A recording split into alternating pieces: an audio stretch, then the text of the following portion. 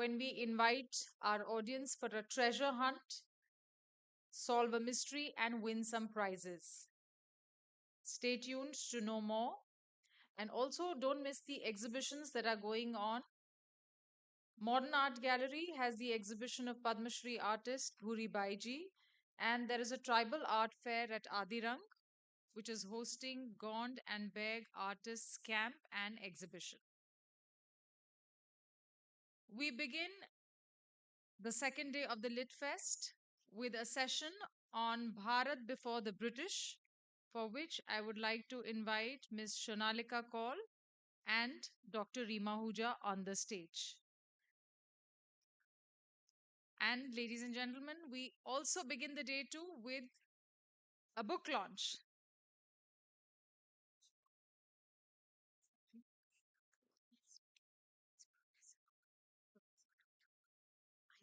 Right.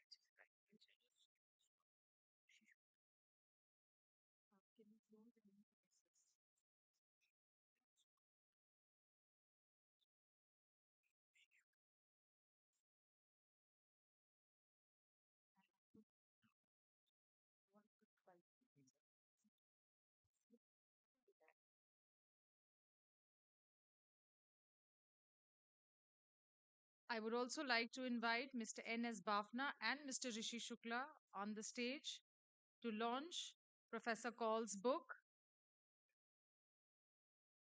Bharat Before the British and Other Essays Towards a New Indology.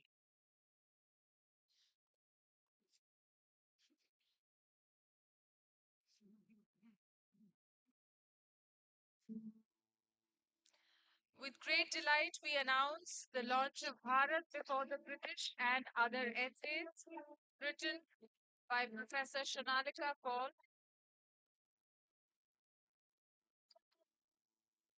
Since the Central India launch of Professor Kaul's book,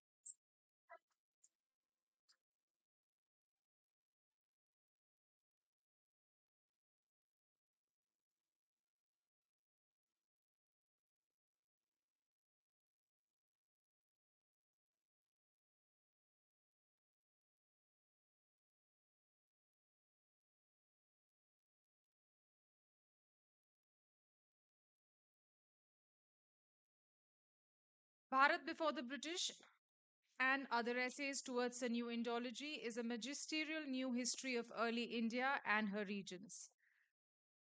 Masterfully bringing together literature, philosophy, anthropology, and art, this outstanding collection of 17 essays challenge a whole range of colonial misconceptions about our country and invites us to rethink our understanding of India and Indology in a way that does justice to our land and its rich traditions.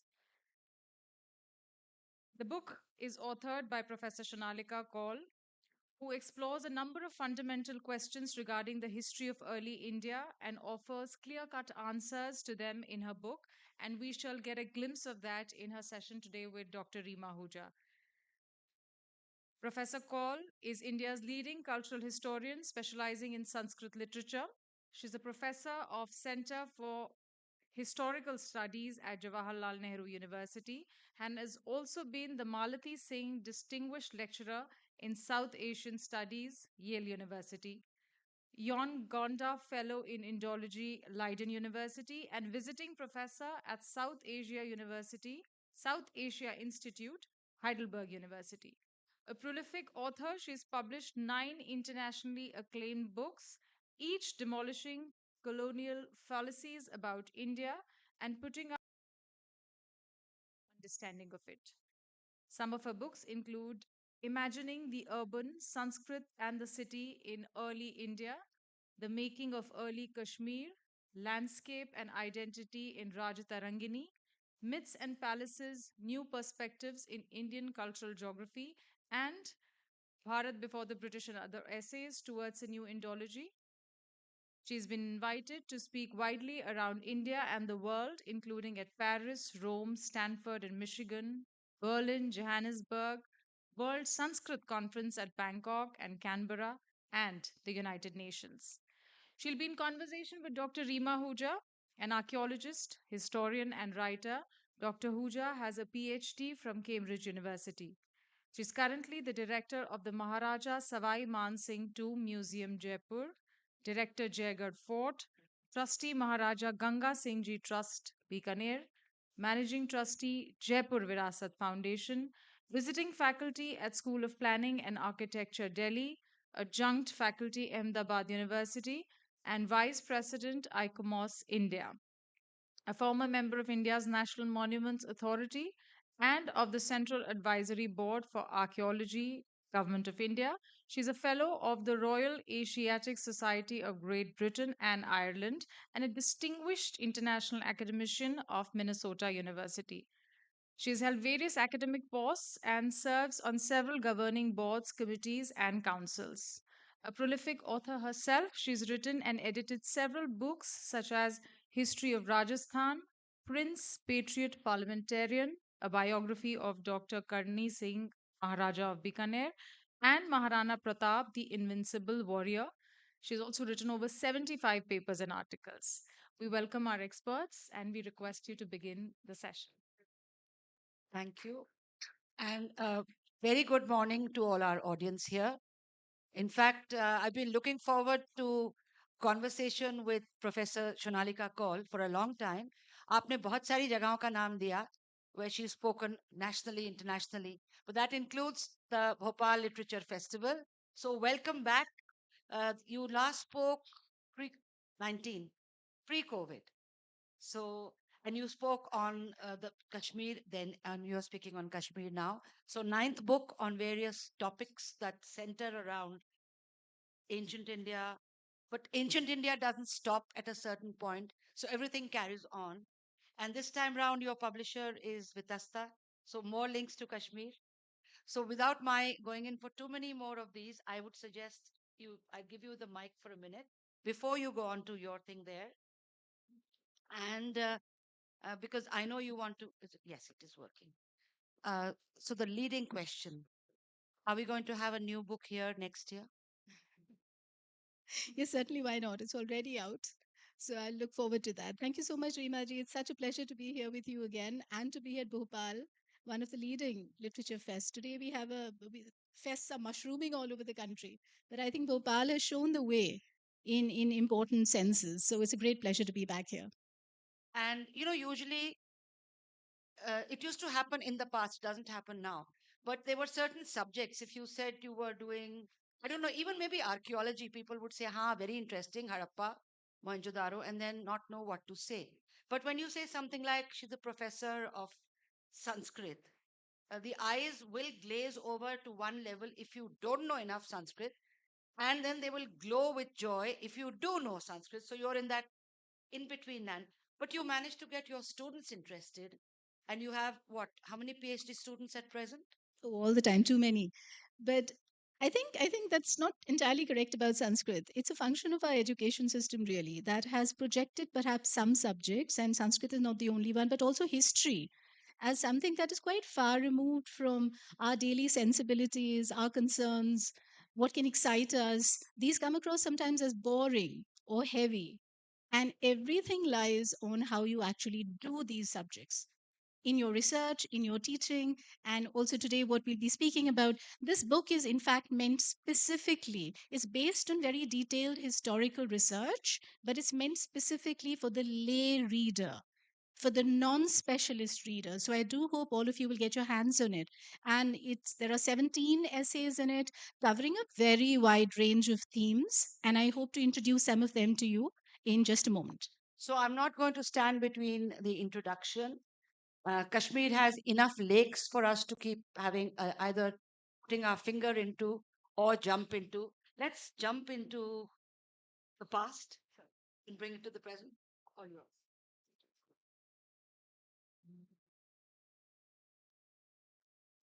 So, namaskar again, and it's such a pleasure to be speaking today on something that I think concerns all of us very closely, and I'll show you soon why. Bharat. The Indian constitution famously begins with the words, India that is Bharat. The title of my book, then, Bharat Before the British, is not only for alliterative effect, but a nod to the reclamation of selfhood that our independence from British rule in 1947 symbolized. But did independence accomplish truly a reclamation of selfhood intellectually? My book addresses a number of fundamental questions regarding the history of early India that have remained obfuscated and mired in controversies, veiling India's historical truths.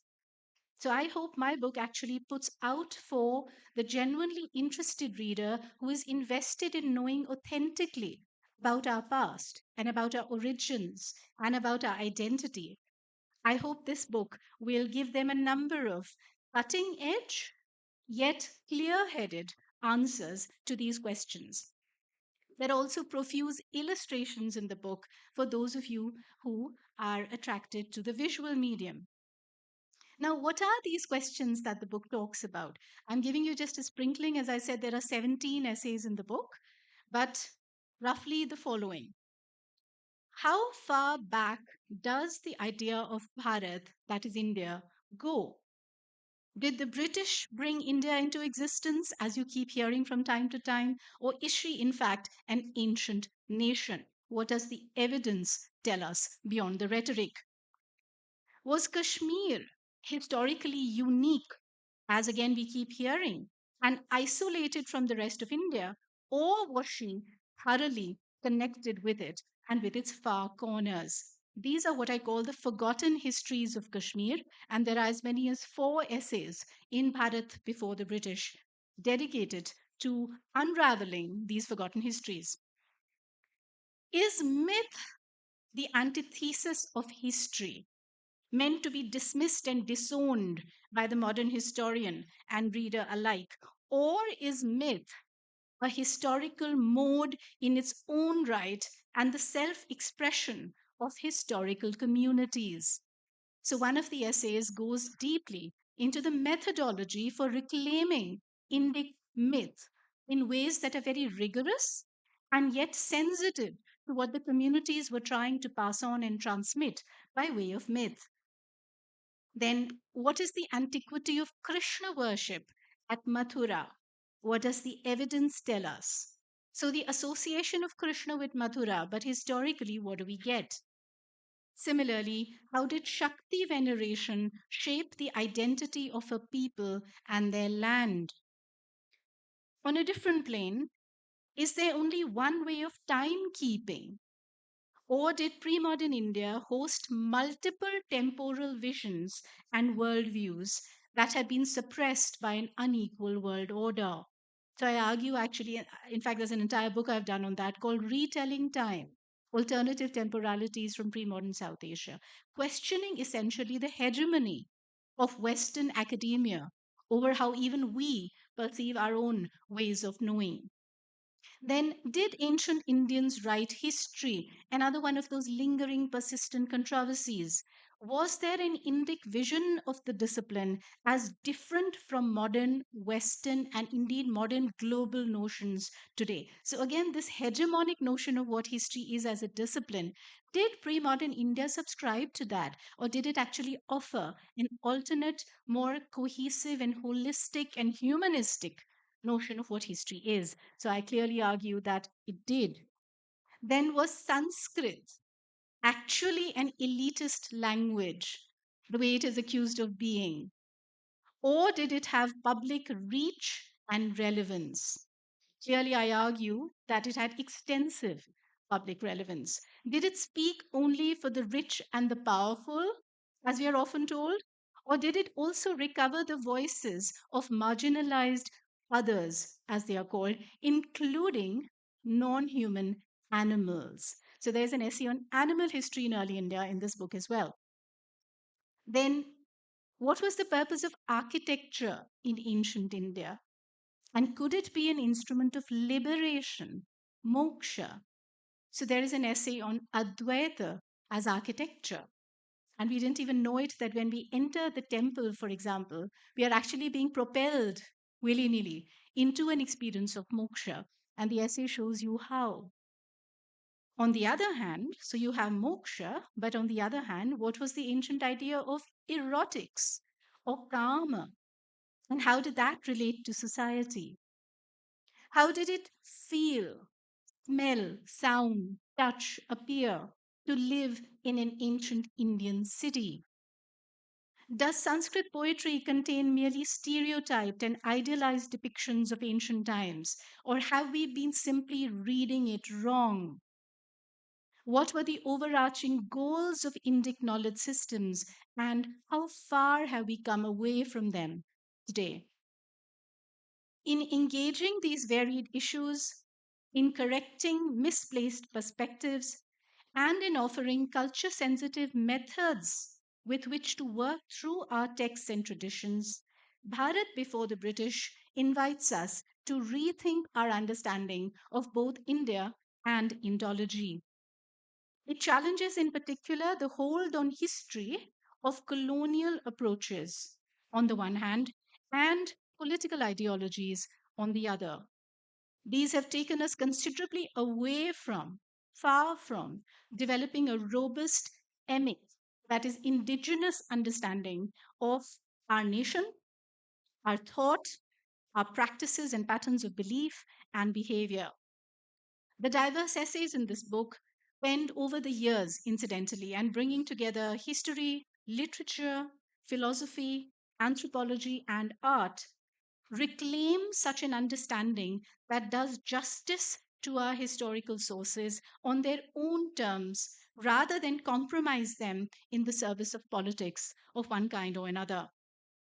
Fittingly, perhaps then, this book also discusses the state of Indian history today and how we may ameliorate the stasis in the field and its disconnect with the masses. So that's why this book is written, especially in language that is very accessible and yet, as I said, thoroughly rigorous and referential. So all the historical dating, the details of the sources from which we are getting the arguments I make, the book is completely based on primary source material.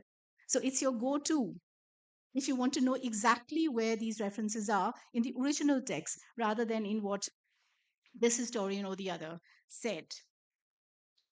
Let me give you a sneak peek into the leading essay of this book, not only to whet your appetite, but because it fundamentally concerns all of us, our collective sense of self as Indians. What is this leading essay? That is what the book is titled on. And it concerns the question, how old is the idea of India? How far back do we go as a people?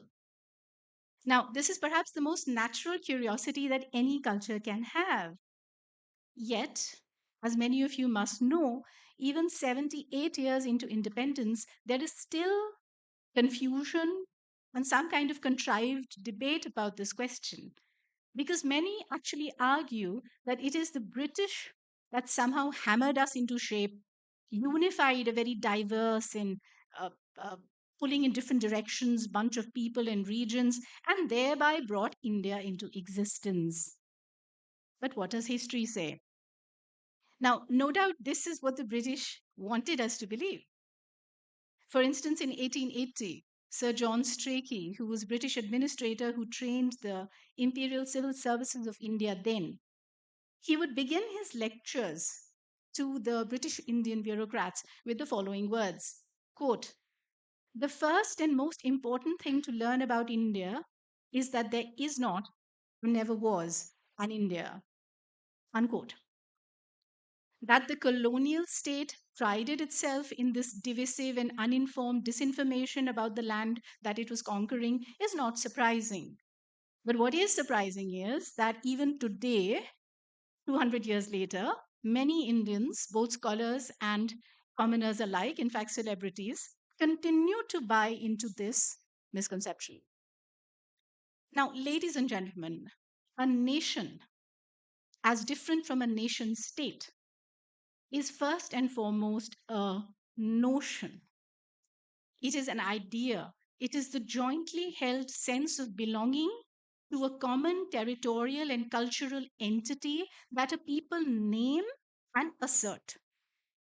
It is a community of emotion, of belief, and of praxis, that is, of practices. And just one look at the master texts of Indic civilization will show you again and again, over 2,500 years, this very notion of a felt community and a common bounded entity.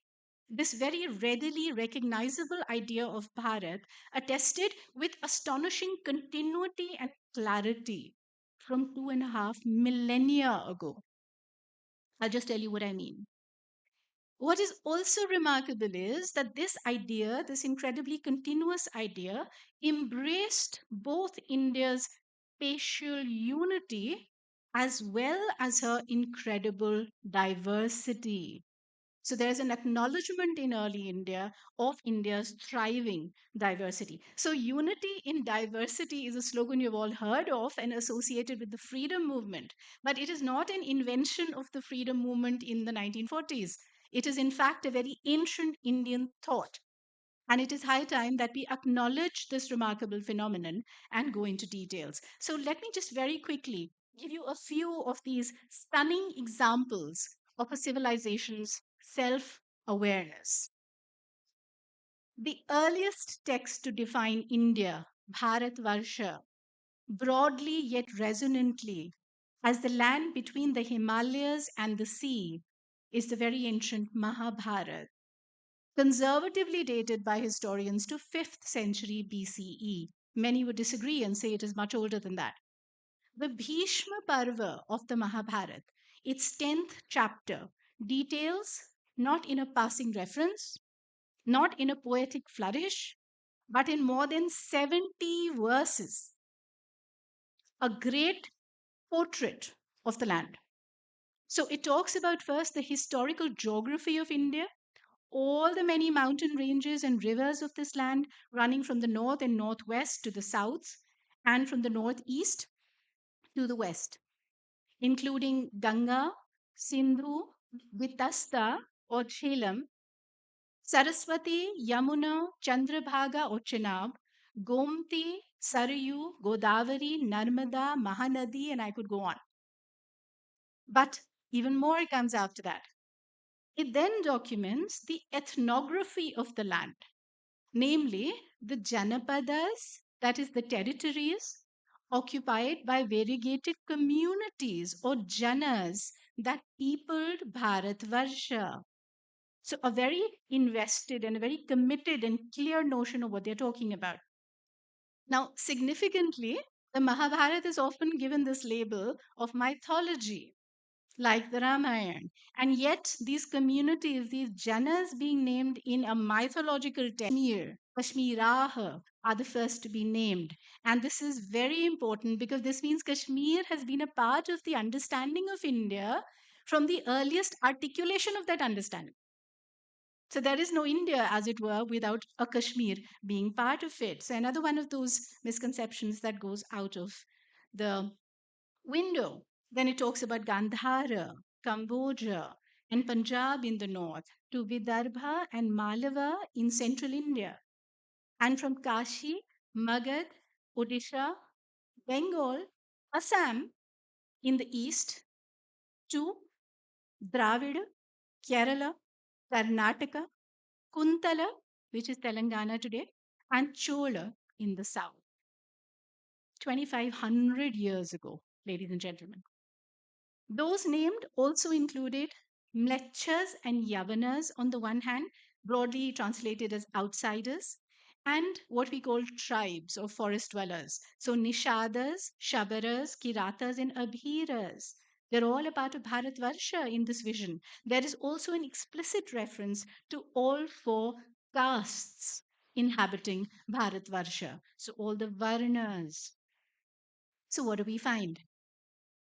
In the Mahabharat's vision, there is no conflict between the unity and identity of Bharatvarsha and its inherent diversity, which is actually being celebrated in this very inclusive and very robust idea of a nation. Bharatvarsha emerges here in this earliest reference as a singularity that subsumes rather than erases the many. So we have been very comfortable. Let not the world teach us about multiculturalism. We have actually been very comfortable with this notion from the very beginning. So the Mahabharata is this outstanding testimony, but that's not all. There are more than a dozen that I talk about in the book. Very quickly, in the 4th century BCE, the Greek ambassador to India, Megasthenes, in his book Indica, also named the land of the Indoi as bounded by the sea to the east, west, and south, by Mount Hamados, abode of snow to the north, where he is clear that it was separated from Central Asia or Scythia, so no confusion there, and bounded by the Indus to the west, is what Megasthenes tells you. He adds for good measure, tantalizingly, quote, India, being of enormous size, is peopled by races numerous and diverse, of which not even one was originally of foreign descent, but all were indigenous. Unquote. A loaded statement if you think about contemporary debates on identity and migration and so on. Then Ptolemy, you might have heard of him. He's the 2nd century famed geographer from the Roman Empire. He claimed in similar fashion that India was bounded by the ocean and the snowy mountains, but he also fascinatingly spoke of an India that went east of the mouth of the Ganga right up to China, is how he puts it. So, my read of this is that perhaps this is including what we today call the Northeast and certainly also the Bangladesh. He also cited the Hindu Kush as the western boundary of India. This is all very instructive. Now, what about the south? In the far south, at about the same time, Tamil Sangam texts like the Patirapattu and the later Shilabadikaram in the 5th century were also invoking the same geographic imagery between the snowy Himalayas and Cape Kumari, Kanyakumari, Cape Comorin in the oceanic south. At the same time, in the 5th century, the Vishnu Mahapuran mapped not just Bharat's geographic but also ethnic and cultural boundaries thus. Now, this is important to note. Many people say, all right, so India existed as a geography, so what? So a hell of a lot, because geography is demography. But more than that, these sources are also cognizant of defining India as a cultural and ethnic phenomenon. So, what does the Vishnu Puran say? उत्तरं यत् समुद्रस्य हिमाद्रैश्चैव दक्षिणं वर्षं तद् भारतं नाम भारती यत्र सन्ततिः. So the children of whom, the children of which land are Bharati. I don't need to tell you, that is exactly what we call ourselves today, 1500 years later.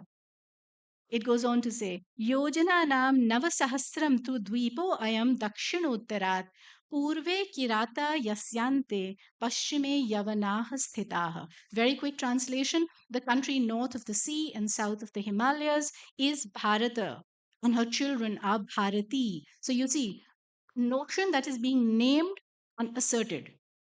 9,000 yojanas from north to south.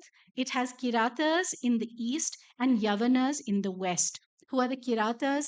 Understood to refer to the denizens of Assam and the eastern Himalayas, while the Yavanas refer to those settled in Greater Punjab. So, on view is an explicit and inclusive self understanding of the land as a unity through her plurality. This would further resonate with Xuanzang, the Chinese Buddhist pilgrim's testimony in the 7th century.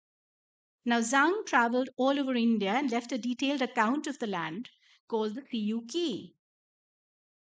I hope you can still hear me. I don't know if the mics are working. They are. Now, what does Xuanzang say? He says that standing at a place called Langham, now ancient Nagarahara. Now, this is near Jalalabad in Afghanistan today. Okay? So, just west of the Khyber Pass. So, west of the Hindu Kush. Swansang, 7th century, is standing west of the Hindu Kush, and he says that he felt he stood at the gateway to a country called Indu. So, Swansang's name for India is Indu. And he described Indu again in classical terms as bounded by the snowy mountains and the sea, extending to an area of 90,000 li, that's Chinese mile, and inhabited by 70 different kingdoms. So, see again, no conflict seen between multiplicity of kingdoms and the larger country. He tells you the meaning of the name Indu, calling it the Sanskrit word for moon, which is correct. And he says, why? Why is India called the moon? Because he says that the country was luminous from the collective radiance of its sages, of its saints. He also mentions other older names for India, but he says Indians preferred the name Hindu the most. What that is telling you is from the 7th century that Indians, there was such a thing as Indians who actually opted for a certain name for themselves and liked the name Hindu. So here is a self image that you're getting. This is not just being ascribed by a foreigner. Now, explicitness and inclusivity in the idea of India are found articulated again in the 6th century Brihat Sanghita of Varaha Mihir, which again devotes 20 verses to exhaustively enumerating the many regions. Again, starting from Kashmir and Peshawar in the north, up to the Dravidas, Kerala and Karnataka in the south, Assam, Odisha and Bengal in the east, and Saurashtra in the west. The sheer detail, ladies and gentlemen, of this idea of Bharat, not today, but 1500 years ago, is mind boggling and speaks to an abundant self awareness of both diversity and what I call a common unified sphere of cultural circulation.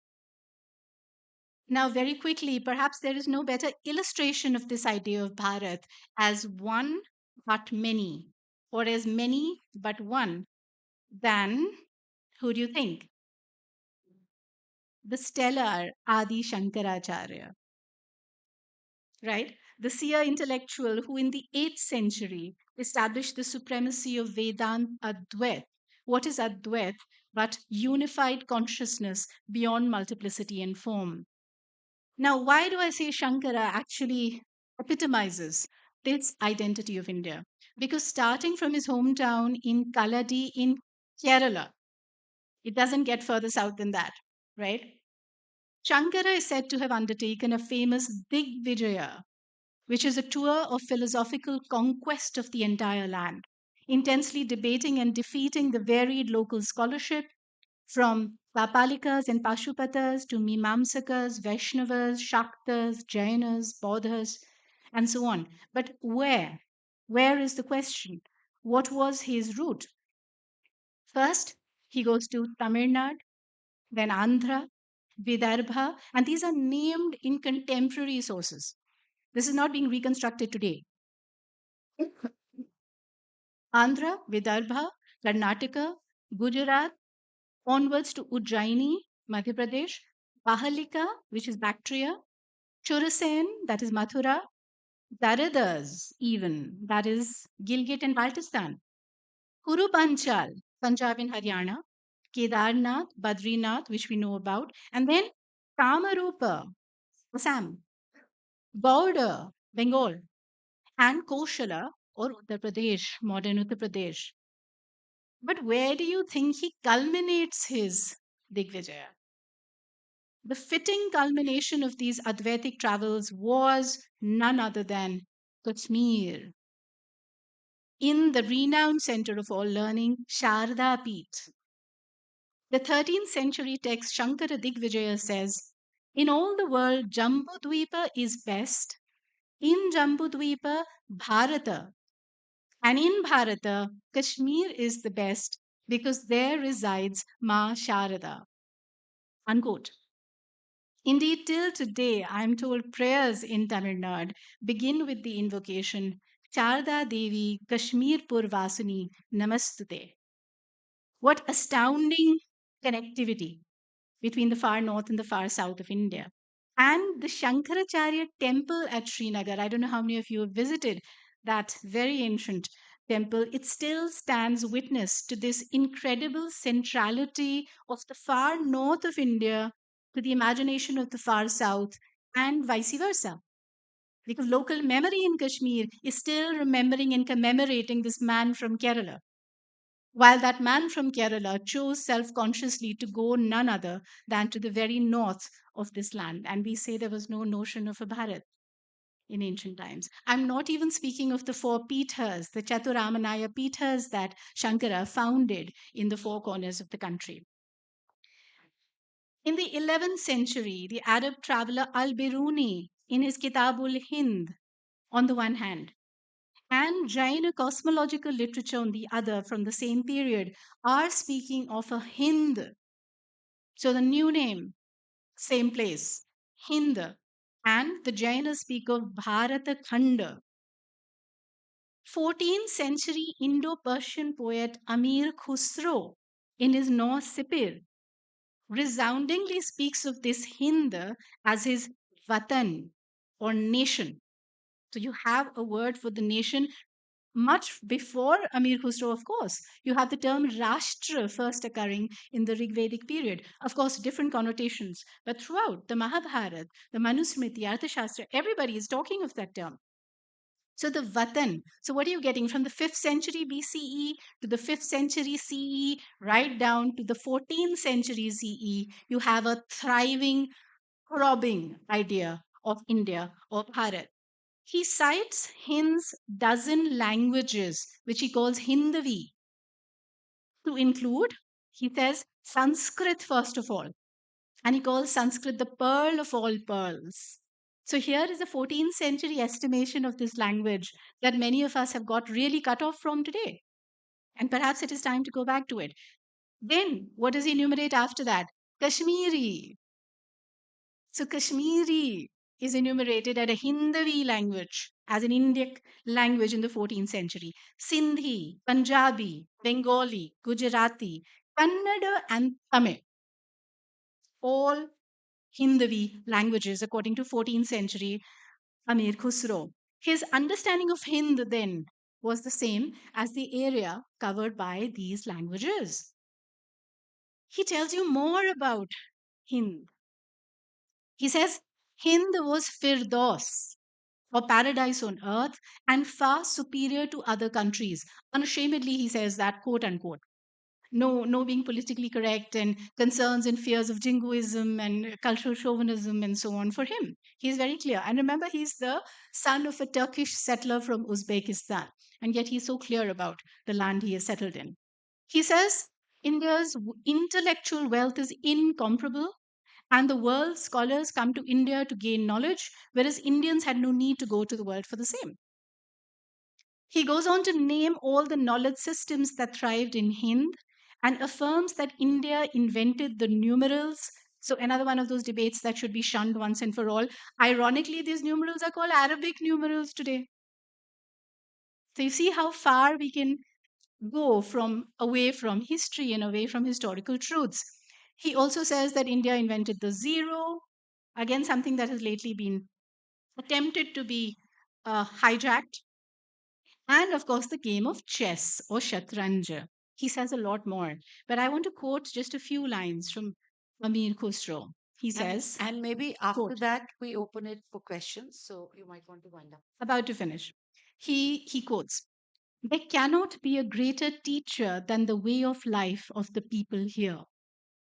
It is the gift of the Almighty, this cultural environment, very rare in other countries.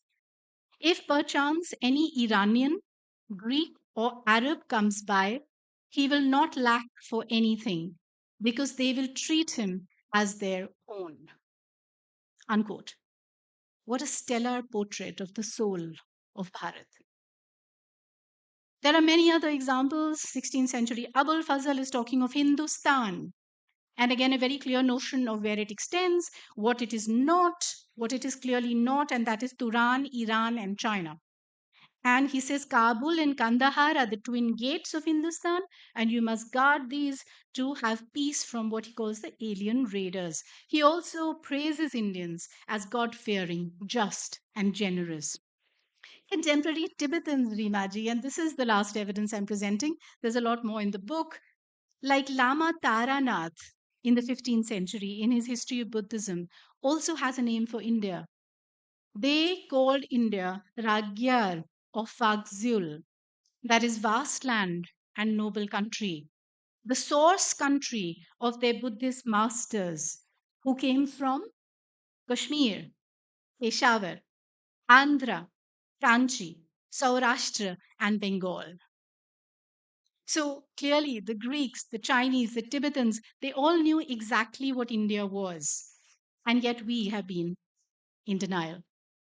Staggering evidence, I think you will agree, ladies and gentlemen, of astonishing convergences in the knowledge of what India or Bharat was long before the British. Hence the lead title of my book. Whether known as Bharatvarsha, Indu, Hind, Indoy, Ragyar, Fagzul, or Hindustan, they knew that they were speaking of the same land. Naturally, not always coterminous with modern day or present day boundaries, no one is claiming that. But the fact that a great deal was held in common in the idea of Bharat across the centuries by Hindus, Buddhists, Muslims, and Jains, by residents as well as foreign travelers, by pilgrims, poets, and chroniclers, should once and for all settle the modern debate that attempts to deny antiquity and continuity to the idea of Bharat. For this and many more decisive insights into the ancient, living, throbbing civilization called India, please read Bharat Before the British. I will take only a minute more to show you 3 or 4 images that might interest you. Now, that is a map carried in the book made by me representing many, not all, but many of the janas that the Mahabharat names as a part of Bharatvarsha. So here is a spatial representation. You can see it is a pan-Indic coverage, 5th century BCE at least. And they have a very clear notion of the extent of Bharatvarsha. Next, please. It is not only the text, I should add. I have talked today only about the text. I am a text specialist, but the book details a large number of other sources, including archaeological and inscriptional ones.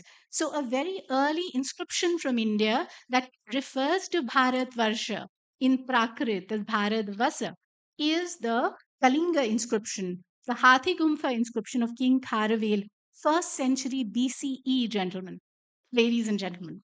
So, again, very early, right? And Bharatvarsha is not just a term of reference, but it is an aspiration in this inscription. That Kalinga king says he wants to conquer all of Bharatvarsha, and so on. Next, please. That is, again, the plotting of only a few places in Shankara's Digvijaya, and that is the epic Shankaracharya temple in Srinagar, symbolizing perhaps everything that I've been talking about today. Thank you very much. Thank you, Shanalika. You might want to stay there, I don't know, for the questions. But I can clearly see we need at least 16 more lectures to cover the chapters, but maybe 17. But some of the issues that you raised will definitely have questions coming. Some of the ones you didn't get round to talking about are there. What's fascinating is that these essays were written at different points in time, but they come together almost in a chronological, not in that time sense of that timeline, but conceptually, logically, they come together. And you take us from Bharat, Dilha Hindustani, through to what Kashmir and the landscape of Kashmir is all about. And then the Shakti Peeths, and of course, religion, because the Sharada Peeth, the Sarvagyan, Sarvagya yes. which is part of India. At this point, it's on the line of control, just beyond the line of control. Beyond, yes. But it is in the minds of everyone, it is part of the ancient land we are talking about. In fact, I might add that it's not just Shankara, but the 12th century Rajatarangani also talks of the Sharda Peeth, pilgrims coming to the Sharda Peeth in the 8th century from as far as Bengal. So hundreds of miles away. And then in the 11th century, Al-Biruni is also going out of his way to enumerate Sharda Peeth as among the top 3 shrines of entire Hind. So that says something, doesn't it? Well, when you look at how pilgrimage routes work, It is in the mind. You want to go to all the places that you hear about, that you heard talked about, that are part of the cognition. And you bring that together beautifully by then moving from, you're bringing in religion, you're bringing in practice. Also, Islam in Kashmir in the 15th century. Exactly. But before you get, or around the same time, uh, the concept of Shaivism, the again, the Advait part, That's right. the poet saint, Mm. all of that, you come to, as I said, you move forward, you bring in a 15th century manuscript that is kind of bridging the ancient world of old Kashmir and the Kashmir that is coming into being with the influence of Islam there. I'm so glad you highlighted that because this is a fascinating text called the Katha Kautukam. It is in Sanskrit, it is by Pandit Srivara. But what is it? It is actually a reworking of, not a mere translation, no. It's a reworking of an Persian Masnavi called Yusuf Zulekha, composed just a few couple of decades before Srivara. So, 15th century Kashmir, Islamization has begun, and yet here is this Pandit Srivara who's actually picking up the Yusuf Zulekha to render it into Sanskrit. Now that's common enough phenomenon, but what is remarkable is the what he undertakes, the prodigiousness of what he undertakes. So Yusuf Zulekha talks of Allah, and Srivara converts that to Shiva. So the cultural confidence that you see displayed in 15th century Kashmir. And additionally, what this is a pointer to is how Kashmir Shaivism, so the Kashmir Shaiv notion of Parama Shiva is a trans-sectarian one. It is not the Saguna Shiva alone, it is the Nirguna Shiva. It is consciousness in itself, pure consciousness. And this then becomes the platform that actually allows a homegrown Sufism. So we are not talking about the imposed from the top, Sharia heavy, Persian state centric notion of Islam in Kashmir, which also was introduced in Kashmir with the sources tell us a great deal of violence. There's no denying that. And Srivara himself talks about that in the book. So does Jonaraj, who is a contemporary historian of that time. You must all read these works. But yet there also grows a homegrown notion of Kashmir Sufism called Rishiism. So the continuity is with the preceding culture and this Rishiism. Nund Rishi or Sheikh Nuruddin is the high point of this Rishi school. And who does he seek his inspiration from, his learning from? Who does he call the avatar, our avatar? None other than the yogini, the Shaiva yogini Lalleshwari. So this is what is really happening in 15th century Kashmir at this cusp. Of course, later things change. We see that state-sponsored Islam actually taking over. So a more orthodox sense of Islam actually taking over and completely absorbing and appropriating this Rishiism. But at that historical moment, this text speaks to this very beautiful amalgam, as it were. I'm going to say your text speaks, but let others explore your text. I can see hand way back there, so it's all right with you. Yes, please. And do identify yourself, sir. Yeah, I am into literature, but I have interest in history also. My name is Mohan Gehani. Today, Sindh is a part of Pakistan. That's a different matter. I had written a small introduction to history of Sindh, and I was assigned to translate into my language the history of ancient India by a national translation mission,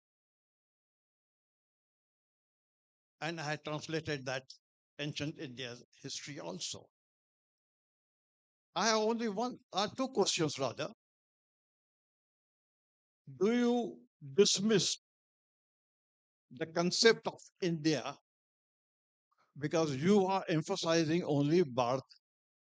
Another question, Am I, sir? another question, Am I, sir? just a minute. Another question. Aren't you trying to give a counter hegemonic narrative of history which with which you disagree as a colonial narrator? These are two questions. And as far as combining Hindu and Hinduism, because Hindu is a Persian concept, Persian identity given to us through Persians. And India is through Greeks when Alexander came here. So India, as well as Hindu or Hindustan, they are not recent identities that have been given after arrival of the British or Europeans. Yes, exactly. Exactly. So, May yeah, I now answer your questions? That's exactly what this essay is yeah. tracing for you. This is not a modern phenomenon. This is not as late as the mid 20th century phenomenon, etc. It's a 2,500 year phenomenon. You said I'm emphasizing only Bharat. Am I dismissing India? Not at all. My whole point is that this India in pre modernity was known by a variety of names from a variety of actors, social actors, and observers coming from all kinds of contexts and backgrounds across time. But somehow they were all holding in common what that understanding of India was. So it is time to actually acknowledge that solid body of evidence that this notion is clear, whatever the nomenclature. And the nomenclature is an accumulative one. It is not as if, say, when Hind happens, Bharat disappears, or when Hindustan or Indoy is named, Hind disappears. It doesn't. These all are names that have been historically accrued and continue to denote our identity. You said, am I providing a counter hegemonic narrative? Of course, this is countering the hegemony of a complete misconception that the British brought India into existence. We are the important point is to distinguish nation from nation state. We are not talking of a nation state, which no doubt came into being in 1947, or if you like, under the British Empire. But what about the nation? It is so much older. And what I am challenging is an idea of history that is predicated on the centrality of change only. I'm saying that's not good enough, a notion of history, when you're studying an ancient, continuous living civilization like India. Continuities have to be factored into our understanding of ourselves and our self identity. Change is not all there is. And the British bring a great deal of change and disjuncture historically, but that doesn't affect actually the continuity of our self knowledge. And we need to acknowledge that. Thank you. There are two hands back there. Who's got the mic? I've got the mic. Right. Ma'am, one very simple question. Where are Uh, you, sir? Here I am. Yeah.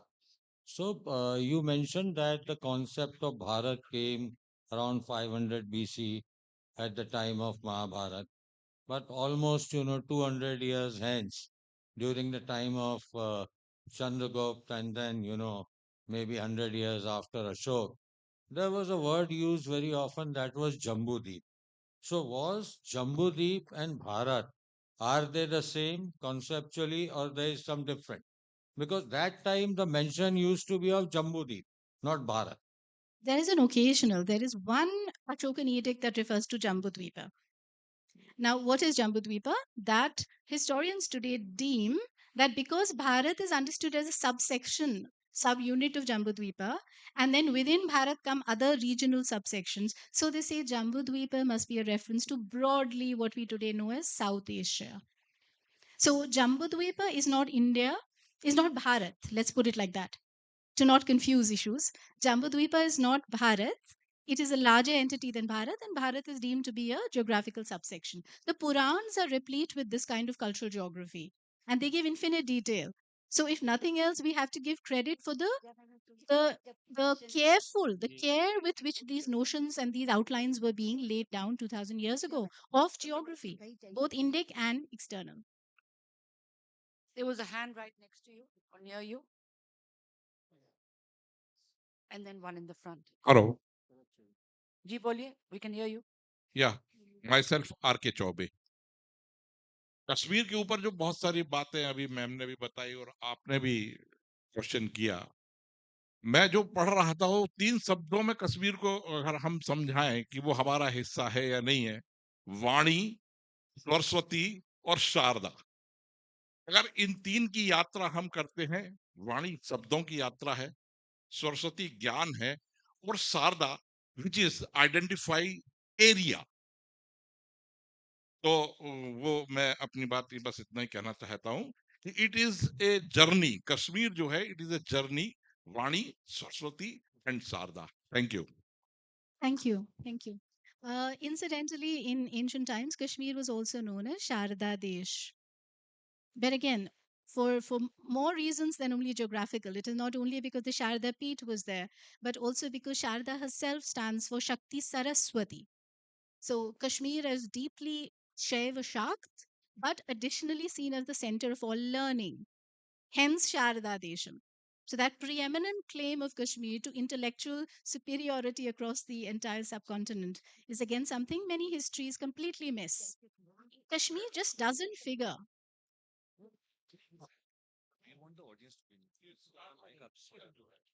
Thank you. Thank you. Kashmir just doesn't figure in our textbooks. Correct me if I'm wrong, students. We will hear of the Neolithic, Burza home, Gufkaral, New Stone Age, and next suddenly we might have a Rajtarangani thrown in 12th century CE, and the story ends. Whereas Kashmir, this completely belies the centrality of Kashmir to Indic civilization for over a millennium and a half. And I've written about this in my book, The Making of Early Kashmir Landscape and Identity in the Rajtarangani, Oxford University Press, 2018. Please read it. Bharat before Discussed the here, British. Yes. and it's on YouTube. Yes, lots of videos. And Bharat before the British actually brings for you succinctly this entire massive body of evidence, including, may I add, migrations. Who are the people of Kashmir? I'm a Kashmiri myself. I was amazed to discover that, contrary to what we have been conditioned to believe about Kashmir, you have had migrations over these 2000 years from different corners of India, people going and settling in Kashmir. So, Kashmir is as Indic as it gets. And you have Kashmiris migrating out from Kashmir and settling in other parts of the country, including as far south as Chidambaram, where inscriptional references across at least 4 different sites in the south are talking of as early as 12th century and 15th century original residents of Kashmir Desha now settled in the south, holding high office and owning land. This is Kashmir for you, the most open, plural, and cosmopolitan land, not a closed, unique, and insular one.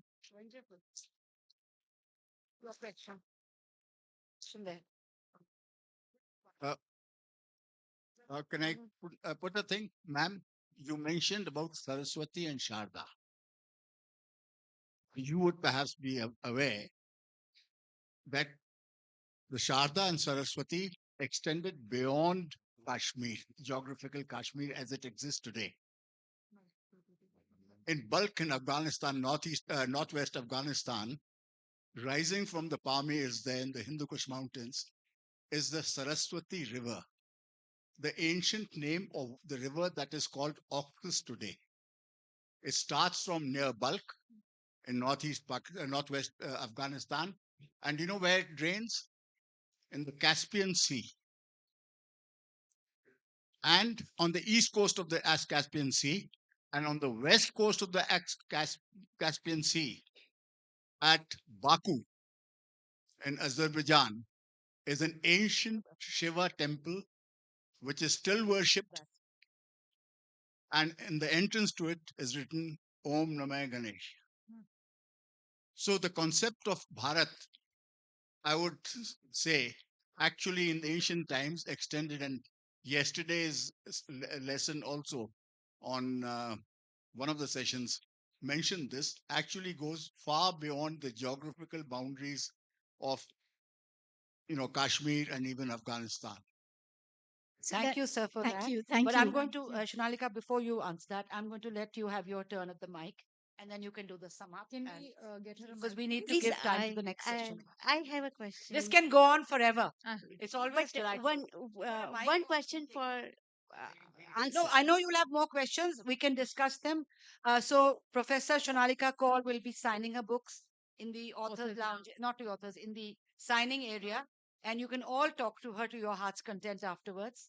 But But we but need to uh, give मंच जो है वो समय से चलेगा. but I will like her to talk to audience about this. Sorry, That what infused she will answer her you.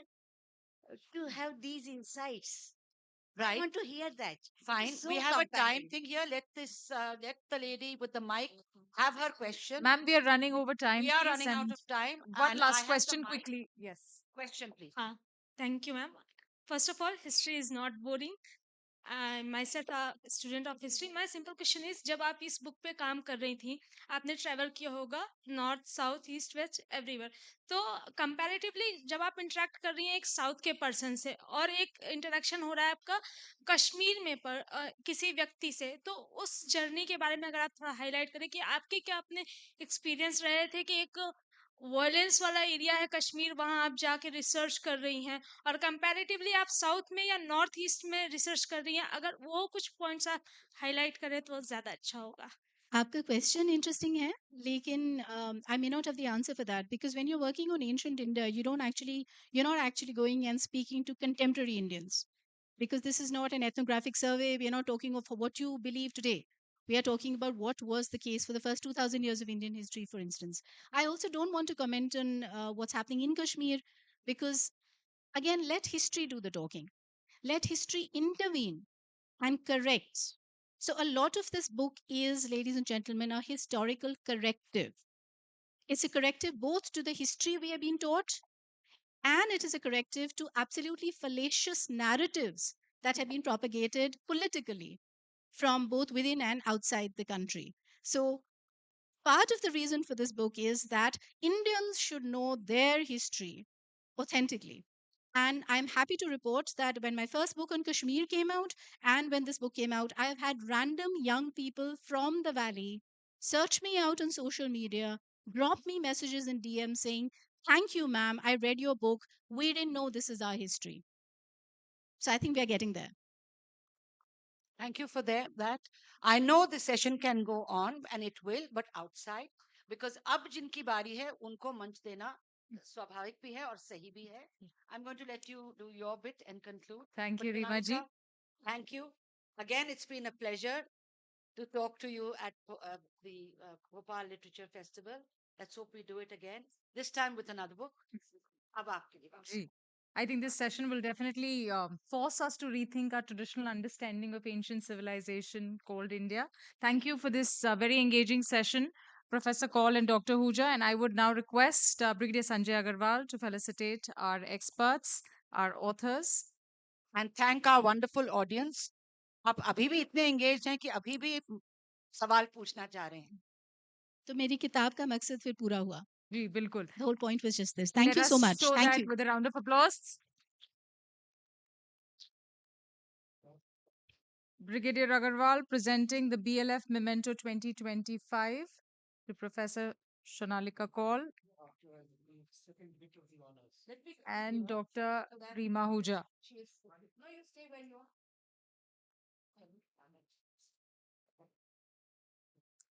The memento is an artwork created by Padma Shri Bhil artist Bhuri Baiji, which depicts the connection between nature, earth, the human being, and the environment. Mesmerizing, fact-filled, stimulating.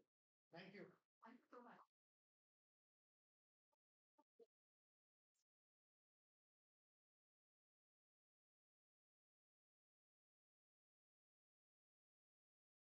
बहुत बढ़िया.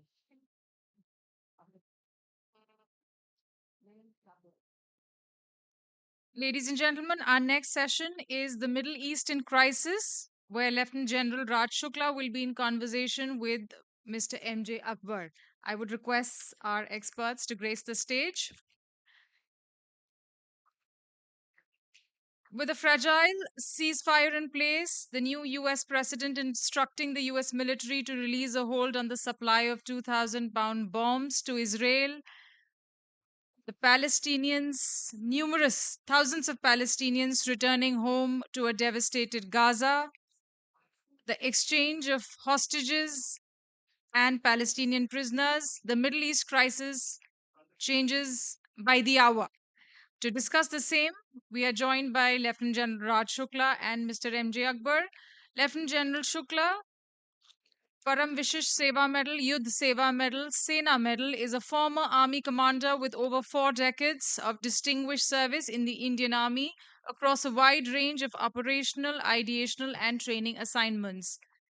General Shukla has made noteworthy contributions to the development of India's strategic military futures, technological innovation, professional military education, capacity building, operational poise, and civil military fusion.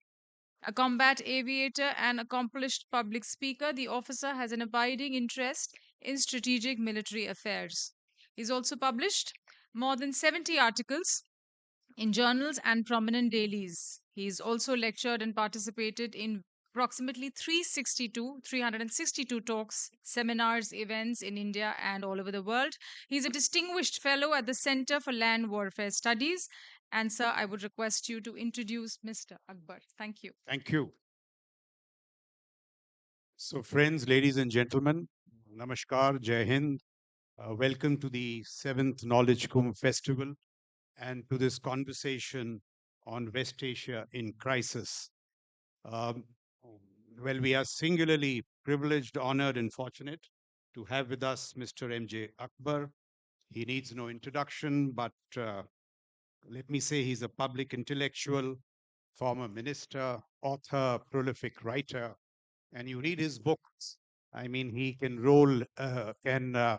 fuse history, international relations, poetry, and prose into one. I mean, they are just fantastic reading. Shade of Swords, Blood Brothers, and so many more books.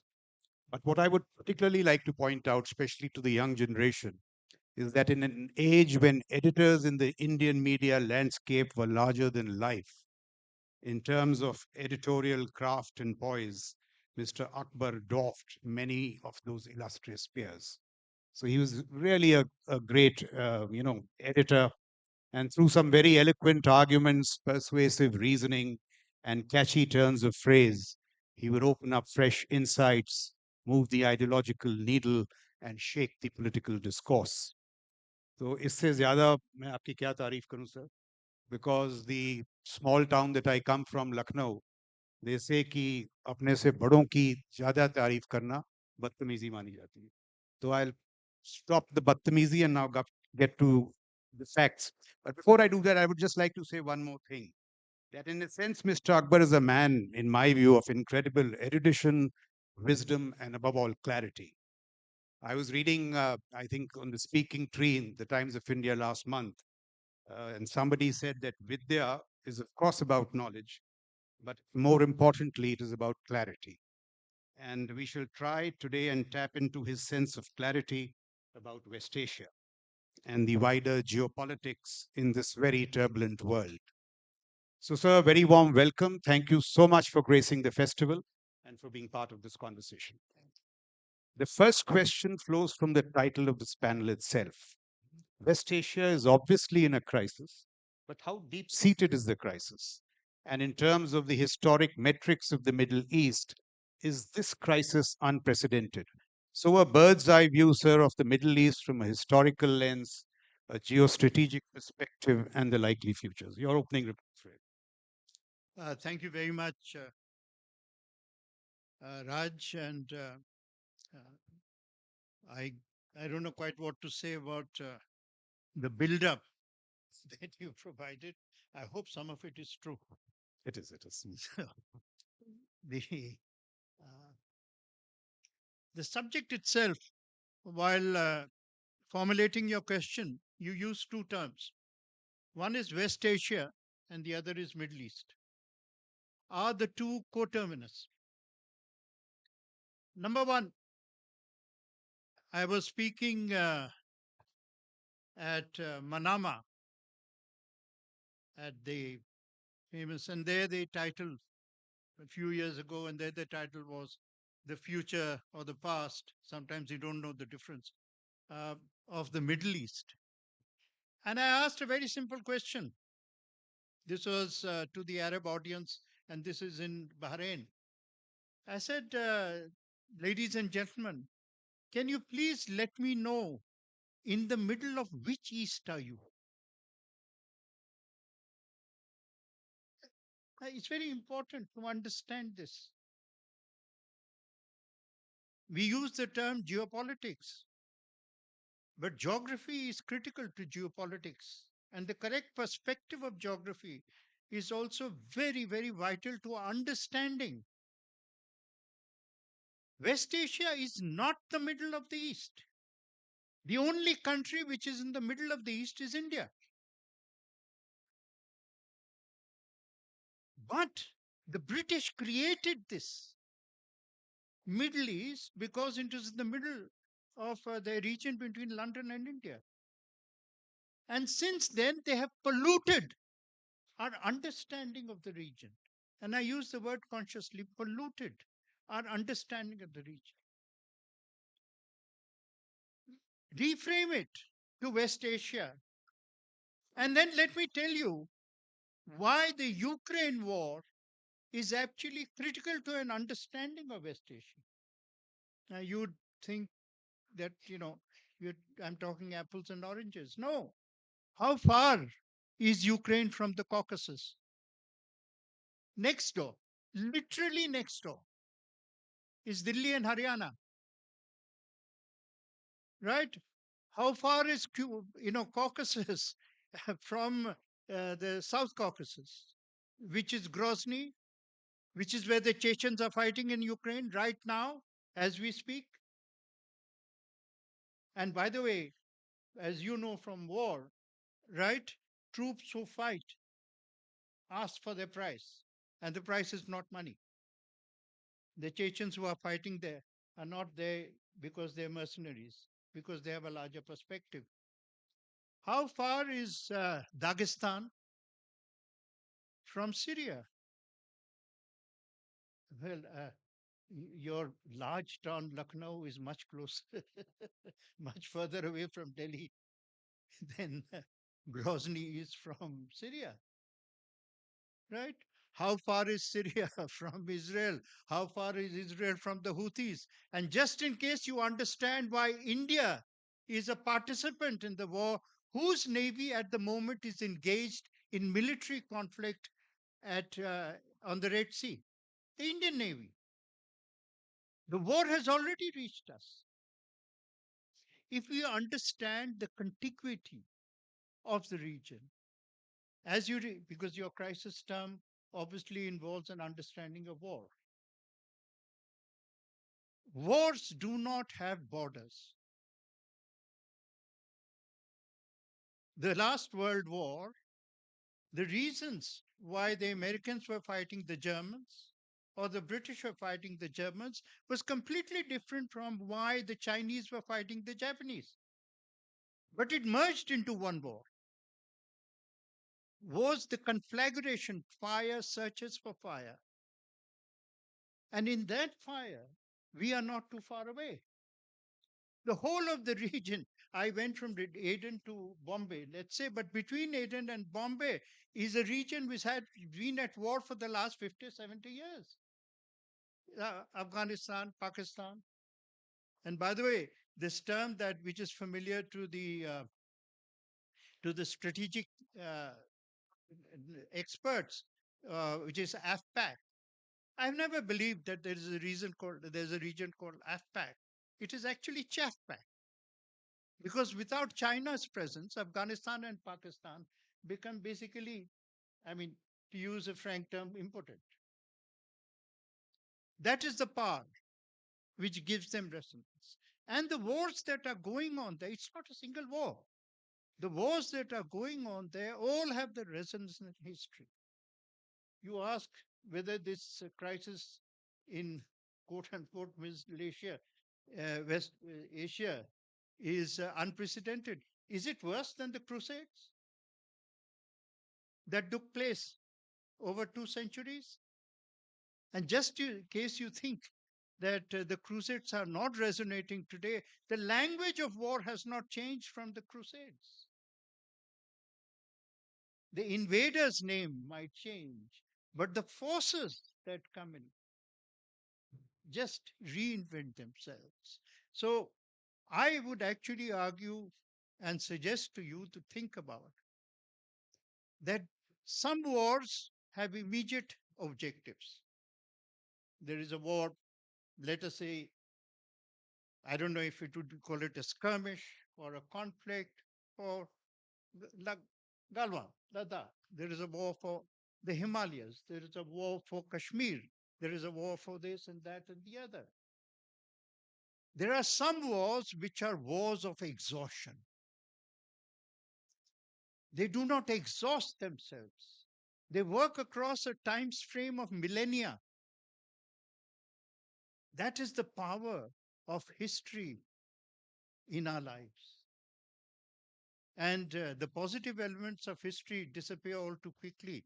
The negative elements, conflict elements of history continue for far longer than we think. So the salience of West Asia in the larger international calculus. That's my next question. And why I say that, former Singapore diplomat George Yeo, he recounts his conversation with an unnamed Chinese diplomat, and the Chinese diplomat is telling him that whenever we, the Chinese, are in trouble, West Asia comes to our rescue. So, at a time when the Americans were trying like hell to sharpen their pivot to the Indo Pacific to deal with the massive PLA buildup in the first island chain, this pivot was first interrupted by Ukraine and then by events in West Asia. So, I mean, just to point out, a couple of months back, for the first time in decades, the Western Pacific was without an aircraft carrier. It had to move to the Middle East. So we see waning American influence in the Indo Pacific that might encourage Z to do something in Taiwan. So, in that context, West Asia is a distraction from other global hotspots, the consequences, the impact on the global balance of power. Any thoughts on that? The interconnectedness of theaters. The modern era of this conflict begins from, let's say, 1890s, when in a very small place called Masjid-e-Suleiman, oil is discovered. Uh, let's also remember another fact of history. Nobody conquers a poor country. The cost of mobilization, you have to pay the return on it has to come from the conquered country. Who was interested? India was conquered because it was rich. In 1750, the what would be the equivalent of world manufacturing output? And this, by the way, is not a statistic that I invented in honor of our national discourse at Bhopal, but it's from a book, the Rise of Nations, written by a professor of Yale. In 1750, in terms of world manufacturing output, China had 30% and India had 25%. Britain had 2%. By 1947, Britain had 23% and India had 2%. There is no better definition of colonization. I don't know how many of you are aware of a book called Hobson Jobson. It's a very, I think, the finest intellectual exercise done by any bureaucrat. It's a dictionary of British India done in 1870s. And in it, also remarkable honesty, I must say, because the definition of colonialism given in Hobson Jobson by two British bureaucrats is economic exploitation. But to get back to our point, so the discovery of oil there began the return of West European interest, because simultaneously with the discovery of oil, we're talking in terms of early decades, which is, say, the first decade of the 20th century. The most important thing to happen in the first decade of the 20th century was the use by Germans of oil for their naval ships. The moment the Germans started using oil as a principal fuel for their naval ships, the British had to catch up. World mobilization had to catch up. So the demand for oil not because did not begin in service of common people or in search of our energy and electricity, because it began as a military necessity. And therefore, the rise of oil into the horizon of economic interest brought the West there. Simultaneously, the Muslim empires of the region, which is principally the Persian and the Ottoman, they had entered into their phase of decline. So conquest and inroads into both the Persian and the treaties that were signed, where they were not treaties of equal nations, they were imposed treaties. And those treaties that were signed began the story of economic exploitation by the West in this region. That led in a chain reaction to the creation of outposts in the region. Now, you can take whichever version of history that you want. I don't want to get into that controversy. But certainly, it is an undiluted fact, or, can be unchallenged fact that the Western interest in that region changed eventually the geographies of the region. If you want to know how the map of present West Asia was created, you have to go to Cairo. And in Cairo, there used to be a great hotel. It is called Shepherd's Hotel, a great colonial hotel. Not as good as Jahana, but still. the, oh, lovely. But still, Cairo, it was very famous. I think now it's been torn down. So Churchill was taking a painting holiday. Churchill was a good prime minister and a very bad painter, but he liked painting better than his prime ministership, I think. Uh, Sitting there in 1922, he created artificially a map. Jordan did not exist. But because British political interests had to be served, because they had to remove the kings of Jordan, who were actually the original kings of what is today's Saudi Arabia. I mean, there was no nation called Saudi Arabia. I'm sure you realize that, because it's the only nation named after a family. We are lucky, just escaped that. So it was Jordan was created in order to create a kingdom for a family that had been pushed out. So this dislocation of geographies is an important part of the complex realities that have shaped conflict. And that is why these conflicts sometimes are defy logic. So you mentioned oil. Oil has for long given West Asia its strategic salience. But if Trump's declaration of this energy emergency and these proclamations of drill, baby, drill, don't take concrete shape and make the USA the leading oil energy producer, are we also seeing the beginning of a new modernizing strategic discourse in West Asia? And why I say that is the old bargain was very simple: Saudi Arabian oil for American security. Now you have MBS offering $600 billion to invest in the USA in return for strategic stability at home. I was just as the Ricina Middle East, where everybody was speaking of a new geopolitical metaphor, distancing itself from religious conservatism, declining dependence on hydrocarbons, non-oil growth, so on and so forth. So, and some of it was, energy hubs to power the emergence of USA as the AI capital of the world. So we see a very new modernizing discourse. So is this old bargain, sir, giving way to a new deal? Any views on this, or is this just a temporary measure, or is this a major transformation from oil to technology, AI, investments, and so on and so forth? See, we have to make a very sharp, in our trying to understand this, we have to make a very sharp distinction between energy and pricing. In the 1970s, a great crisis took place because OPEC decided to raise the price of oil to $3 a barrel. Right? That was the price of oil. Today, if there is an American glut, the price of oil might change. But the requirement for oil I do not see it disappearing, because the cheaper the fuel, the more its demand. Uh, Technologies don't change until the people who control technology, which is the uh, basically profit making companies, they find an alternative profit model.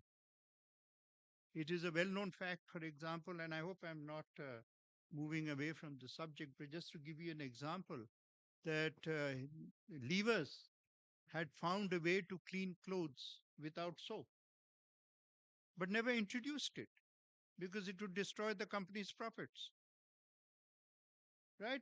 So the profitability factor, I don't think is going to disappear.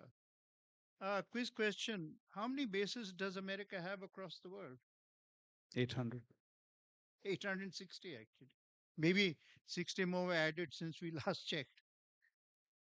These bases are not there in order to protect the world from insecurity. They are there in order to protect and then expand American interests. That is what the meaning of power and superpower is. Freedom to So, roam the globe, yeah. they say. So as long as America's interests, superpowers' interests, are met satisfactorily, and the interesting thing about Trump is that instead of squaring up American interests with the interests of the rest of the world, which would be more equitable, which would be in tune with modern sense of justice and equality, right? He's expanding America's interest as an inalienable right. So we will see how far that grows. I mean, his Teddy Roosevelt and McKinley tried it 200, 100, what, in the last decade of the 19th century. So we shall see how far that travels. Maybe now, sir, turn to the primary source of conflict in the Middle East, the Palestinian question and the so called existential threat to Israel. If I may just make one point, I think it was in 1967-73, in the course of the two wars, when we saw the challenge of Arab nationalism mounted by Egypt, Jordan, and Syria, which was repulsed by Israel, and Israel came to acquire this aura of military invincibility. In the more recent challenge mounted by Iran, the proxies, and allies in Syria, the Shiite crescent. Uh, it ultimately culminated in the attack of 7th October 2003. And once again, Israel seemed pretty vulnerable. But through some statecraft, Israel seems to have degraded, if not destroyed, degraded much of the Shiite crescent and restored its strategic military advantage. But what next, sir? More cycles of conflict. And the real question really is this, that Israel wins the wars again and again. But when and how will Israel win the peace? That's my question. You cannot win a war which has not ended. And Israel's victories are basically required and again because the war has not ended. It's all right to say that you have won a battle. Battles have been won consistently. It's the last battle, always, that defines a war. Germany in the First World War won every battle except the last. So history is shaped by the last battle. And in this region that we are talking about, you talked about the Shia crescent.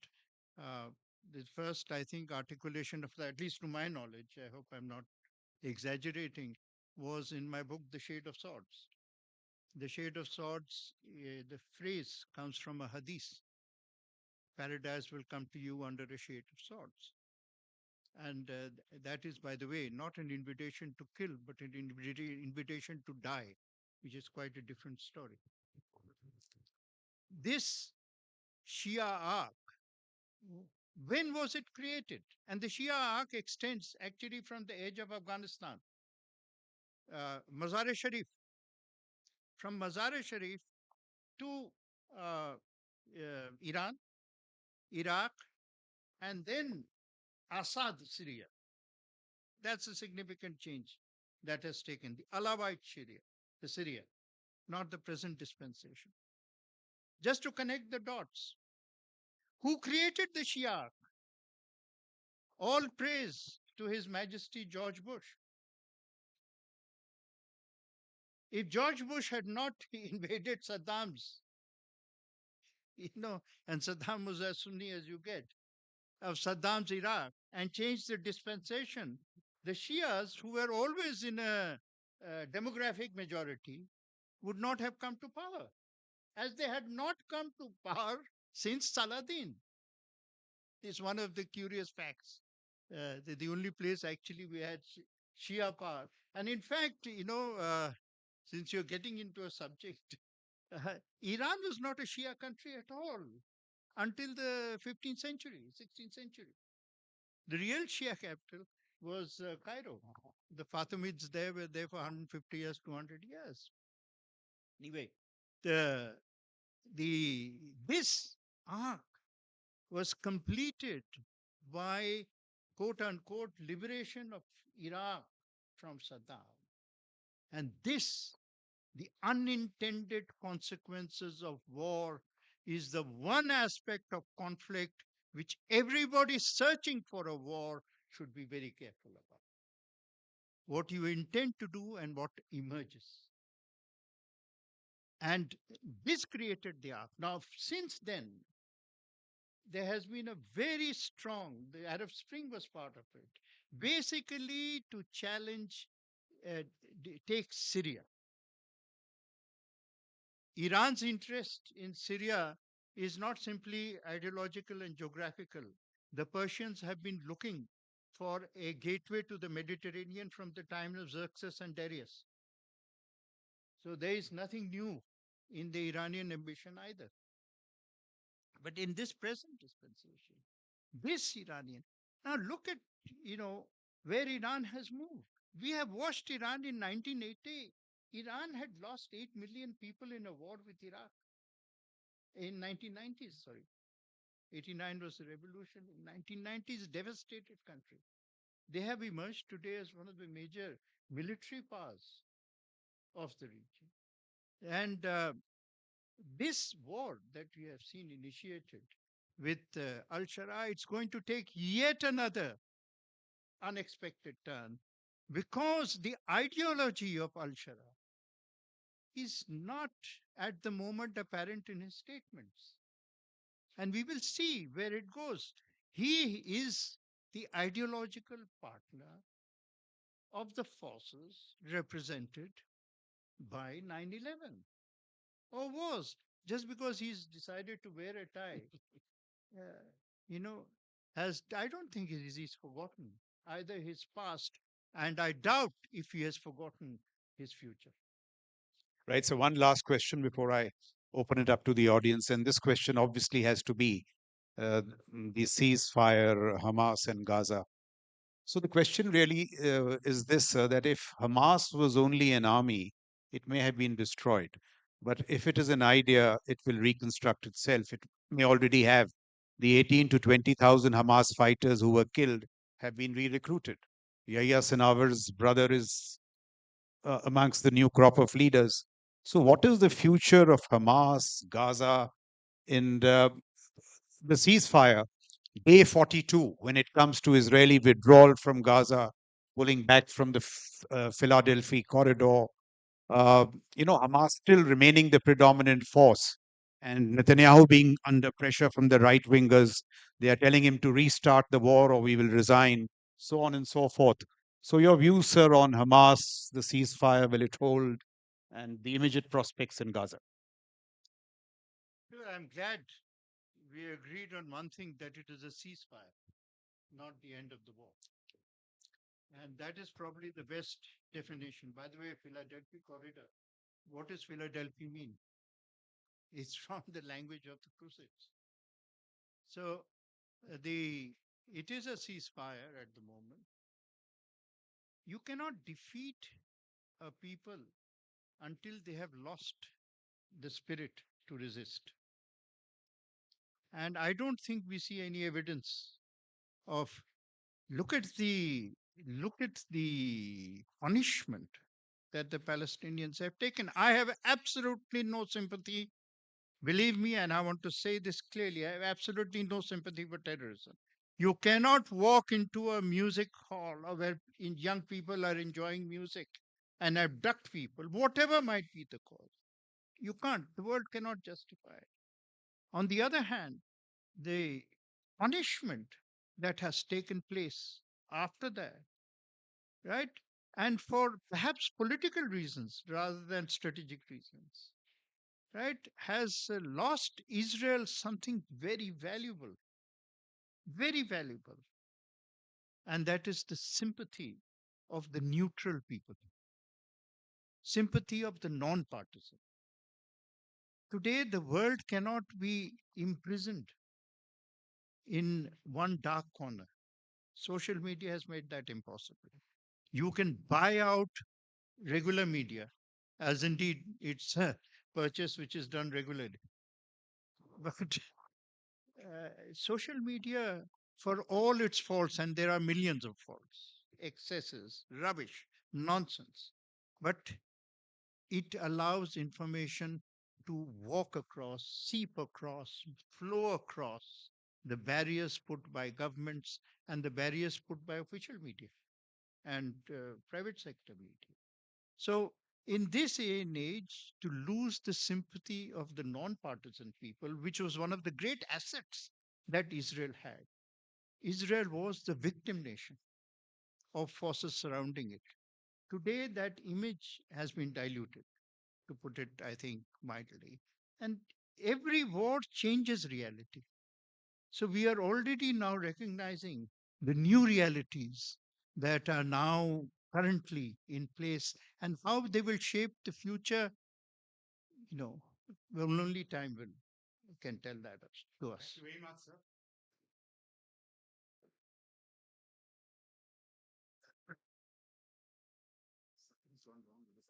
Okay, we open for questions, please. We start with the youngest in the audience. Yeah, please. Come here, sir. That young lady there, please.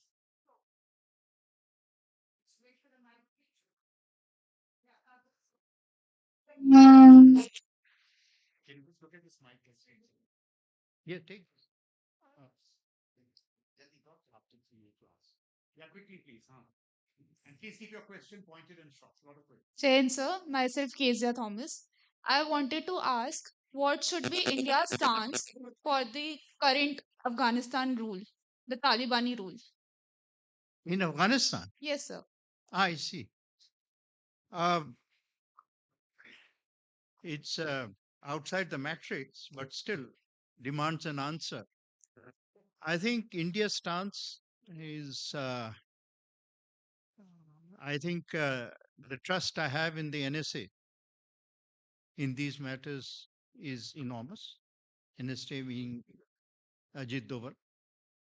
And I think the excellent way in which we have kept emotionalism aside in order to advance and protect our strategic interests in the region is an extremely good example of silent strategic diplomacy. I am terrified of vocal diplomacy because it can be very counterproductive. But the silent strategic diplomacy that is being employed in our relationships with Afghanistan is because we know what is the true threat. And we know that we would need uh, friends, right? Or if not friends, at least an assurance that our existing problems do not acquire strategic depth. Uh, I'm sure some of you will understand precisely what I'm saying. And if I am not as clear as I would like to, he accused me of clarity, quite forgetting that we are going to discuss West Asia. But sometimes one can't say more than one can say. All right, Jen Shankar, sir.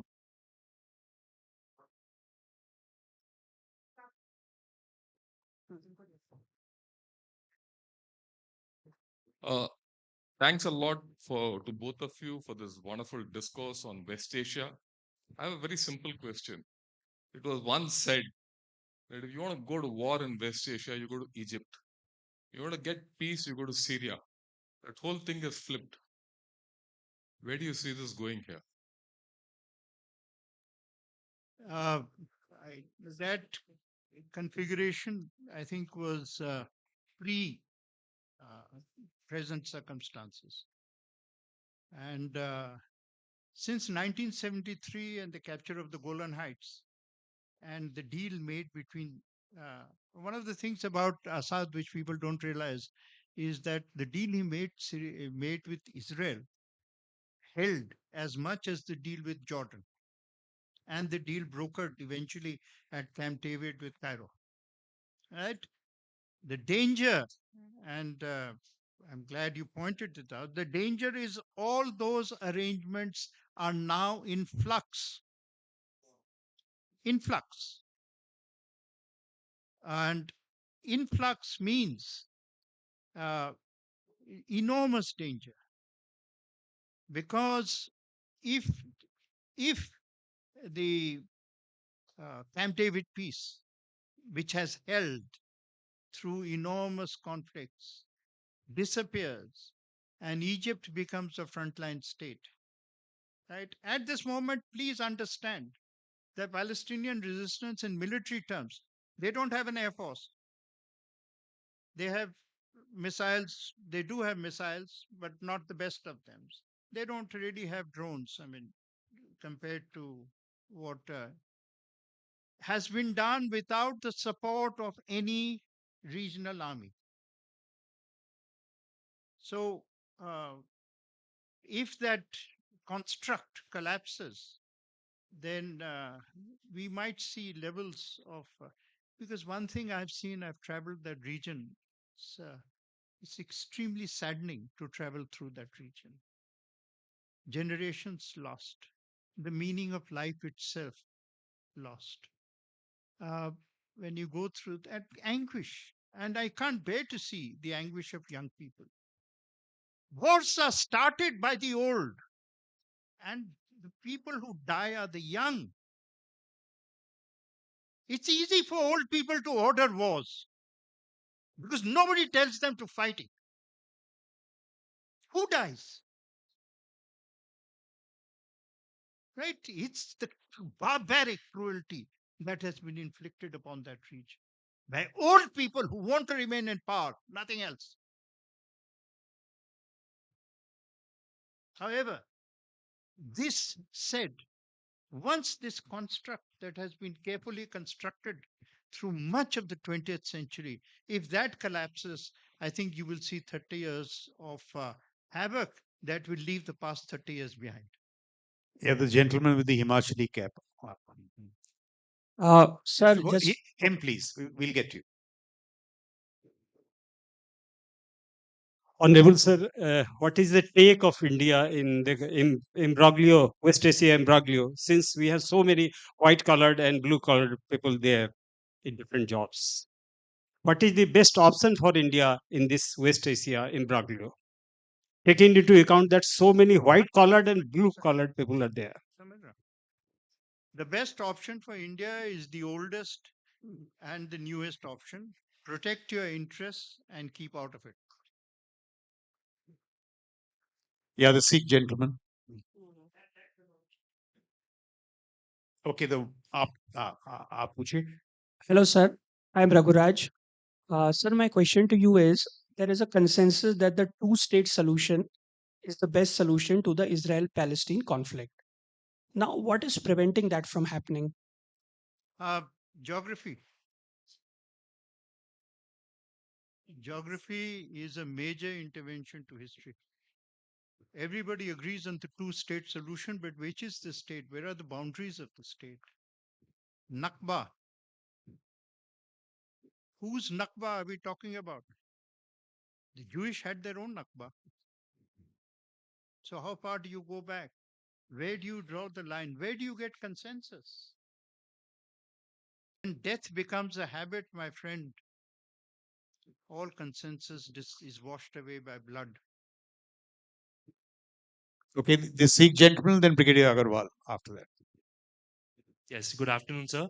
So my question is, when we take back from 1985, the more of the West Asia crisis is just due to the resources that are there, like the Western attacks in Iraq back in 1990. It's more of that the American dominance for its oil. That is somewhat will take the crisis more ahead 50 years. Uh, no, it's not. I mean, what you say is right, but not the full truth. Because never forget that one of the impacts of this war, which again doesn't seem to find the headlines, but is a very basic and important truth, is that because the Red Sea corridor was blocked, the price of goods rose by 70%. Now the world is run by people who want profits, and this is a very major factor. I mean, why is the greatest mobilization around the Red Sea and the Malacca Straits? Because these are choke points. Why does President Trump want the Panama Canal? These are the choke points. Actually, the Panama Canal is one of the smallest canals ever conceived of. It's so tight, barely a ship can go through one at a time. However, the point is the Suez, the Panama and Malacca Straits are the choke points of world trade and commerce. So there's much more at stake there. But eventually, real stakes are the people who live there and what they want and how they want to fashion their lives. The 20th century is very different from every other epoch of history. May I take a minute of this? Please. And it's very important to understand that because modern history and the modern world begins after 1918, not because of the end of the World War, but because it produced one, the collapse of previous political formations, which is the concept of the empire as the hold all for regions. And that was replaced by the modern nation state. So since then, for now 150 years, sorry, 100 years, we have been fighting, the world has been fighting on what will be the nation state. We in South Asia are still struggling with it. What will be the nation state? Thank God, India has become what it has, a cogent nation, both in theoretically and in practical terms. It's not important only to have the theory. You have to also prove it in practice. But many parts of the world have actually still struggling. That region is still struggling with the meaning of a nation state and where exactly its ideological cogency and boundaries lie. Brigadier Agarwal. I've been just one. Thank you for the opportunity. Sir, could we please have your views on the specifics of what India should do and not do to promote its national interest in West Asia and through West Asia? Thank you. Well, I think we are doing what is precisely the right thing. We are intervening at precisely the point where our strategic outreach, right? This is forward defensive. uh, British Empire strategy for the Himalayas, as you know. But in the across the Indian Ocean, and now in the Indian Ocean from the Gulf right up to, we are using forward defense. And the fact that our navy is engaging in the Houthi areas is a very sure sign of where we define our interests. And as I said, protect your interests and get out of the way of somebody else's fight. Before I ask this lady, sir, is Turkey rewriting the geopolitics of West Asia? Turkey has now become the most important power in that region. Turkey now has re-established the quasi-Ottoman control over Damascus. It's not Damascus, Damascus. And Turkey now is taken. I don't know how long the Russians will stay in Latvia. Much will depend upon how Erdogan and Putin work out this year will see the shape of the strategic future of that region, and there could be surprises. Yeah, please. Jai Hind, sir. We we had overshot time. We have 10 minutes more to go. I'm keeping a track, huh? I apologize. Good afternoon, sir. Yeah. Sir, my question is, sir, you said that how history, winners of the history decides the political discourses. So similarly, the weaponization of trade and oil diplomacy, especially in the West Asia region. Sir, my number one question is how much economics in terms of weaponization of trade and oil is going to build up the next discourses, A. And sir, how India can play a major role in building its regional power in terms of building its own discourses for its own interest. Thank you. Excellent question. Excellent. In terms of an answer to the first, I tell you that is the answer lies in your question. So I really don't need to amplify. It is exactly the way you formulated the question that you will see events play out. The economic aspects of it are critical to whatever happens next. Now, as far as India is concerned, what precisely was the point that you wanted? Building the next discourses. Yeah, India has already done something dramatic, and may I use this opportunity to discuss a policy which the Prime Minister of India, Modi ji, has actually changed. It's a remarkable new policy which is unprecedented and unfortunately has not been recognized sufficiently. India has created a new neighborhood. India no longer treats geography as the only quotient of neighborhood. We now define, the Prime Minister now defines geography, a neighbor by terms of reach, not distance. Now, I'll give you a very simple example which may not be there in the official policy. There are 1,000 flights every week from here to the Gulf. You can't get a seat. There's not a single flight to Pakistan, right? And if there was, every seat would be available.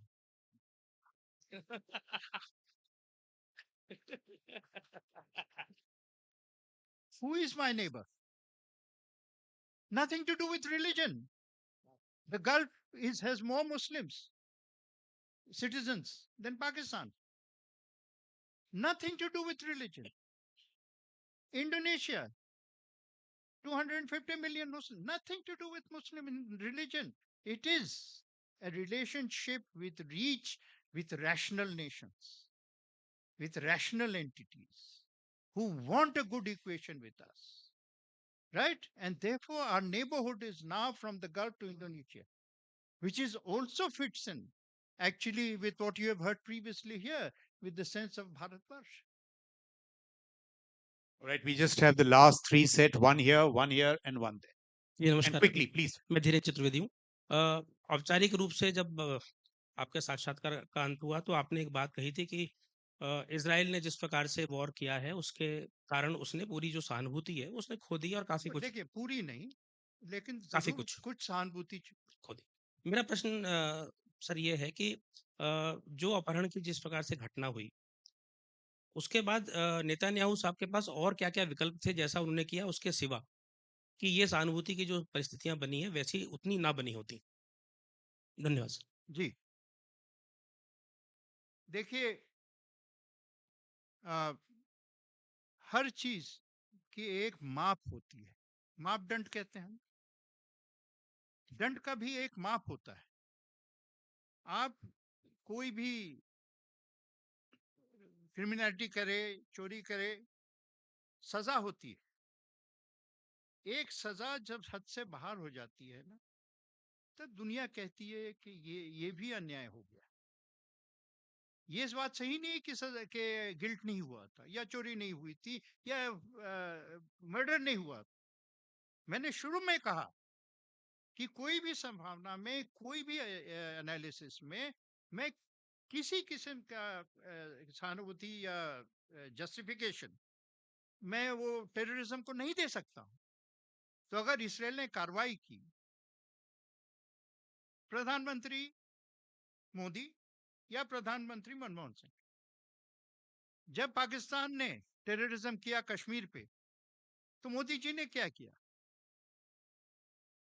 गए, cross किया, air force को भेजा, बालाकोट किया, उसके बाद बंद तो किया। तो इसीलिए सारी दुनिया की समर्थ है, सब समझते हैं कि हाँ, पाकिस्तान को पनिशमेंट देना चाहिए। एक्चुअली मैं उस वक्त बहुत नाराज था जब बंबई के कांड के बाद हमने कुछ नहीं किया। उस वक्त भी बहुत क्या कांड हुआ था 2008 में, हमने कुछ नहीं किया, वो भी गलत था। लेकिन उसके वजह से, एक टेररिस्ट के वजह से, क्या हम पाकिस्तान के साथ 10 साल का युद्ध लें, मोले? हर चीज का एक निर्णय होता है, यही निर्णय सबको रखना चाहिए। मापदंड जो है बहुत ही, तो हमारे शास्त्रों में लिखा हुआ, इसका मतलब क्या हो? Sir, please. My name is Chandrakant, and I'm an ex-army man who's had the unique privilege of having served in Palestine as a part of the United Nations way back in 64 and 65, when most of the audience were probably not born. My question to you is, MJ, is this, besides other factors, the war that is going on in the South and West Asia, is it also not a war between Turkey, Iran, the Arabs, and Egypt to regain control or establish a new caliphate in the West Asia? Sir, your certainly observation is valid, but I think if there are people in their senses, if, and I'm sure they all recognize, as I said just now in another context, that after 1918 and the collapse of the Ottoman Empire, the struggle today is no longer for renewal of a sultanate. And anybody who is living in those fantasies, in fact, your chap who was behind Osama bin Laden, he used to dream of a sultanate and a caliphate. That those people are now, pre-medieval perhaps. So that's not the struggle today, is for what shall be the nature of the nation state. And that's what is. The Islamic community, one of the great myths is that the Islamic community, which has been perpetrated upon us by the creation of Pakistan, or the great myths is that Islam has ever been the basis of a nation. Islam has never been the basis of a nation. If Islam was sufficient as a basis of nation, why would there be 22 Arab countries? This is a lie perpetrated upon us to destroy the unity of India. Okay, yeah, Thanks please. to Yeah. British and their agents.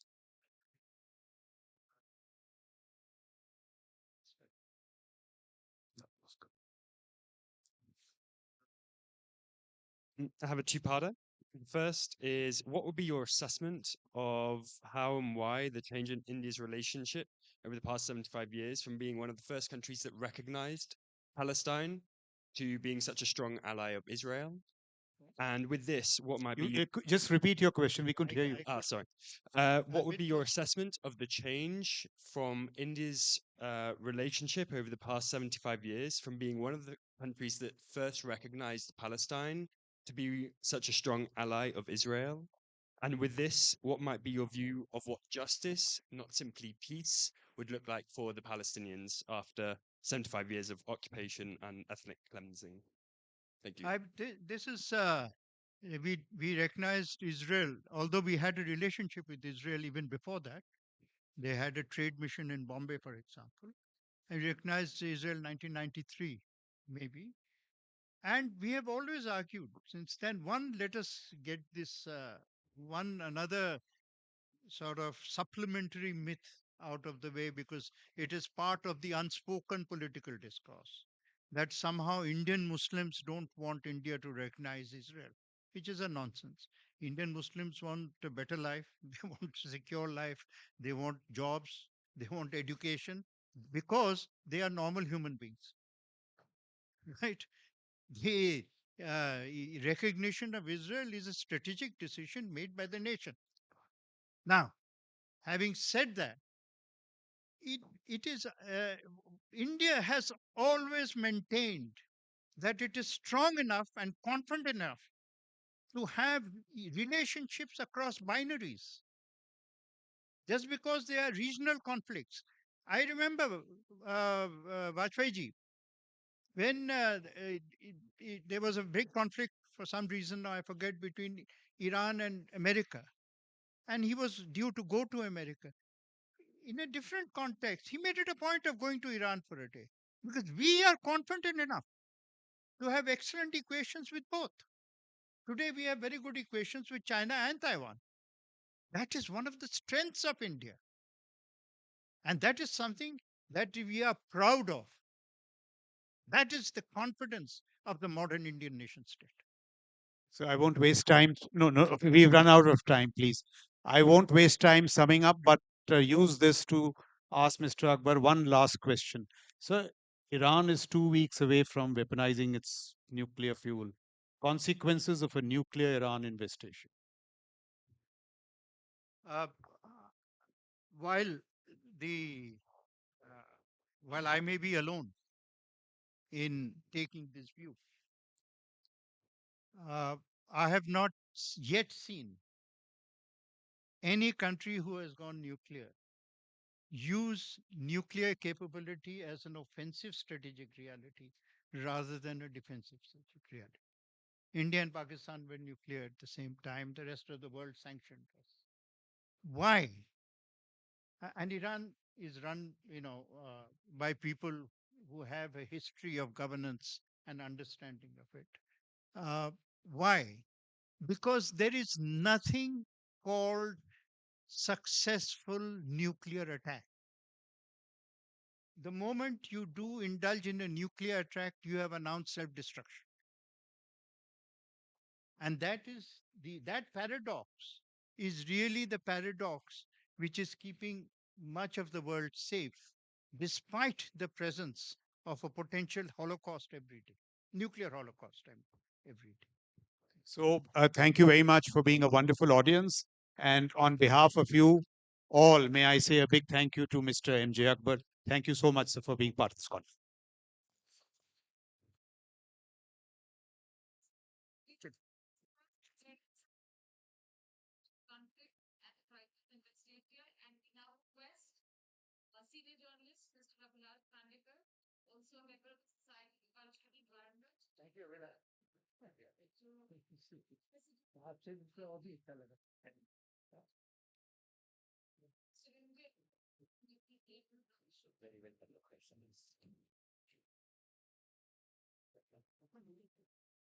This is the BLF Memento, BLF 2025 Memento, an artwork by Bhuri Baiji.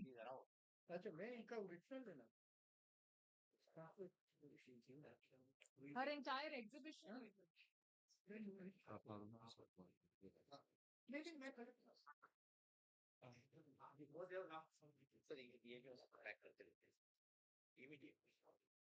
Ladies and gentlemen, we also break for lunch and meet again at 1:40. So see you all here in Antarang, sharp at 1:40.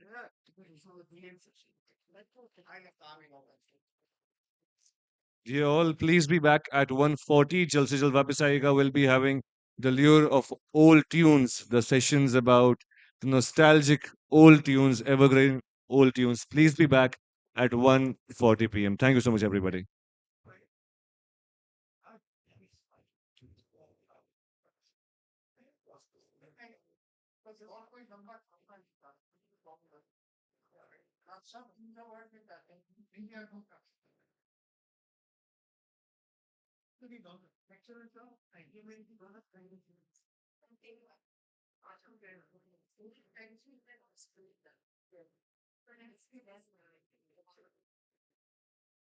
Nice. I just wanted to ask, I won't be there, but I Me too. I'm sorry. Me too. So how can I give that a plus? Maybe okay. I'll it's over to you. She did really. I don't know. I haven't seen her. She's wearing a suit probably. Okay. She in charge of this, and there's also a lady called Neha Srivastava. So Neha or Neha? Neha ji to Neha. Ah, she came with me yesterday. I was there yesterday. Yes, I saw you. So no, that's Neha Srivastava. Okay. Should be coordinating the activity. Maybe you can get in touch with them, but they're all over the place. They're not in the sessions right now, which are being not having that virtual. Okay, so give me your contact. I'll give you Neha's contact number. Just give me 2 minutes. And give me Neha Srivastava's contact number. Very oh, she's the right person to. Actually, I came here for the first time. Yes. And I had no plans to be here. Just a week back, I was going to one have with my friends and मैंने poster देखा मैंने कहा तुम तो कुछ लोग भले कोई number and yesterday was our program in Devipur. Yesterday, my teacher told me, "Can you तुम्हें तो harmonium लेके चलना पड़ेगा." And I was like, "ठीक है, ma'am." I had to go to a wedding. That's why I rushed to just from this. So no, speak to her. And are you from Bhopal? Yeah, I am from Bhopal. So have a good day. Madhya Pradesh के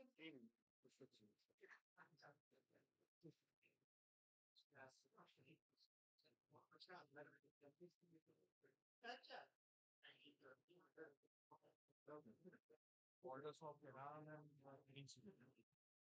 But the foreign policy of where is that one thing. Thank you.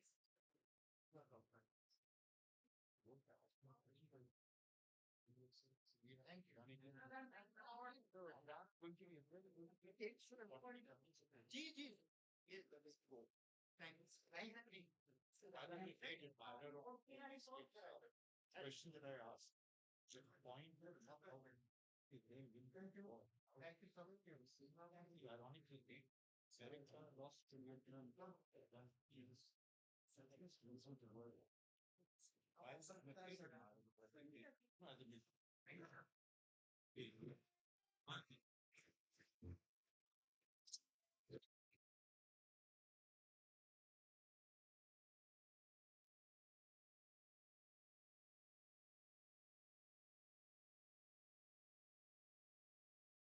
the volunteer right now. Actually, we need to be clear for this one. Can you might tell me, DJ, please? Anna? Please keep my something. Did your go into the Charlie White. Okay. Trivasi Vatu. Just what is supposed to be but you can be so nice.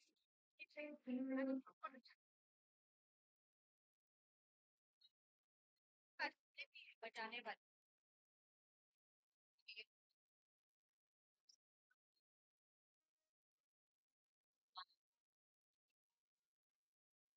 some but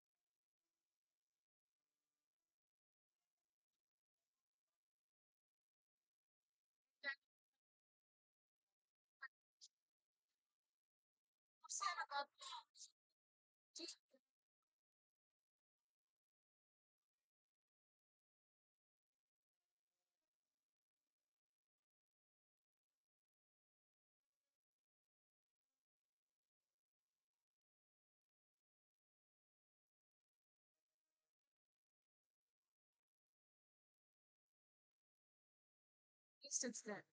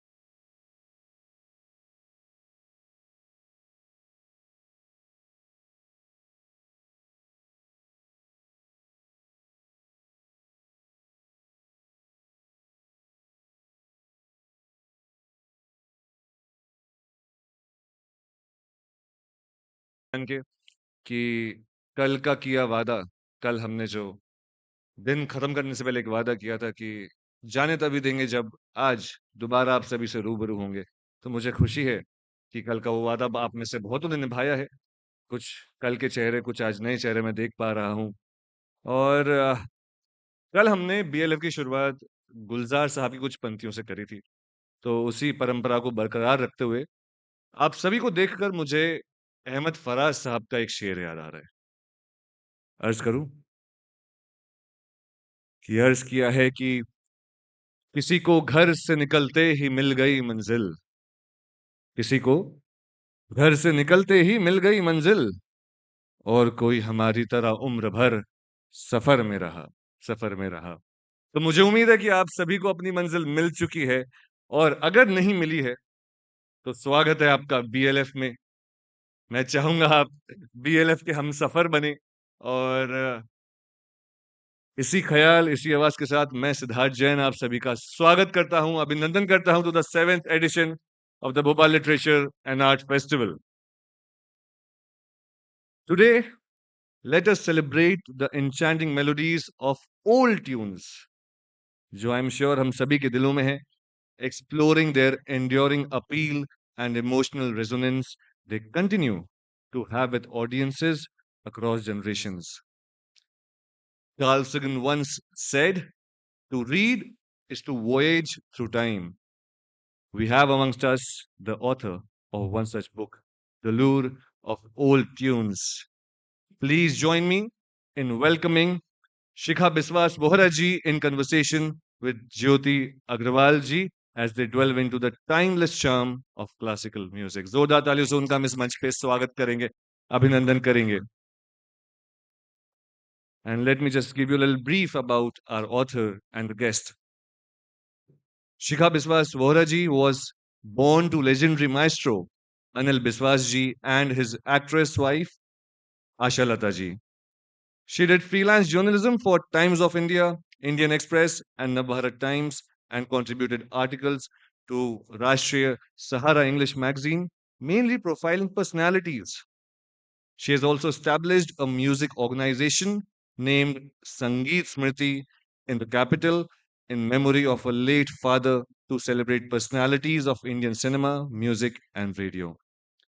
In 2013, she published her first book, The Lure of Old Tunes, to celebrate the centenary of Indian cinema. It is a fictional tale set against the background of the cinema of the 30s and 40s, and we are excited to know more about the book from the author herself. Please उनका स्वागत हम तालियों के साथ करेंगे. We're also delighted to have Jyoti Agrawal ji with us.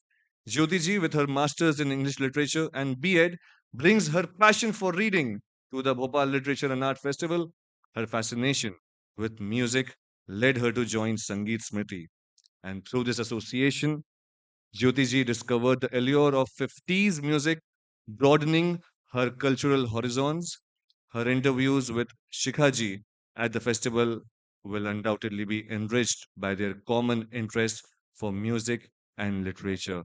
Ladies, the stage is all yours, and we must grace this occasion with a large round of applause, everybody. Hello. Thank you, Siddharth. Hello, everyone. Good afternoon, ladies and gentlemen. We are अरे sitting. वालेकुम good afternoon तो करने दो उनको. Good afternoon.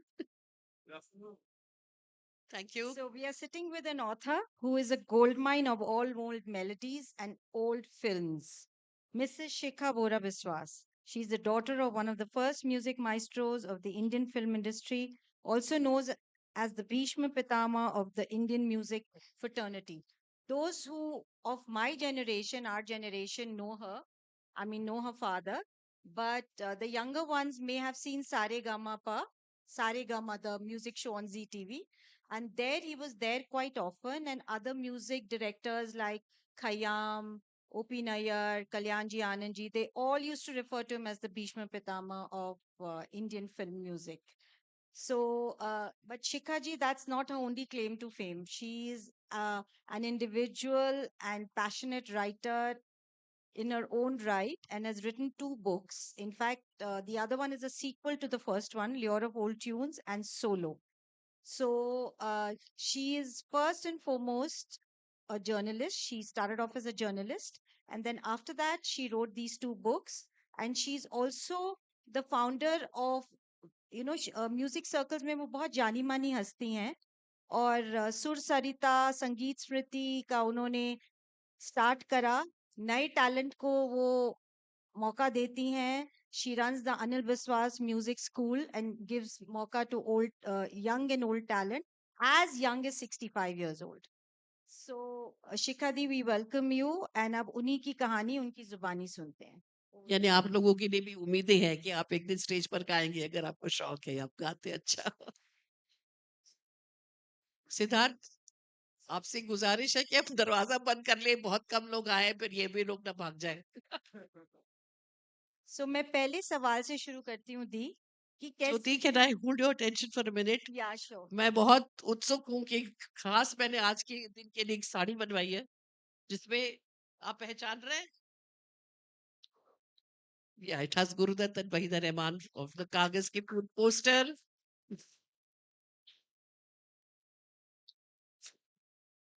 दाद देने के लिए शुक्रिया. ये कोई फैशन पर ही नहीं है भैया, ये सिर्फ since it's so related to the subject that we're going to discuss today, cinema and how it developed through the 30s, 40s, up to the 70s.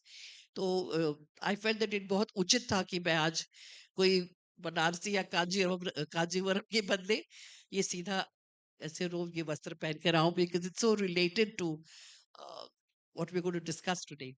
Thank you, Jyoti, for Thank you, Sikhaji, for dressing up so aptly for the occasion. So I'd like to ask you, how did you think of writing this book particularly, and then a sequel? I didn't think, actually. I didn't plan to write a book. It just happened. और आप ये बोलेंगे कि मेरा inspiration क्या था, तो मैं ये कहूंगी कोई इंस्पिरेशन नहीं था, सिर्फ एक कारण था, एक रीजन था, और मैं वो रीजन बताऊंगी तो आप प्लीज वादा कीजिए आप लोग हंसेंगे नहीं. वादा. कारण था मेनोपॉज. मैंने कहा था हंसना मत, हंसना मना है. Actually I was going through very bad time and then I had a surgery, जिसके लिए मुझे डॉक्टर ने 1 महीने के बेड रेस्ट की सजा दी थी. और मैं बहुत ही प्रोएक्टिव काइंड ऑफ पर्सन हूँ, तो मैंने कहा 1 महीना मैं क्या करूंगी बिस्तर में लेटे लेटे यार. तो she said you are a writer, right. हैं, ये क्या है? राइट मीन्स एक शब्द में आप मुझसे 1 महीना कटवाने के लिए बोल रहे हैं, क्या लिखूं. लेकिन मुझे लगा चलो आइडिया बुरा नहीं है, सब creative work to do while you are just lying in bed. मैंने सोचा कि क्या किसके बारे में लिखूं. And at that time for Rashtriya Sahara I was reviewing some old artists of Indian cinema. By old I mean really from the silent era. पता नहीं आपने silent era की कोई फिल्में देखी है कि नहीं. बट जयराज थे एक एक्टर, ललिता पवार जो बाद में एकदम वैम्पिश रोल्स कर रही थी फिल्मों में, शोभना समर्थ, इन सब का मैंने एक इंटरव्यू लिया था.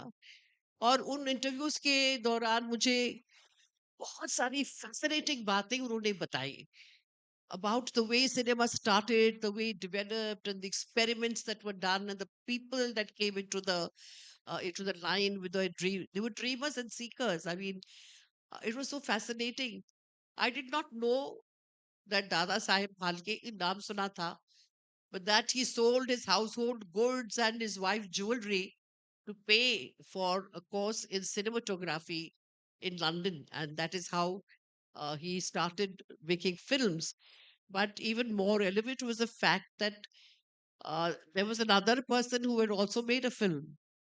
Somebody called Dada Saheb Torne. He had made a film before Dada Saheb Phalke called Savitri. Unfortunately for him, when they wanted to process the film, the whole reel came out blank. नहीं तो he would have been the father of Indian cinema, not Dada Saheb Phalke. तो ये सब किस्मत की बातें हैं. लेकिन मुझे ये लगा कि I am from the film industry, right? I'm born and brought up there. I'm mixing with all these film personalities, and I don't know any of these things about Indian cinema. तो आम लोग क्या जानते होंगे पता नहीं, unless those who study it as a subject. तो मुझे लगा चलो इसके बारे में कुछ लिखती हूँ. और ऐसे करती हूँ कि instead of writing a documented kind of a piece of literature, let me just write a story. And sorry, इससे मैं ये भी सवाल आपसे पूछूंगी कि इज इट द बुक जो आपने लिखी है, is it autobiographical, semi autobiographical और purely fictional? no, I'm just coming to that, Jyoti. I thought of writing it, and then because I was so fascinated with that early period, I said uske bare mein kuch kahani likhu, but like I said, in a fictional form, so that all this information and the trivia can be inserted into it as information. At the same time, it should not sound like a documentary film. हमें पता है वो films division की documentary हम कभी देखते ही नहीं थे, तो ये मेरा ख्याल था, तो मैंने कहा स्टोरी क्या लिखूं. तो to answer your question, the story I suddenly thought कि क्या लिखूं क्या लिखूं. अरे मैंने कहा मैं क्यों सोच रही हूँ, इतना कहानी तो मेरे घर में ही है. Because my father was a composer from 1934. Right at the beginning when sound started, he was there. My mother was an actress also of 30s and 40s. तो कहानी तो मेरे घर में ही है. ठीक है, कहानी उनकी मैं लिख सकती हूँ, but how they met. I know my father's history, that he came from Bengal. He was at Kolkata doing theatre. Then he came to Bombay and started doing music direction. My mother was an actress. मगर वो किस तरह मिले, किस तरह उनका प्यार हुआ, शादी हुई, और फिर किस तरह किस्मत और फिल्म इंडस्ट्री की भी तनाव ने कुछ उनको अलग कर दिया, वो जुदा हो गए. ये कहानी मुझे मालूम है, लेकिन अब उसमें सिचुएशंस, उसमें इंसिडेंट्स है, उसमें कैरेक्टर्स है आसपास, वो मुझे कुछ पता ही नहीं था. अब आप सोचिए कि हम उस जमाने के हैं कि अगर हम अपने माँ बाप से पूछते कि भाई आप लोग कैसे मिले थे, कौन से गार्डन में चुपके चुपके मिला करते थे. हम उस जमाने के थे जहाँ हमको जवाब नहीं मिलता, हाँ एक थप्पड़ जरूर मिलता है रिस्पॉन्स. तो मैंने कहा तो इनको तो ऐसे सवाल पूछ नहीं सकती हूँ. By the time my mother had also passed away, तो वो सब मन घड़त कहानी वो सब बना है. वो सिचुएशंस जो है, वो इंसिडेंट्स किस तरह वो मिले, किस तरह उनका प्यार बढ़ा, और क्या क्या शादी के बाद जो एक शादी में वेरियस तनाव की बातें होती है, जो it finally leads to a separation. All those are totally imaginary. And as you know, one does take up sometimes characters. Every writer worth his salt knows that. I mean, understands that you pick up characters that you know. So कुछ कुछ यहाँ से वहां से real life characters से भी मैंने कुछ निकाल के कैरेक्टरिस्टिक्स अपने कैरेक्टर्स बनगढ़ंत बना दिए थे, बहुत सारे. कुछ तो वो उसमें कहानी में बहुत सारे फिल्मी प्रोटोटाइप्स हैं. आप समझते हैं प्रोटोटाइप्स इन द सेंस के पुराने हमारे फैमिली ड्रामास में हमेशा एक रामू काका होता था. आपको याद है? बट इस हाँ नाम में तो जवाब दीजिए ना. और टिपिकल रामू काका, ओल्ड फैमिली रिटेनर, बच्चों को छोटे से बड़ा किया. तो ऐसी कहानी में एक रामू काका है हमारे पास. एक विलेन है प्राणनाथ करके, एक इंस्पेक्टर इफ्तिकार है, कांस्टेबल जगदीश राज है. अगर आप फिल्म में देखते हैं तो आपको पता होगा कि these were actors who always played police officers in films. The police that came in always at the last shot to catch the culprit. तो इस तरह के मैंने characters इसमें insert किए हैं. And some of the characters have been put in from real life. Mentions of Devika Rani or Narendra Sharma, the poet. The reason is to create that verisimilitude, which in literature we do put in, uh, for sort of inserting the time frame, so you get an idea of which time it was. So that was basically how the characters and incidents were filled in totally from imagination. जब मैंने आपकी किताब पढ़ी तो आपके characters तो वाकई बहुत ही दिलचस्प है. तो आपकी पहली किताब जो ल्योर ऑफ ओल्ड ट्यून्स है वो 1930 से 1954 में सेट है. सही है. और जो सोलो है वो 1955 से 1970 में सेट है. जी, सो जी. इन दोनों इराज में क्या फर्क है? जैसे मैंने कहा कि I started writing the story of the development of Indian cinema. So obviously cinema had to develop. It is not going to remain in the 1930s. So पहले पहले जो कहानियां थी, they were all very dramatic and very intense tragedies and that kind of stories existed. तो वो किताब भी इस तरह हाईली ड्रामेटिक और इंटेंस यानी एक अंदाज से लिखी हुई है. और then the story goes further. It doesn't end there. From 55 onwards, there was a change in cinema. I think you all would have noticed that, especially after post independence, a new generation came in, and people also had were very tired of all the suffering of the post partition era, all the riots and the struggles to gain independence, and I think they wanted a kind of change. So the films from the intense Dilip Kumar tragedies and the change to a light, frothy kind of Shami Kapoor type films. So that is why the books have been divided into two different eras. Also, in the second book, as time progressed, आप जानते हो कि पहले पहले जो फिल्में बनती थी, they were made under studios. There were no separate film producers per se. Right. There was new theaters in Kolkata, Calcutta that time. There was Absolutely. studios in Lahore. There were studios, V. Shantaram Ki Prabhat, and there were the big studios in Bombay with Chandulal Shah, Ranjit Movie Tool, it was called, Sri Sound Studios. All these studios were run by an owner, and the films were made under their aegis. Artists, actors, whether they were superheroes, whether it was Dilip Kumar or Devanand at that time, they used to get salaries. They were not paid those kind of heavy emoluments that stars are claiming today. And also, that entire studio system collapsed after independence because of lack of funds.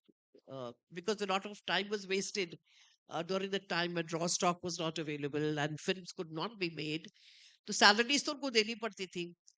So after some time, most of the studios went bankrupt and they didn't have money to finance. And then after 55, 56 came the era of the independent film producer.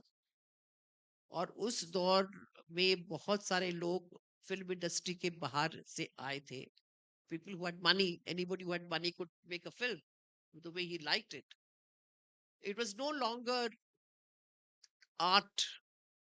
It was no longer intellectualism.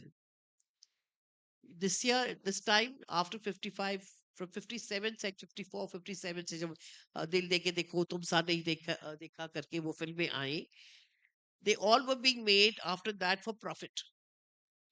So films changed from an intellectual and artistic form. All the dreamers and seekers and the Gandhians, they all disappeared after that. And films came to be regarded as pure commerce, commercial, with one eye on the box office always. So obviously now films were catering to the public taste. They were not the output of artists who had come into the film line to create a work of art. That was their intention with a new medium. They were sort of playing with it. They were trying to, and a lot of them had won awards in international festivals. वो आप देखेंगे कि जैसे जैसे modern cinema होता गया है, our awards and film festivals are also decreasing, right? So Absolutely. तो चलिए अब ऑडियंस से पूछते हैं उनकी नॉलेज कितनी है कि फर्स्ट साइलेंट इरा की फिल्म कौन सी थी, कोई बता सकता है? साइलेंट इरा. हाँ, वेरी गुड. very तो good, Raja काफी Harish इवॉल्व ऑडियंस है हमारी. और फर्स्ट टॉकीज फिल्म. यस. अरे वाह यार, ये लोग हमको सिखाएंगे, हमको क्या बता रहे हैं. First playback singer or singers? There were three singers, yes, right. She's probably wanting to ask the first, not playback singer. She must be wanting to ask the playback, the first singer you want to ask. What do you want to ask? Playback singer, the first playback. There were three playback singers in the Yeah, beginning. yeah. There were, yes, okay.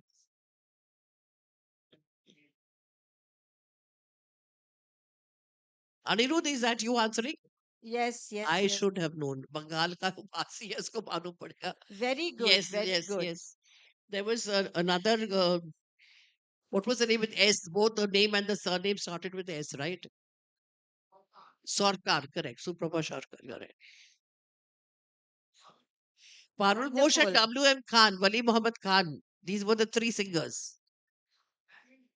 WM Khan sang in Ana Mara, wo that Vikari wala gana, but he was also in the playback singing, the first one that was made in new theaters in Calcutta. And actually, what I know, I don't know if it's true, but what I have read is that it was the first time in the world that a playback song was recorded outside the studio.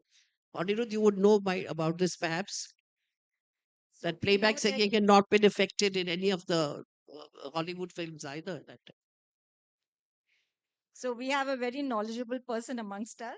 Yes, he's also himself written a lot of books on cinematic personalities, and I was quite surprised to read the first and find myself also been featured there somewhere. Great, great. So, let me ask you four related but quick questions. That what style of writing have you adopted?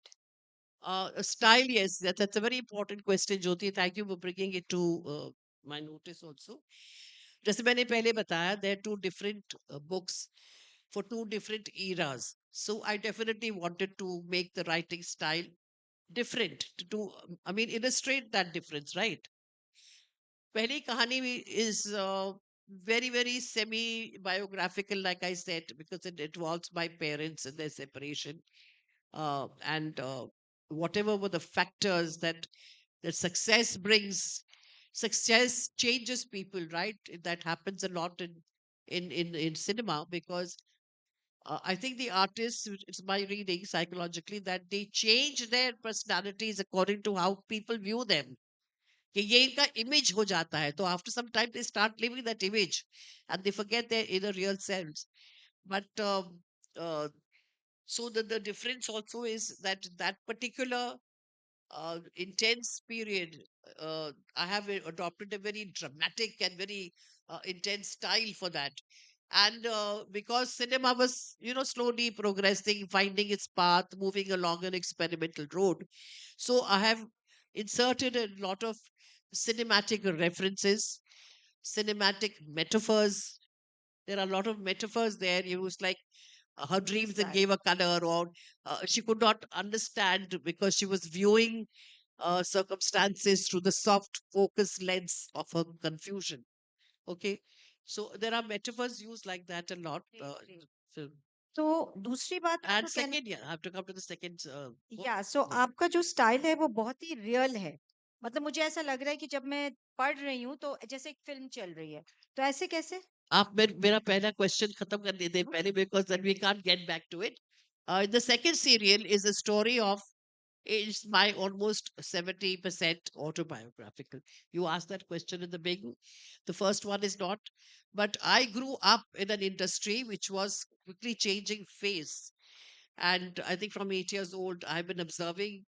All I observed around me was only cinema, cinema, and nothing else. And being the daughter of, an actress, being the daughter of a composer, that day people expected that I would also join films. I was slated to become an actress, and that's something which I was dreaming about from the age of 8. Not only of becoming an actor, but also of marrying Dilip Kumar. So I वो सब मेरे दिमाग में से था. I only saw shootings around me. I saw actors coming in and out of my house. So it was like wearing blinkers. There was no other thing but cinema, cinema. But cinema was changing focus. Cinema was evolving. So after some time, I mean, what I mean to say is that writing is written in a very innocuous, a very innocent, a very simple style. You know how a young girl would be. अभी 12-13 साल की लड़की तो बहुत philosophical बातें तो नहीं लिखेगी. तो ये दोनों किताबों में ये फर्क है कि पहली किताब बहुत ज्यादा ड्रामेटिक है. सेकंड किताब बहुत ही सिंपलिस्टिक स्टाइल में कोई भी. It also has a lot of irony, tongue in cheek in the second half. Anyway, just that was to answer your one वो तो question. इम्पोर्टेंट बात थी कि आप एक्ट्रेस बनना चाहती थी, बट बनी नहीं. क्यों? अब यही बताना चाह रही, बनना चाहती थी. बचपन से ही मेरा ख्वाब था कि मैं, ख्वाब भी नहीं था, it was like taken for granted. They were, like a doctor's son becomes a doctor, or an engineer's son becomes an engineer. My mother was an actress, and in fact, like I said, na, I've taken a lot of information why I made the hero of my first book a music composer. इसी बात से लोगों को लगता है कि autobiographical या biographical है. ऐसा नहीं है, but my father had told me many things about the development of music, and I thought that this way I could also make it uh, delineate the progress of music along the years, along with filmmaking. So it gave me a two in one sort of advantage. So that's how it happened. So a lot of the, I didn't know the films my mother had acted in, but there was a family album at home where we had a lot of film pictures put in that album. सो वो costumes देख देख के मैंने अंदाजा लगाया कि अच्छा ये एक हिस्टोरिकल होगा, अच्छा ये एक एडवेंचर फिल्म है, ये sort of I know that she acted with Master Vinayak and Surendra Nath and a lot of those big stars. So वहीं से मैंने कुछ अंदाजा लगा के अपने अपनी फिल्में के टाइटल्स बना दिए in the kitab, like I'm just trying to tell you the influences. And also, like, when I'm writing the story, uh, every writer worth his salt. I think Anirudh would agree with me. I never wrote the book for publication. I wrote it for my own interest and time pass. But वो किताब लिखते लिखते मुझे लगा यार ये कोई ठीक ठाक निकल ही रही है. And I think every writer feels that he's writing the next Pulitzer winner.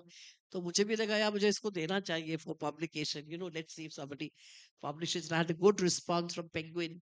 But unfortunately, circumstances after that, did not allow me to go forward with it because my husband. The end. It's not the end. You can still write and give us some more material. Yeah, that's the last line of my first book says, "This is not the end. This is the beginning." आपने कई फिल्में देखे होंगे जिसमें ये आखिर में ये ये आता है कैप्शन, है ना? देखे कि नहीं? So let me come back to my last question that जब मैं पढ़ रही थी आपकी किताब so it was very very real ऐसे लग रहा था मैं कोई फिल्म देख रही हूँ एंड मुझे कैरेक्टर्स भी बहुत सिमिलर लगे जैसे आपका एक कैरेक्टर है वासुदेव जी जो कि गुरुदत्त से रिजेम्बलेंस है फिर एक कैरेक्टर है जो गाना गाता है उसकी आवाज में विब्राटो है तो मुझे जैसे लगा कि हो सकता है तलत महमूद हो फिर कोई और ऐसा लगा कि मुकेश हो कोई और लगा तो आई एम जस्ट वंडरिंग कि ये क्या है इसके ऊपर कुछ रोशनी डालिए वैसे मैंने कहा ना because it gave me an opportunity to also to put in a lot of related facts in the for the development of Indian music as well. तो आपने बहुत सही कहा कि बाबा ने मुझे बहुत सारी बातें बताई थी. बाबा की कुछ बताई हुई बातों से मैंने पूरे पूरे ये भरे थे. सिर्फ लोग नहीं पूरे पूरे चैप्टर्स बनाए. एक बार उन्होंने मुझे कहा था कि जब वो एक क्रांतिकारी थे so that give me a chance to put in pre independence fight for with the क्रांतिकारीज कि उनके हाथों से किसी का खून हो गया. अब किसका खून हुआ क्या हुआ वो उन्होंने बताया नहीं.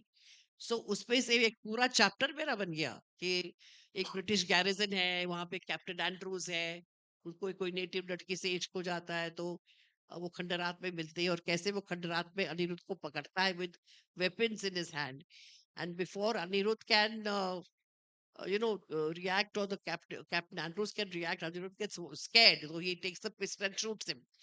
तो ये मैंने सब कहानियां बनाई इस तरह. But you're right in the sense that it is meant to be. I think that's one reader that had responded to me very beautifully, saying that when I was reading a book, it didn't feel like I was reading a book. It felt like I was watching a film. Exactly what you said. उसमें बनाए ऐसे situations हैं जो कि आपको जैसे एक फिल्मों में दिखेंगे और वो राइटिंग स्टाइल भी ऐसी अडॉप्ट की है. प्लीज आप मेरी किताब जरूर पढ़िएगा. बात बाहर मिलेंगी आपको रीडिंग लाइब्रेरी में कहाँ पे है उधर. वो तो पहले आप हमारे सवालों का जवाब दीजिए. हाँ और The क्या पूछना lure है? of the film industry, Inquisition. yeah, the lure of the film industry can be very magnetic. Right. क्योंकि fame, name, glamour, status, Wealth, तो everything, ये yes. आपकी लाइफ को कैसे इन्फ्लुएंस करा? मतलब how did you save yourself or get into it? Either which way. Yes, like I said, I always from childhood had planned to become an actress. I was offered many films. Anirudh will tell you that I was offered Padosan as well, a classic which I left. I was considered for Kashmiri Kali also. A lot of films, a film called Drama with Devu Mukherjee. But as I was growing up, because I was academically very good, I got a first class and senior Cambridge, first class first, as well as in college. तो वो थोड़ा intellectualism आ जाता है दिमाग में. और फिल्में उस वक्त ऐसी चेंज हो रही थी कि there were no meaty roles for heroines. There were just not those roles. All the heroines were doing was changing 10 costumes and running around trees. and most of the men got the meaty roles, to do. Or at that time, the period late 60s and early 70s, there was a lot of male centric films being made thanks to Amitabh Bachchan and the macho image and all that. तो मुझे लगा यार, I mean being hopefully an intelligent person, I thought के मैं क्या करूंगी इन फिल्मों में, मेरे लिए क्या काम है इधर, what kind of role will I be able to portray, which perhaps was not a right judgment, because after me came Jaya Madhuri and she did those simple, women centric roles.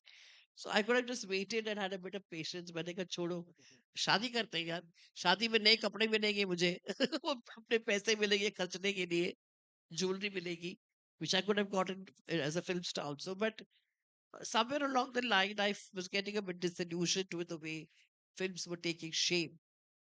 So that's why I didn't join. So, any regrets about it? Of course, definitely regrets. When I look at Amitabh Bachchan's bungalow and I look at Asha Parek's bungalow and I say, यार मैं एक छोटे से flat में क्यों रह रही हूँ, मैं ऐसे बंगलों में रह सकती थी, मैंने क्या पढ़ लिख के सब कमाया, वैसे बोलते ऐसे ये हो गया. So, all destiny. तो बातें करने को तो बहुत है, ऐसे लग रहा है आपसे बात करते ही जाएं, बट आखिर में ये बताइए कि आपका हर चैप्टर एक पुराने गाने की ट्यून से क्यों एंड होता है? इसकी कोई खास वजह है? मतलब एक गाना आता है, एक लाइन आती है पुराने गाने की विच इज हार्ट टचिंग, तो ऐसा क्यों? देखिए, जैसे आपने मुझे बताया कि when you read the book you feel you're watching a film, and the book is also about films and the development of cinema. और हमारी फिल्में तो सॉन्ग एंड डांस रूटीन के बगैर अधूरी है ना, आप मानते हैं? कोई नहीं मान रहा है. तो in a film normally the songs carry the story forward, and they have, earlier films used to have a particular reason for being put there in that place. आजकल की फिल्मों में तो पता है एक लड़की गा रही है और 100 लोग पीछे सड़क के ऊपर डांस कर रहे हैं. That has no meaning. But those days, songs were very meaningful and they used to carry the story forward. So ऐसे मुझे लगा कि ऐसे मैं writing about old cinema, तो यार गाने तो डालने चाहिए मुझे उसमें. तो इस ख्याल से, और हर चैप्टर के बाद गाने का एक ही लाइन, एक पंक्ति है which actually summarizes what chapter went before. यानी आप एक बुकड़े में जान सकते हैं कि हाँ ये ऐसा सा गुजरा है पिछले चैप्टर में. एक आपको मैं एग्जांपल दे देती हूँ. जैसे अनिरुद्ध जो है, अनिरुद्ध का जो कैरेक्टर ऐसे मैंने बिल्ड किया है कि it's not my father's character, बेचारे उनको बदनाम मत करना, लेकिन but what are the influences that success creates on people, and what are also the influences when that success is going downhill? How does a person who has been famous react to it? Does it change him? Does it create differences in his way of thinking, in his lifestyle? It definitely, you are there on the top one day or next day you are at the bottom of the ladder, and how do you feel about that? So these things do change personalities, and Anirudh goes through the same kind of personalities. So then he falls in love with a very young girl because उसके तो दिमाग में वही सपना है, वही ख्याल है of Anirudh Ganguly being such a famous personality. And ये है कि He was a music director, na? The I mean Anirudh. Anirudh, yes, Yeah. and like I said, it gave me the opportunity to put in. So then the girlfriend at one stage finds out that not only is Anirudh married, she knew he was married, but the fact that his wife was pregnant at that time. तो वो सोचने की यार मेरे साथ भी गुलछरे उड़ा रहा था और वहां पे बीवी को भी प्रेग्नेंट कर दिया, तो she leaves him. और वहां पे बीवी नाराज होती है when she discovers that affair of her husband, and then she also stops talking to him. तो वहां पे मैंने गाना डाला है कि हमें मार चला ये ख्याली ये गम, ना इधर के रहे ना उधर के रहे. आप समझते हैं ना कैसे? और कोई लाइंस भी बताइए दी. बहुत बहुत कुछ लाइन थे. कभी when like Anirudh is changing towards Nandini, and she writes in the end के बदली तेरी नजर तो नजारे बदल गए. You know कि everything changed. So these songs do. I mean, that it sort of pins the preceding chapter down in one line, and that's the reason I put it. I think I guess that's why I titled the book also "Lure of Old Truths."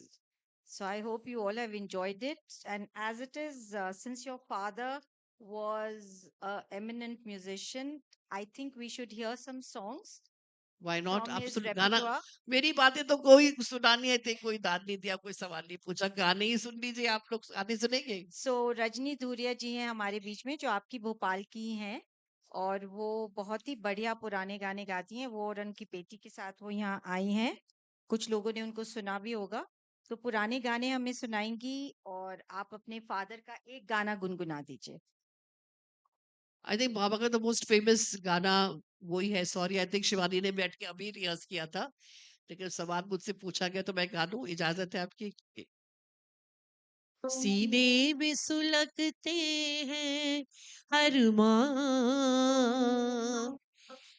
आंखों में उदासी छाई है ये आज तेरी दुनिया से हमें तकदीर कहाँ ले आई है सीने में वाह वाह वाह सुलगते हैं अरमान रजनी जी आइए शिवानी सॉरी मैं आइए गाती नहीं हूँ अक्सर लोग मुझे पूछते हैं कि अच्छा आप अनिल विश्वास की बेटी है फिर तो आप गाती होंगी मैंने कहा भाई तालियां थोड़ी कम बजी थोड़ी सी ज्यादा बजा दीजिए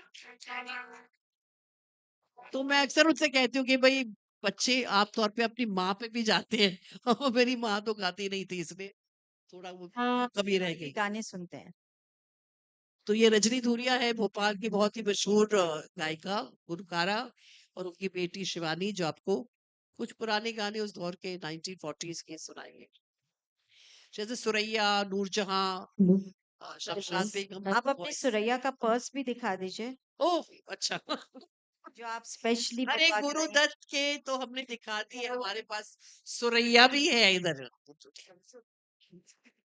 आप देख सकते हैं वो पूरी तरह पुरानी फिल्मों और गानों में हैं डूबी हुई तो ये किताब इज वर्थ इट बिल्कुल, सबसे पहले मैं सभी को नमस्कार करना चाहती हूँ और बात पुराने दौर की चल रही है तो वही पुराने गाने शमशाद बेगम और नूरजहाँ जी वही मैंने सुने हैं। तो फ़िल्म बहार से शमशाद बेगम जी का गाया गीत आपके सामने प्रस्तुत कर रही हूँ।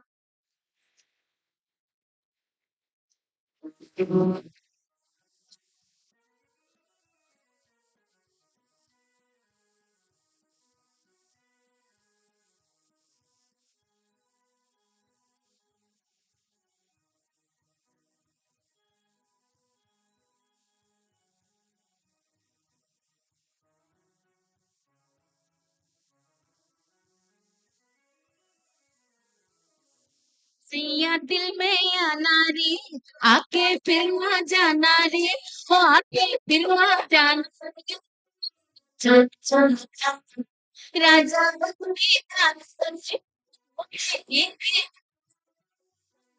ये चम चम चम चम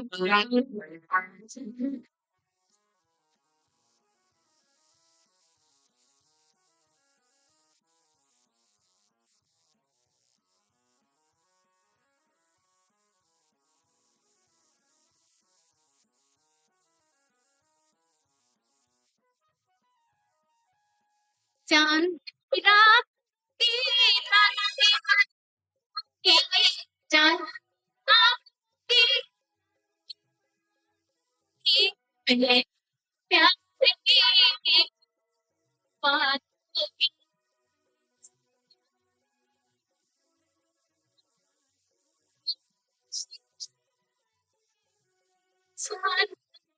सैया आके फिर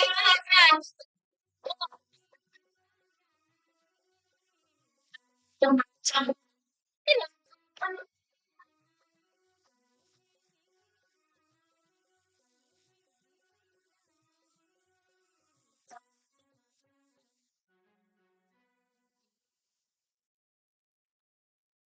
एक और Rajni ji we would love to hear more थोड़ा सा म्यूजिक और वो खोल दीजिए माइक।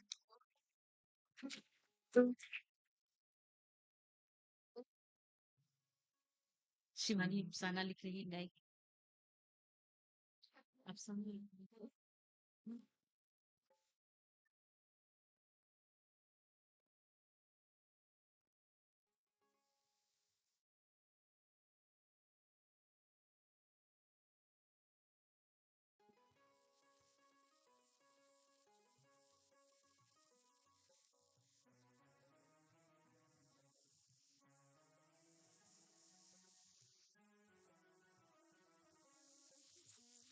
रे अफसाना लिख रही हूँ दिले पे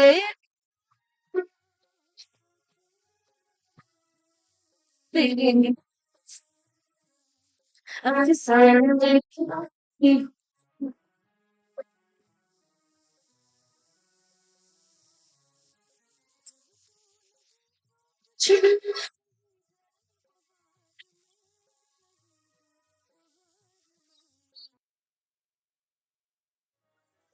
जब तू नहीं तो कुछ भी नहीं है बाहर में।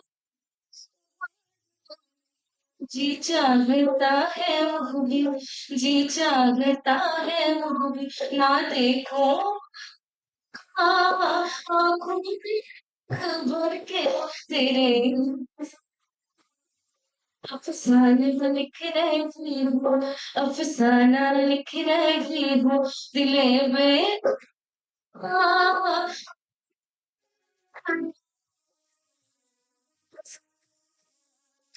सा-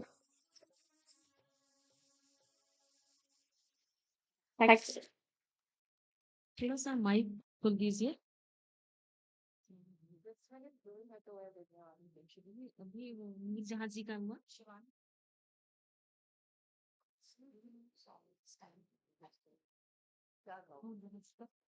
कुछ चांदी राखे आवाज तो है आवाज ले लेंगे ई फ्लैट से फिर इसके बाद ले लेंगे अपन चांदी राखे।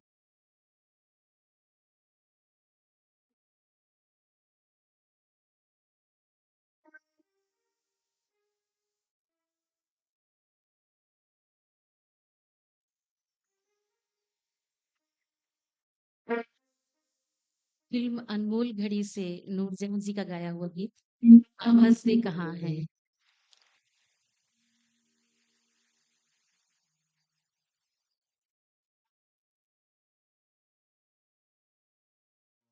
चाह का गाना है ना?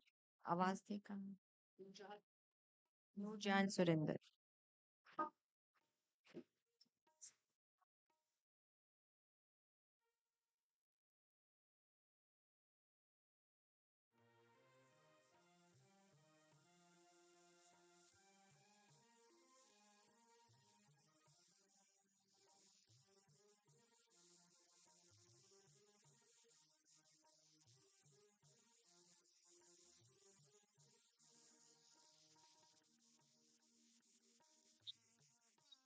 ये तेरे कहाँ है दुनिया मेरी जमा है।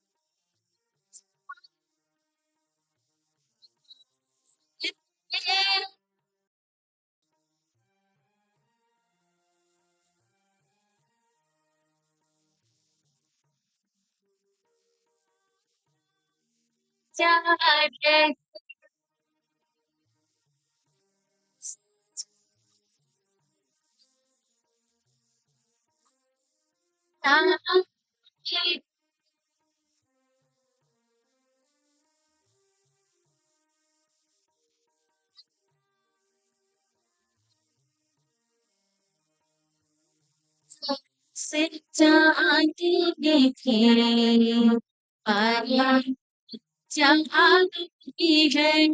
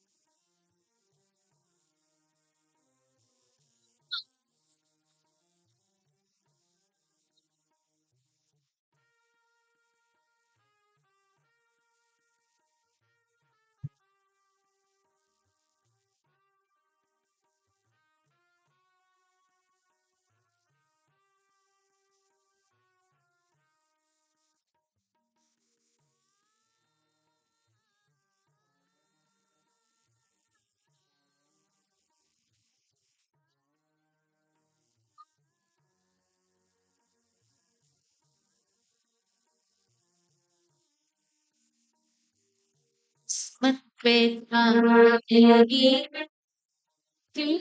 ना सियाही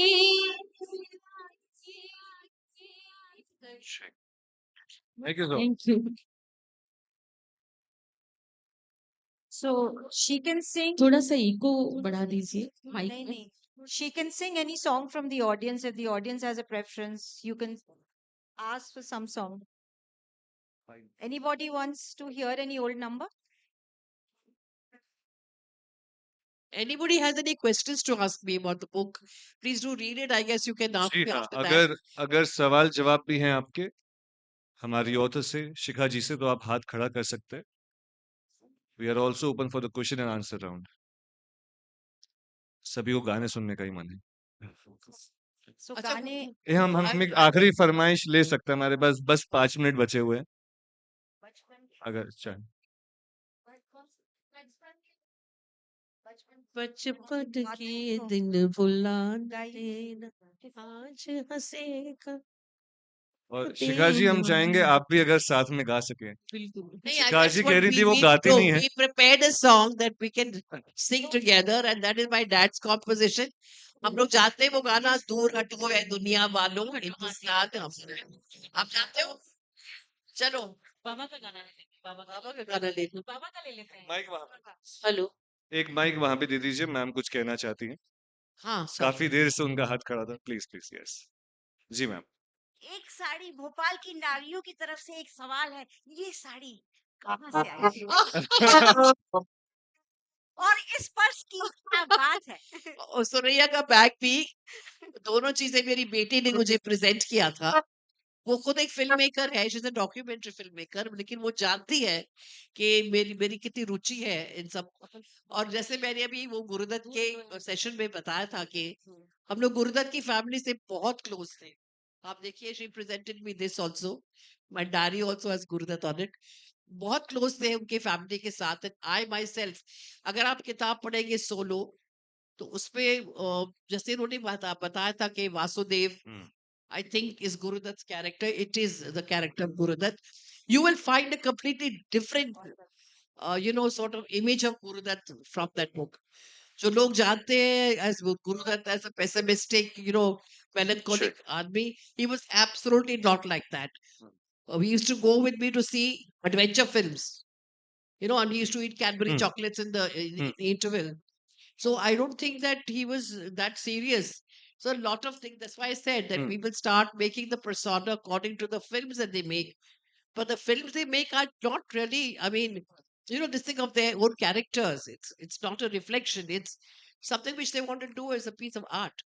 So ऐसा कुछ नहीं था. But अब मैं because वही we were so सवाल close, that's why she presented with अब the sari. सवाल पे फिर आती हूँ Just अगर हमें ये साड़ी पहनना हो तो हम क्या करें अच्छा just to give some context about the sari thing जो लोग अभी अभी आए उनको मैं बता दूं आप अगर साड़ी को गौर से देखेंगे तो आपको गुरुदत्त जी और वहीदा रहमान खड़े होके की झलक दिखेगी ये देखिए आप उस बारे में ये सवाल था स्पेशली डिजाइंड बॉम्बे में ये लोग करते हैं printing so probably one of the designer printers has done it. I don't know, but she knows somebody who, because of her own line of work, who does all these film-related, makes these items. Ma'am आप उनको साथ में लेके चले जाइएगा आइए ना बम्बई संपर्क कीजिए मुझसे चलिए एक्चुअली मैं भी खुद जानना चाहूंगी वो कहाँ से लाती अच्छा है इसलिए बताती नहीं है मुझे अच्छा लास्ट बस हम 2 मिनट बचे हैं। हाँ हम चाहेंगे बस हम 2 लाइन उस गाने की सुन लें 2 लाइन के बाद हम कंक्लूड करना चाहेंगे अच्छा, मैम हम लोग कोई बस 2 लाइन सब मिलके बाबा का गाना Yes. Anil Vishwas ji patriotic song the first patriotic song in Hindi हाँ सिनेमा कर सकते हैं माइक इज ऑन या no worries without vocals if No, without mic the is on. Trumpet आ गया या कोई बात नहीं सर बड़े बड़े इवेंट्स में ऐसी छोटी दो छोटी ढाई बातें मिनट में समाप्त होती रहती है संगीत से मतलब हेलो या प्लीज बिगिन आप वन गाइए टू शिवानी 3 4 चलिए हमको यही मालूम है संगीत के बारे में गाने की रिकॉर्डिंग पहले 1 2 3 4 अच्छा जब तक म्यूजिक आ रहा है let's have the quiz question for this session जिसमें you will be awarded an हाँ inspiring book Living Let and me ask one. ancestral. Again? Yeah. Yes, ma'am. Okay, I just thought of a question. Who was the first heroine of cinema? The first heroine. हाथ खड़ा करना पड़ेगा आपको. Hello हाथ खड़ा करना पड़ेगा. वहाँ सबसे पहले हाथ खड़ा हुआ है. माइक दे दीजिए जल्दी. Ajay? please. Ma'am, Ma'am, mic में much बोलिए, please. later. Yeah, she came much later. Any answer? May I? First heroine. It could be from हाँ. May I? silent movies, na? Please बोलिए sir. Movie Oh, started in 1913 with silent Yes. films. Answer. that was Salun K. Salun K. Very He was good a male. So आपका Obviously, नाम just to me. आपका नाम sir? ये My name Pankaj is Soni है। Anirudh Bhattacharya. Is that the right I answer? know what it is. This is not fair. I should have stopped you from answering questions. You're very right. The आइए Anirudh ji, please. first heroine was actually a hero. He was a man. Because girls were not from good families were not allowed to And join movies. He is none other than the author of Kishore Kumar's book, जिसका discussion आज सबसे आखिर में है, शाम में जरूर आइएगा. He's written a book on Art Environment. And we are going to gift him an inspiring book, Living an Enriched Life by Dale Carnegie, a timeless guide to building self-confidence, setting goals and cultivating a positive attitude, जो मुझे लगता है आप already कर चुके हैं, पर फिर भी सम्मान स्वरूप एक किताब. And Sorry, this was a googly I put. Huh? He didn't fall thank you for so it. much, sir. And if we are ready with the song, Yeah, are you ready with the song? yes, please let's go ahead. We have some time.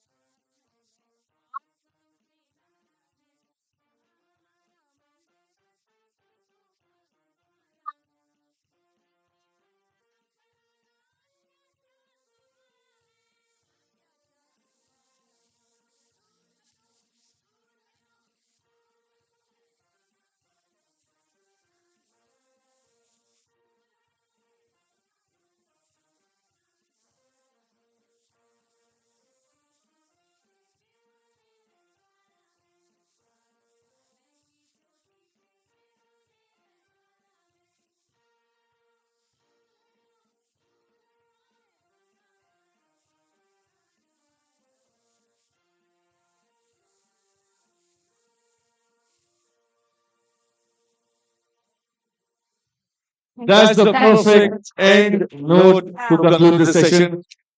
I would now like to request Niharika Singh ji, the member of Society for Culture and Environment, to please come forward and present a memento to Shikha ji But thank you for and being such a lovely to audience. Jyoti ji as a token of love and appreciation. What a beautiful session. Dilkash taaliyan honi chahiye, please. And let me tell you, the renowned Bhil artist Padma Shri Bhuri Bhai has created this artwork for BLF 2025 depicting the connection between the nature, earth, and the human being and the environment, the circularity inherent and imperative to our existence. Here it is the beautiful Bhil painting by Padma Shri Bhuri Bhai, the memento mascot of BLF 2025. Thank you so much, dear ladies, for that wonderful session. Yeah, thank you so much. And I welcome all our new guest members who have recently joined us. आप सभी को देख के लग रहा है कि आप आए बाहर आए स्वागत करता हूं आप सभी को the Bhopal literature art festival फिर से Thank and you it's for time. being such a lovely audience. Thank you so much, ma'am. A round of applause for the musicians as well. Shailendra Raikwar and Jitendra ji and Piyush ji. बहुत बहुत धन्यवाद आप सभी का इतना सुंदर गायन और म्यूजिक आपने पेश किया हमारे लिए. Great. The next session, dear ladies and gentlemen, is titled as Tibet, India, and China, Identity and Politics. And we are going to have Dilip Sinha ji and Lieutenant General P.R. Shankar ji in conversation with Anil Vatra ji. मैं चाहूंगा हमारे तीनों guest का हम स्वागत करें जोरदार तालियों के साथ on the stage. This insightful session examines the historical and contemporary relationships between Tibet, China, and India. One such topic जो हम सभी को excite करता है, curious बनाता है.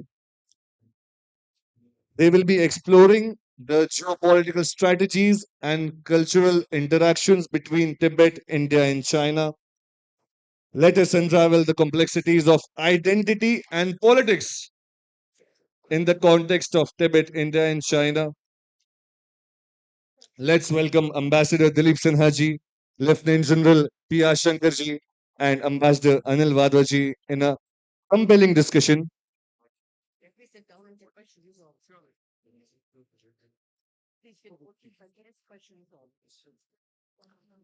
They will delve into the intricate details, focusing on identity and politics. Let me brief you quickly about our authors and our guests. Dilip Sinha ji is a writer and former diplomat. He joined the Indian Foreign Service in 1978. He was India's ambassador to the United States in Geneva and earlier to Greece. He served in India's mission in Islamabad, Dhaka, Cairo, Bonn, and Brasilia, and was the head of the United Nations and the Pakistan, Afghanistan, Iran divisions in the Ministry of External Affairs. He also worked in the Prime Minister's office during the term of Prime Minister P.V. Narasimha Rao ji. He was also the chairman of the Manipur Public Service Commission. He has authored two books, first one being Legitimacy of Power, the Permanence of Five in the Security Council, published by the Indian Council of World Affairs, and second being Imperial Games in Tibet, the Struggle for Statehood and Sovereignty, published by Pan Macmillan. Sir, it's a pleasure for us to have you here. जोरदार तालियों से उनका अभिवादन करेंगे हम. Next, we have Lieutenant General P.R. Shankarji. He retired as the Director General of the Artillery in the Indian Army. He is presently a professor in the Aerospace Department of IIT Madras. He is also a Distinguished Fellow of CLAWS and a member of Chennai Center of China Studies. He has also been a director of the L&T Defense Board when it existed. He has his own YouTube channel with the name Gunner's Shot. I'm surely going to subscribe to that. I like the name. Gunner's Shot. He takes keen interest in defense technology, national strategic and China affairs. He is also involved in applied research on cutting edge technologies. So it's a pleasure for us to have you. Please welcome him with a round of applause. Last but not the least, we are extremely delighted to have Ambassador Anil Vadwaji with us. He was a member of the Indian Foreign Service from 1979 to 2017 and has served as the Indian ambassador to Italy, Thailand, Oman, and Poland. As secretary in the Ministry of External Affairs of India, he oversaw relations with Southeast Asia, Gulf, and West Asia, Pacific, and Australia.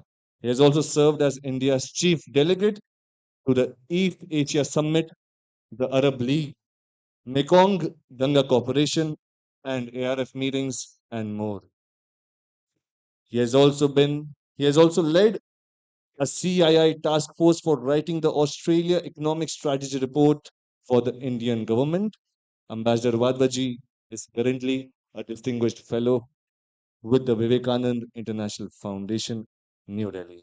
It's a pleasure for us to have three gentlemen amongst us, and I would request them to please begin the conversation, and we must grace them with a round of applause, everybody. Thank you very much. What a wonderful session we had just before this, and the last song that we all heard, Dur Hato Dunya Walo, I think is very apt for this session because we're talking about Tibet. And when Dilip explains about his book first, and what I'm going to do is to ask both Dilip Sinha and General Shankar to talk about Tibet as an opening uh, remarks for about 5 minutes, 5 to 7 minutes each, so that you have a clarity about what the book is about. And also, General Shankar is going to talk about with some slides about where the situational about bringing about situational awareness for all of you, and then we'll get into some questions, and thereafter open the questions to the floor.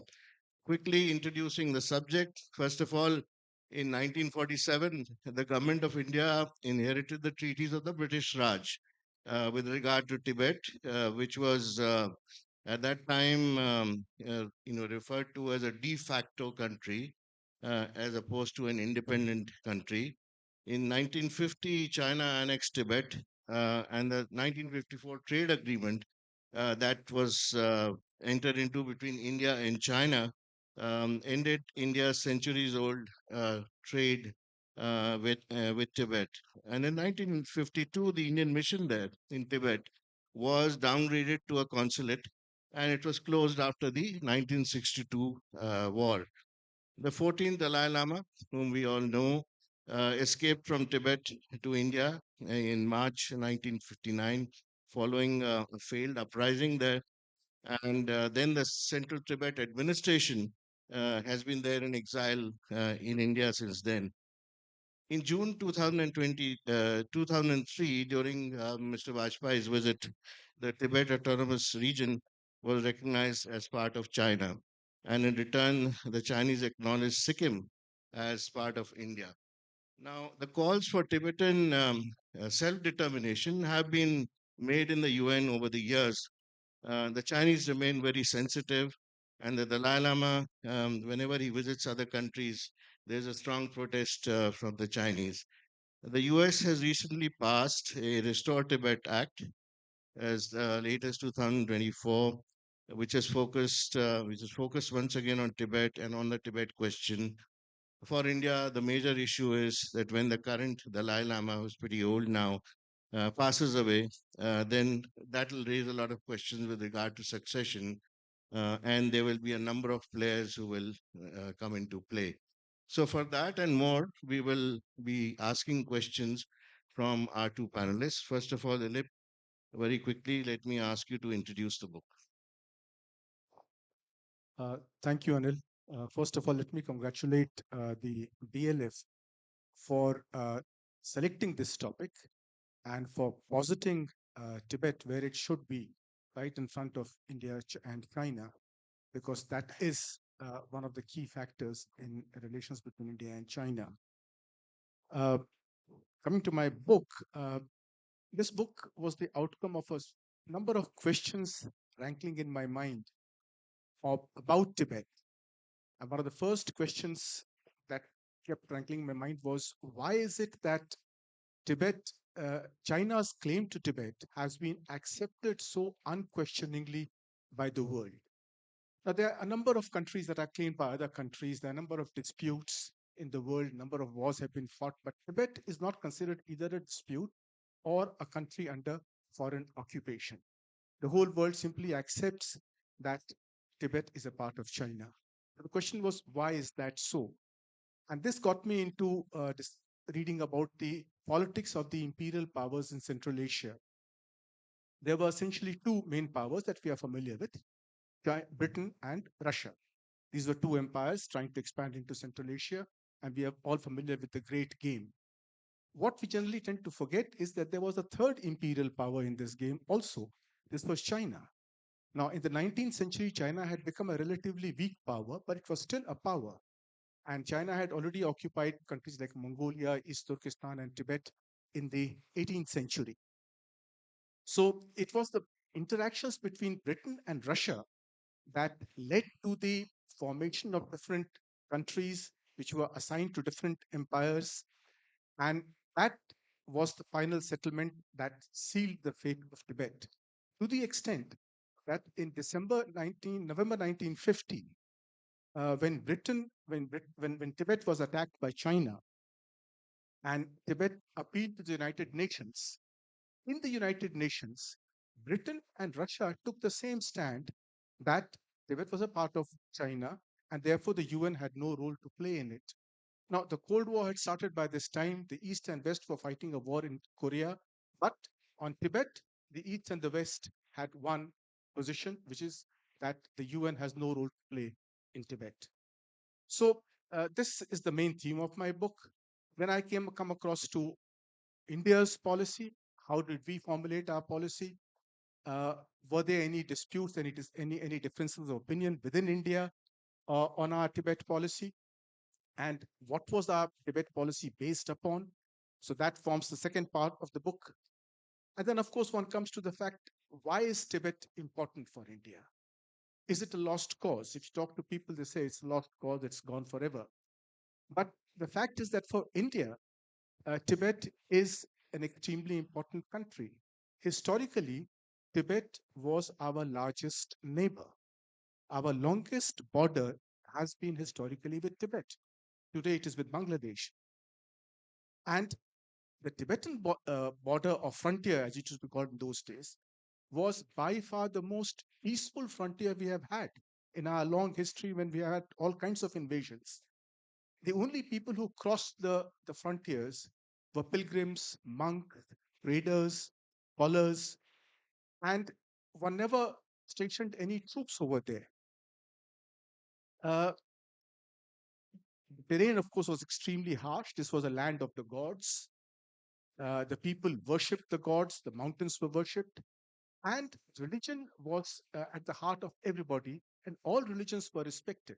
The fact that Kailash Parvat and Mansaro are there, and they are respected by three major religions, Buddhism, Hinduism, and the Bon religion, shows the kind of reverence the people had for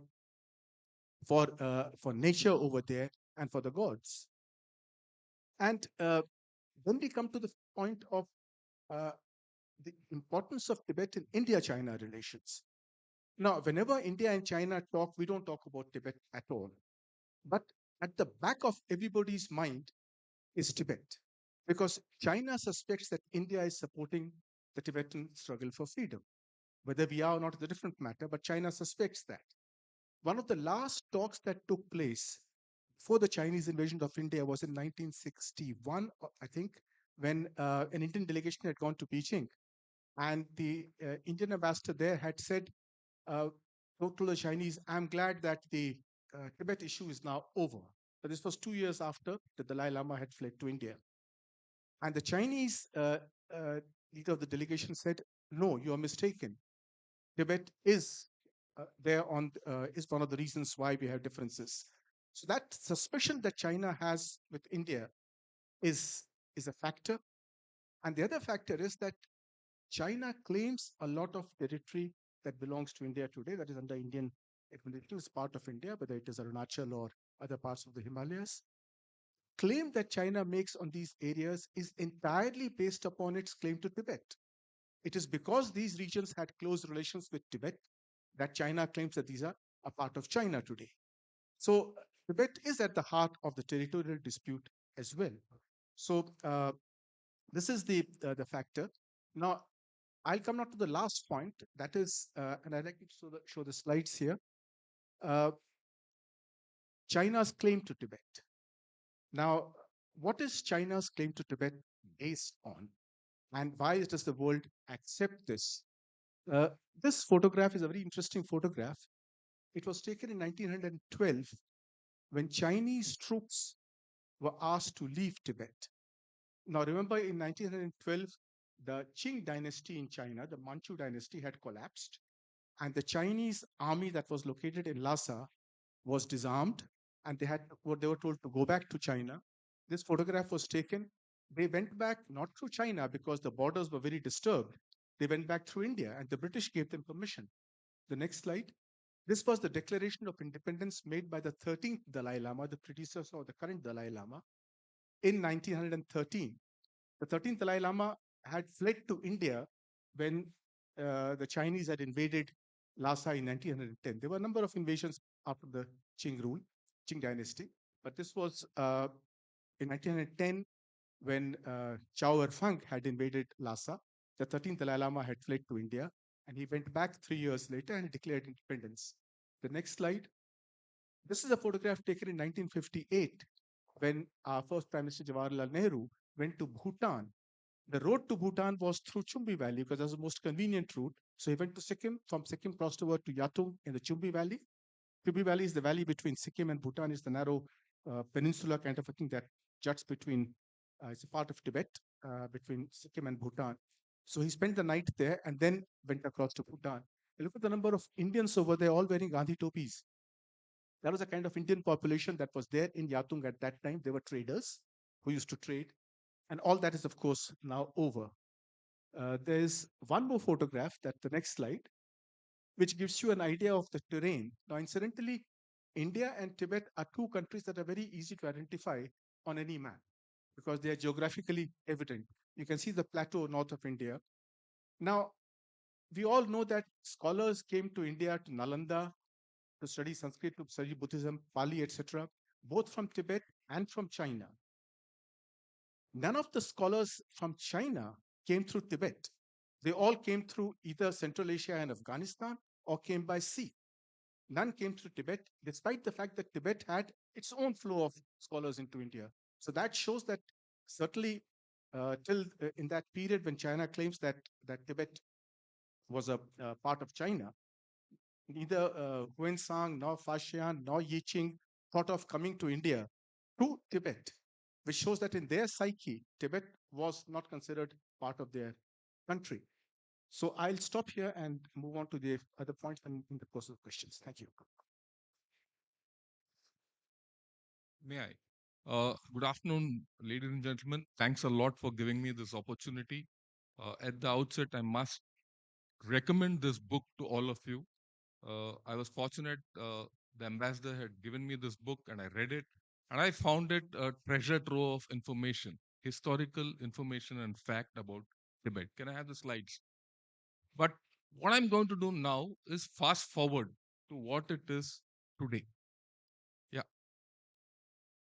No, not this. Next.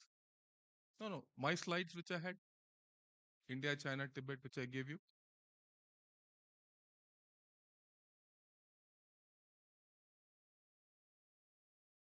Not this. I gave you a presentation.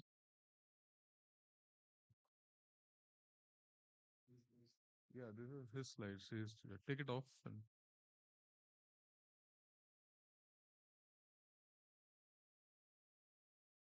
yeah, fundamentally what I'm going to speak of. Yeah, this is the one. Okay. Next slide. We're going to talk of this. Look, in any argument, 90% of the argument is position. And that position today is with China. So you're going to, any argument hereafter to retake Tibet or otherwise is against the grain of this fundamental thing. Next. Okay, what are the interests? We need to understand everyone's interest in this whole game. What are India's interests? Tibet to be a buffer with China after having retaken back the Aksai Chin and other pockets which they've occupied. What is Tibet's interest in this whole game? Is it independence or autonomy? We don't know. One is not clear about it. Is it peaceful resolution as per His Holiness Dalai Lama's middle path, which is laid out?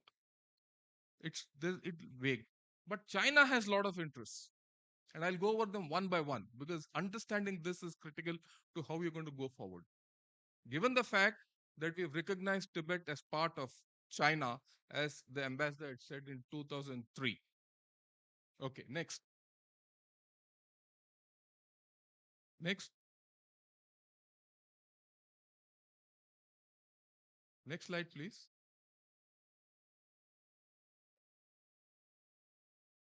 Okay, look at this. This is Xinjiang and this is Tibet. Go further. You see the next click. Yeah, you see these are the roots. These are the the Pamir Knot and all the mountain ranges coming out.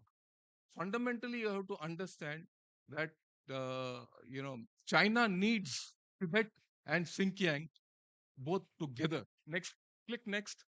You see that Aksai Chin? That's very critical. You can't go to Xinjiang other than through Tibet, and you can't go to Tibet other than through Xinjiang. Otherwise, both are separated provinces and they can't be controlled. They are at the fringes of China. Next, that is why that route is important. That route, which goes from Tibet into Kashgar to Hotan, which they built, and that's the Aksai Chin. That is their fundamental interest, and they'll never give it up. If they have to give it up, you have to do something special about it. Next. Okay. Now, what are the other points of interest? They will threaten the chicken snake, Chimbu Valley. They've tried it, Doklam. And then, of course, they claim Tawang because the sixth Dalai Lama was born in Tawang. Like what the ambassador said. The claim to all these places is based on their claim on Tibet or their right on Tibet today. Because Tawang, the sixth Dalai Lama was born there, and he's part of the Tibetan Buddhism. So Tawang is considered as part of Tibet. As an extension of Tawang, the rest of Arunachal also has come into play. I must clarify here, till 2003, there was no talk of something called South Tibet. You will find this word South Tibet nowhere. It's only after we recognized, Tibet as part of China in 2003, then they started thereafter, part of their salami slicing and legal warfare, that Tibet, South Tibet, as they call it Zangan. Okay, next. Then, of course, Tibet is the water tower of Asia. But more importantly, this is a Chinese map. All the important rivers of China flow from Tibet. If someone occupies Tibet, you can choke China, either the Yangtze or the Honghe, the Yellow River or the Sorrow of China, as they say. Right? And now, next. Okay, Tibet is critical for minerals, all through. But now they got a hoard of copper. They're not going to give it up. Next.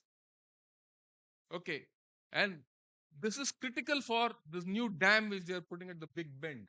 It's critical for their energy. You know, someone spoke in the morning of AI, this, that, and all. For AI, you need energy. Forget about DeepSeek and what it has happened. Even looking beyond, you need energy. Why do you think, Donald Trump is asking for, Greenland? Why do you think he wants to go to Mars? This is for the energy of the next century. This is it. If anyone wants to be a superpower, energy superpower, or you want to be an AI superpower, you need energy. And this dam is big energy for Tibet. Okay, next. Okay. And of course, they've already started their story. They have already started this narrative that who's going to be the next Dalai Lama. Unfortunately, we have not had. Okay, next. Okay. And Xi Jinping has started visiting Tibetan places of interest. They've already started a narrative. The lawfare is already on. The religious lawfare is already on. We don't see that on our own part. Next. Okay. Recently, in the earthquake which happened, at Shigatse, a lot of people died, but everything was banned. The truth shouldn't come out. All this is happening. China is playing a very organized game. Yeah, next. Sorry.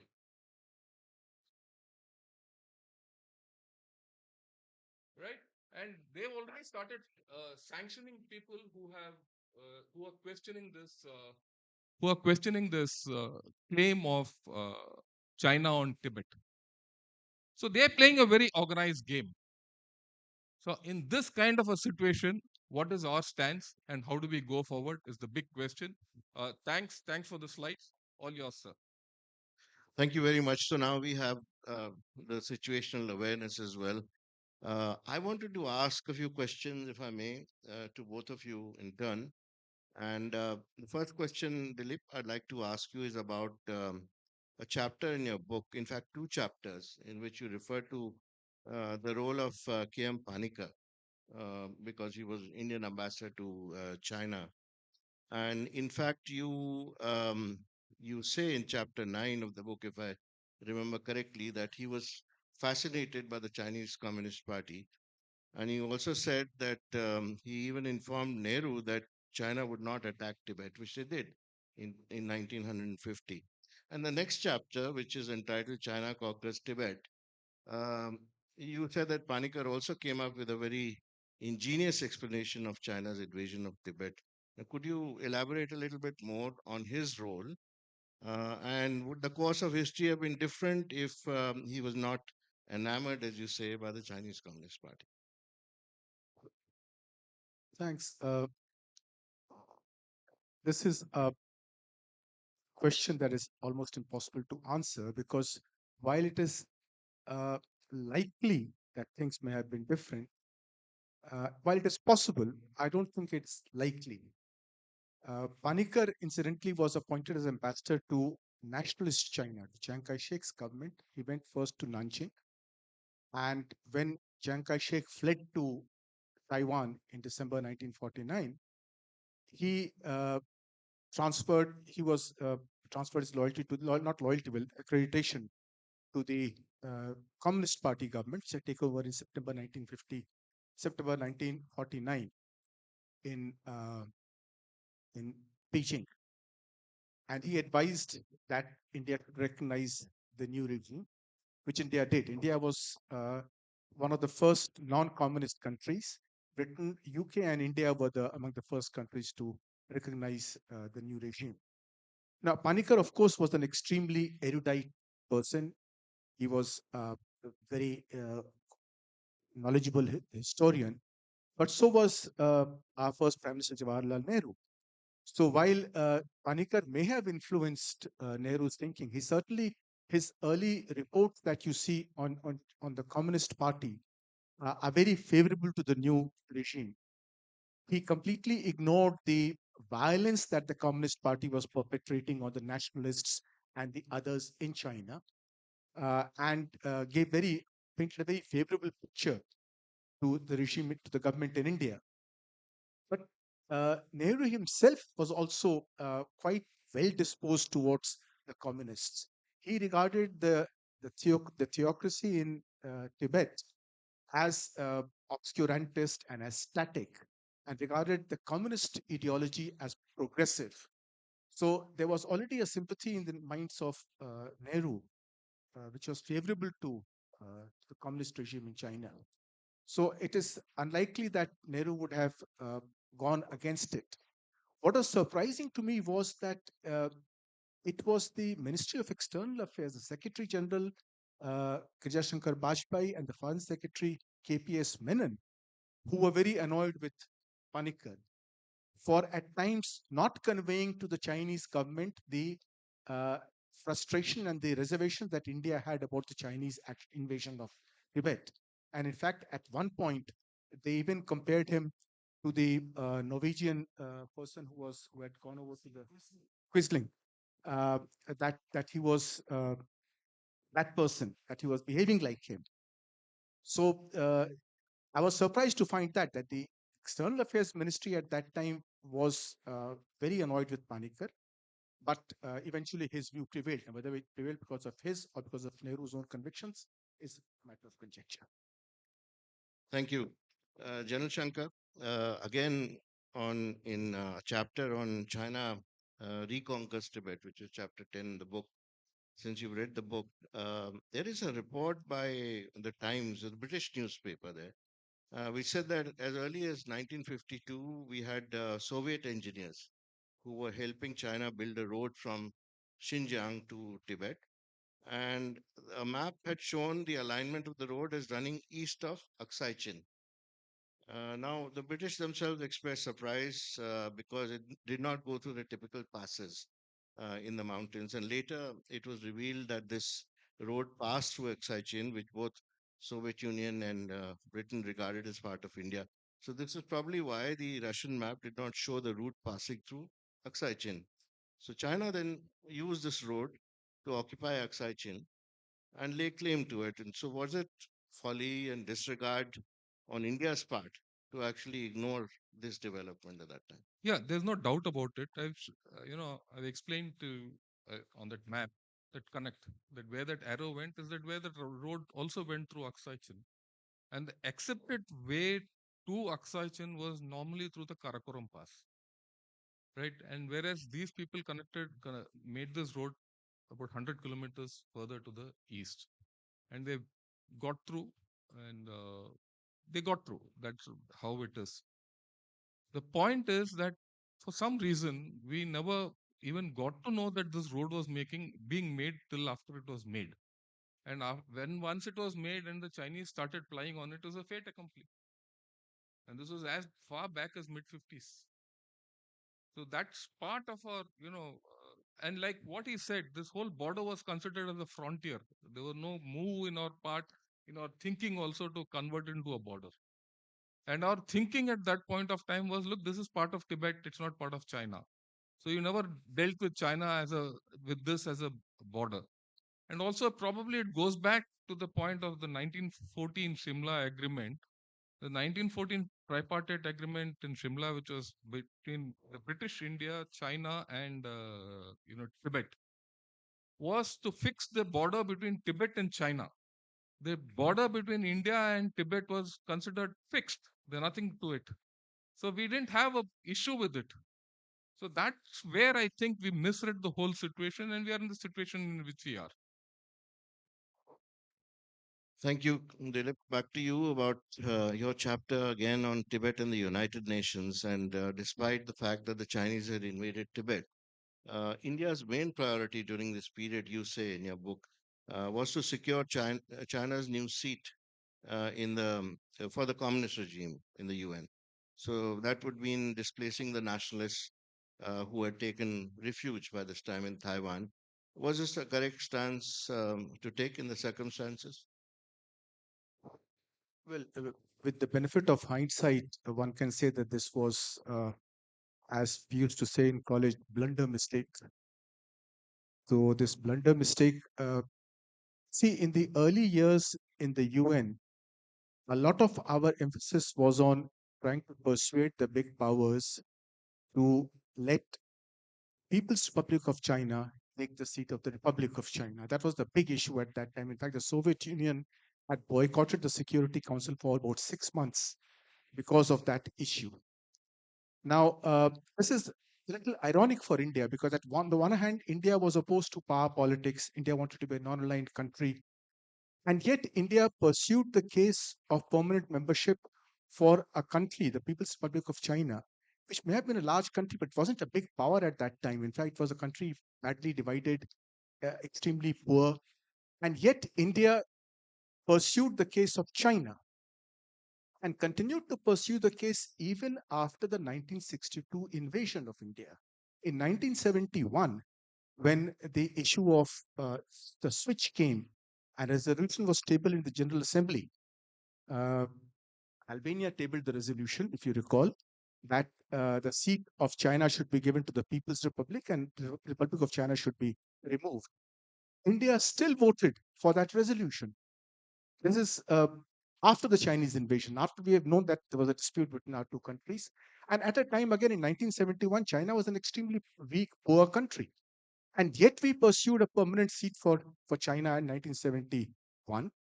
And today, the worst opposition to our permanent seat campaign comes from China. So that shows that this policy obviously was extremely misplaced.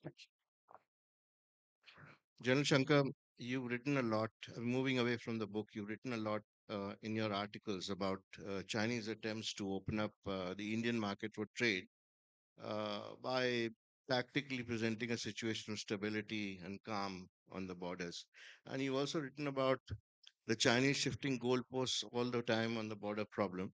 The first time being in 1962 when they occupied Aksai Chin and other pockets along the McMahon line. So, for the benefit of this audience, can you elaborate very briefly on what happened in 1962?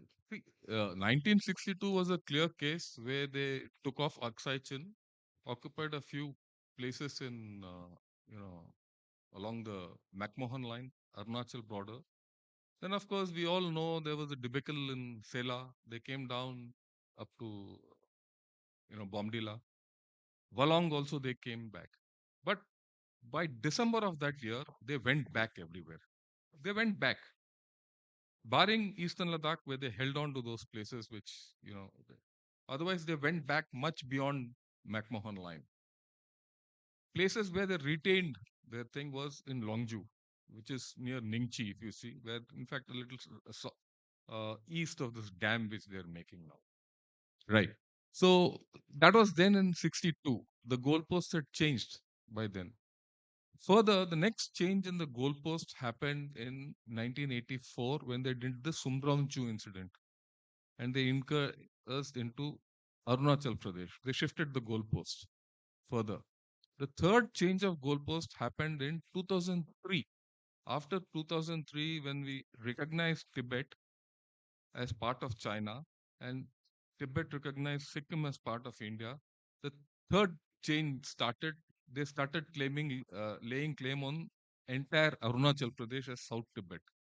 The fourth stage of this change happened recently. First, they tried to change the goalpost in Doklam, and second, they tried to change the goalpost in Eastern Ladakh, right?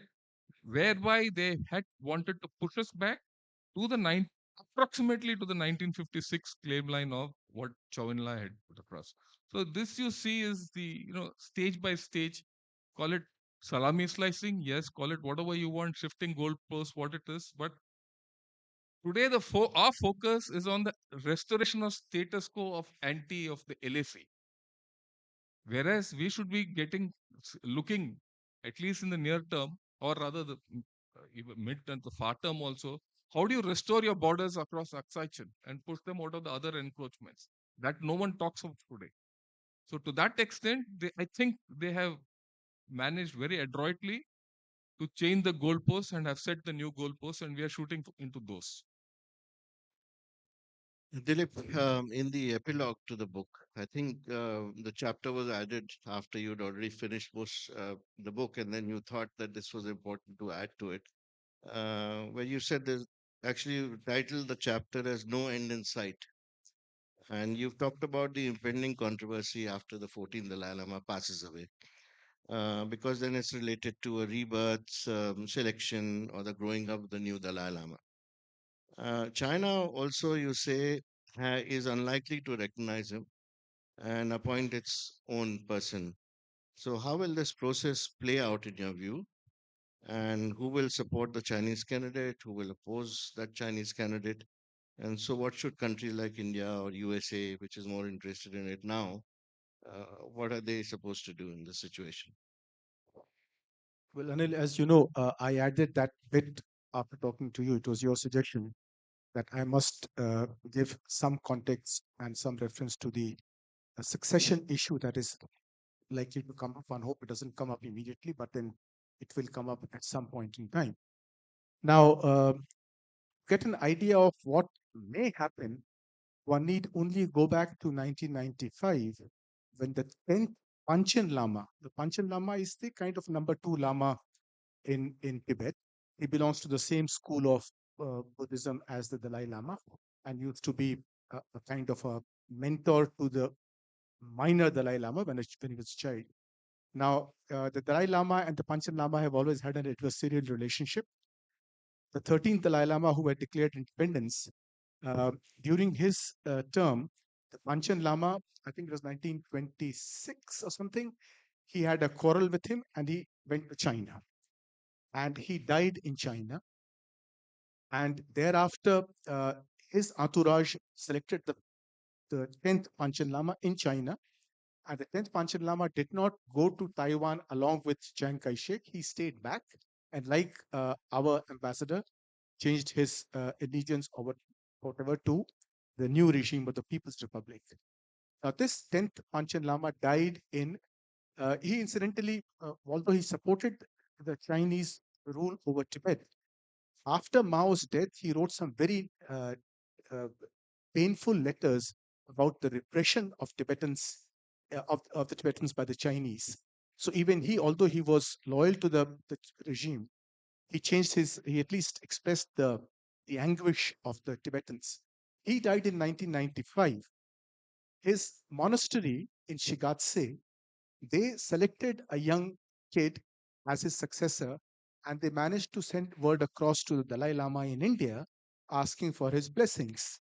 And the Dalai Lama blessed the child, and they made the mistake of announcing it. The moment the announcement was made, the child and the family vanished in Shigatse, never to be heard of till now. And then the Chinese, after a short while, found the 10th Dalai Lama born to a couple in Lhasa. Both were members conveniently of the Communist Party. So that 11th Dalai Lama is currently the Lama. He roams around Tibet.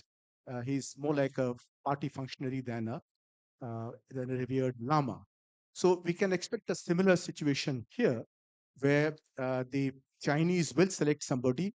I hope the Dalai Lama is not born in Tibet, because if he's incarnated in Tibet, then the poor kid will vanish as, like the Panchen Lama. It is likely, as the Dalai Lama has indicated, that he will be born in a free country. Incidentally, he has said that His Holiness has said that he completes 90th year in July this year, and he will give an indication of how he intends to see the succession issue.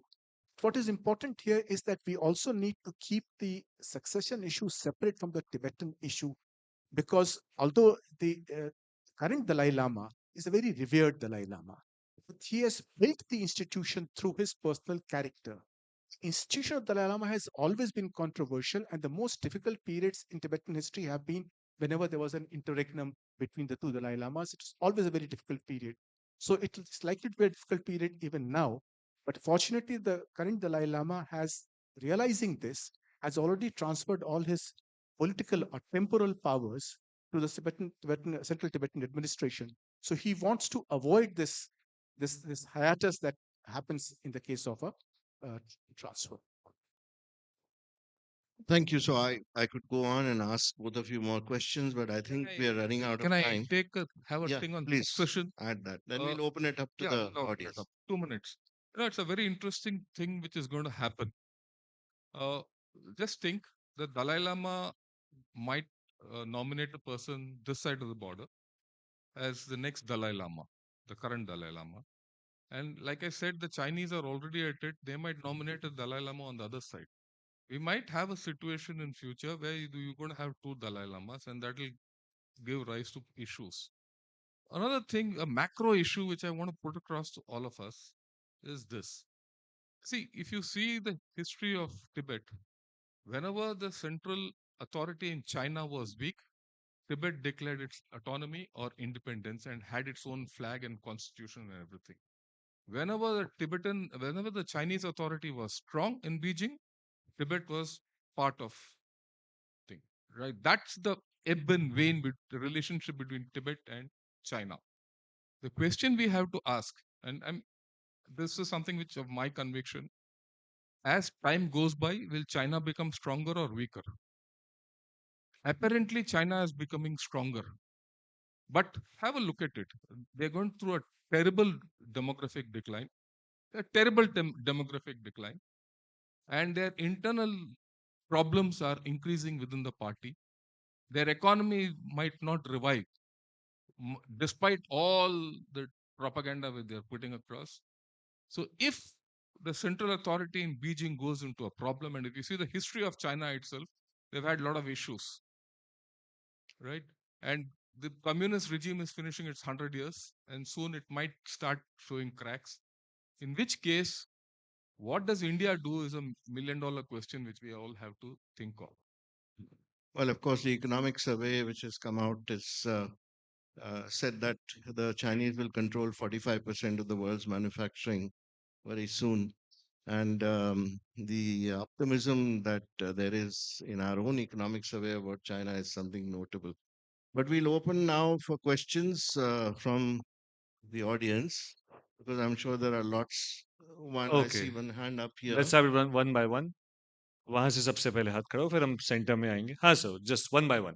Yes. Hello, good Quick evening. questions and quick answers, please. Yes, good evening, sir. Sir, just a question to you. As in Arunachal Pradesh looks a very strong part, like China considers Arunachal Pradesh has a very strong part as Brahmaputra glaciers and the Brahmaputra. the majority of the water that comes from Brahmaputra are the glaciers around Arunachal Pradesh. So is it that the Chinese are interested in Arunachal Pradesh is due to the water that comes out of the glaciers, and the major source is coming from the Himalayas and that particular state? Okay, thank you so much. Answer, please. Mic to the gentleman there. Slide with the water. एक हमारा slide on करना last में ना वो नदियों का है एक slide आप स्लाइड में दीजिए लास्ट वाली प्रेजेंटेशन में नदियों के बारे में डिटेल्स है वो लगाइए प्लीज वो लगाइए सर आप माइक थोड़ा सा पास कर लीजिए या please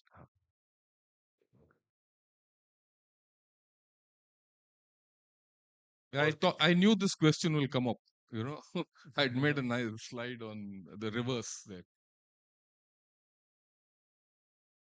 You know, everyone needs to understand this Brahmaputra. Then it's there. Up there. Yeah, keep going forward. Next. Continue. Let's continue. You will get to it. Next. Yeah, continue. Yeah, keep going. Just keep going first. Next. Yeah, keep going.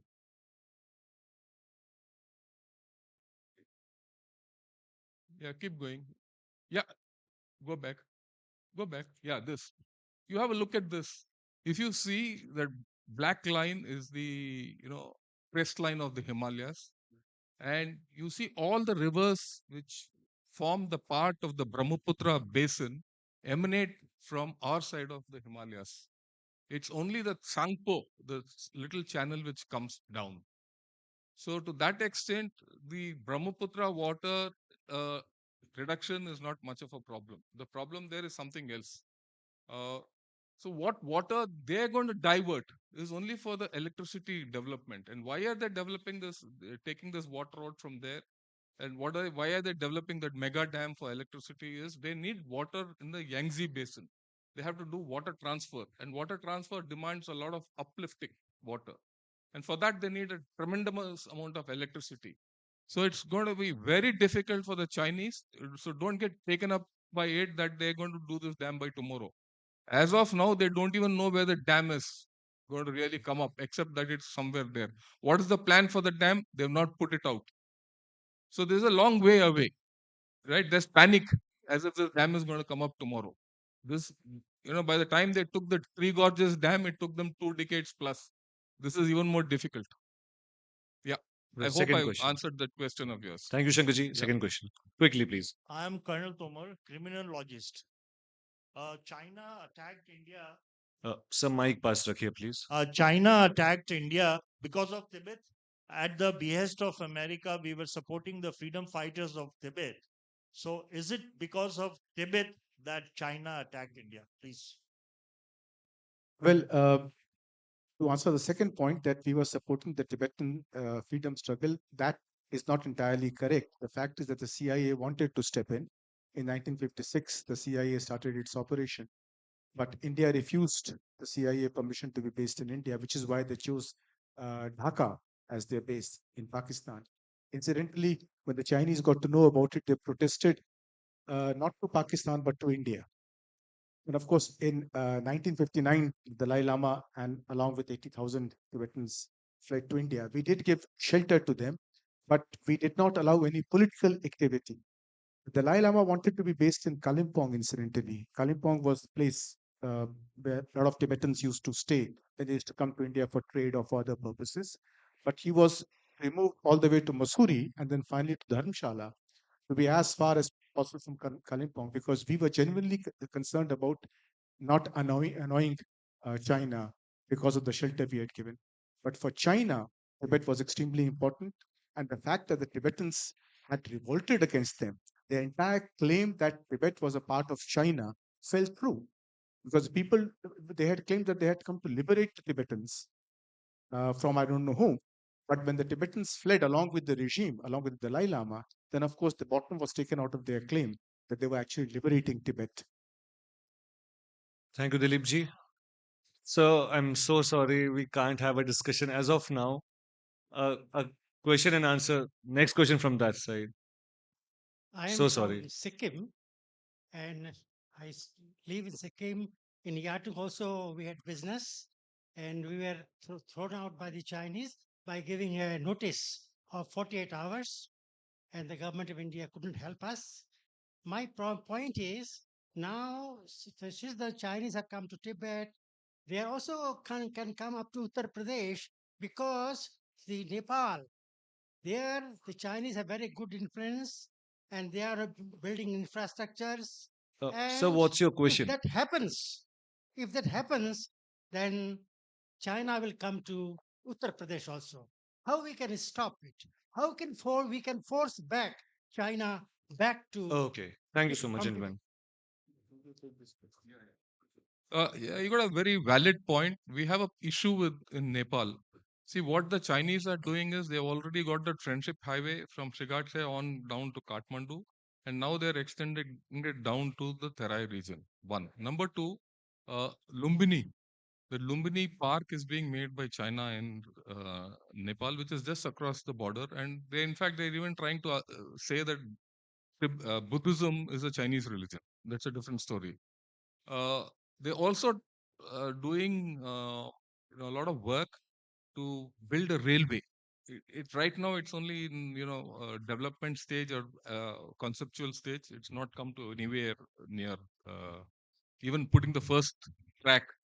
So all this is there, and the point is very valid that if tomorrow the Chinese start appearing in strength through Kathmandu down to the Tarai region, just think the Chinese are going to be over our heartland. Nepal sits on our heartland called Gangetic Plain. Okay, and it's a major threat. What did we have to buffer them out so far? We had a whole lot of Nepalese, Gorkhas, who served with us and who are still dead getting pension from us. वो नमक खाते हैं हमारा. It is not only the pensioners in Nepal, it is their families and their extended families who were your loyal people.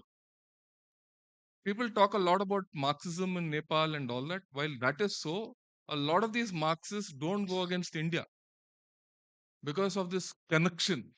Now, we have put this under risk. We put this under risk by this Agniveer scheme. And the Nepalese government has withdrawn from this Agniveer scheme. So today, no more Gorkhas are coming into the Indian army. If Gorkhas don't come into the Indian army and don't go back as Indian army soldiers or don't get pension disbursement, as part of pension disbursement, or officers go out to all villages and disburse pension. And you come to know about everything what is happening in Nepal. That we are losing. That's a danger. The second point is the government of Nepal. You have three parties. It's like a revolving chair. वो एक साल के लिए एक आता है KP Sharma Oli आ जाता है उसके बाद द्यूबा आ जाता है तीसरा वो प्रचंड आ जाता है and it keeps going around so will wait out Oli Oli चला जाएगा तो दूसरा आ जाएगा दूसरा आ जाएगा तीसरा that part I am not too bothered but the thing which is of concern, which I think is a very valid concern, is we should have a good policy towards Nepal. And we should not consider this an isolation as a thing. Consider Nepal along with Bangladesh, what's happening in Bangladesh.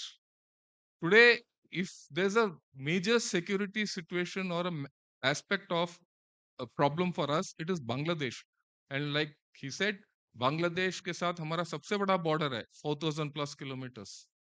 Now you think if you have a hostile Bangladesh and it promises to be hostile for quite some time now, and Nepal, which is not friendly, which is more China friendly, we have to really think out of the box. I don't have answers for this. The government of India has to really think, and I'm sure it's thinking. Yeah. Thank you, Shankarji. Any questions from that side? आगे एक हाथ खड़ा हुआ है. Yeah, this is a very emotive question, so I'll I come back. don't mind answering. I'll come back. I mean, Yes. all of us. जल्दी Short, quick yeah. Mic पहुंचा दीजिए वहां फिर हम यहाँ आएंगे. We'll take last two questions.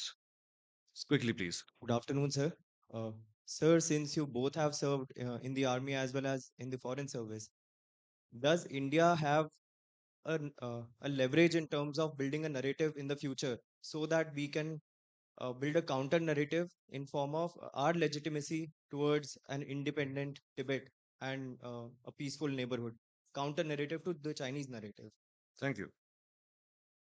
You know, I don't think we should treat Tibet as a leverage. Tibet, as I said, is our friendliest neighbor historically. It's a people, it's a culture, it's a nation that's been there. It's been extremely friendly to us throughout history.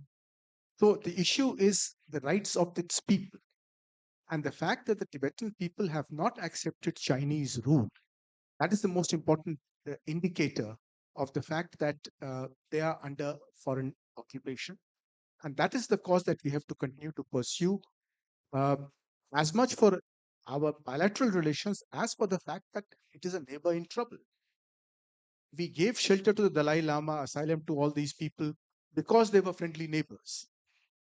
So that is what we need to continue to raise, be it simply human rights issues, be it the right of the people of Tibet for self determination.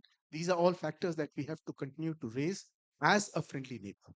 I'll just add a word about narratives. You know, a lot of people these days, a lot of narratives are going around. You know, we talk Chinese narratives are great. Just think, what about our narratives?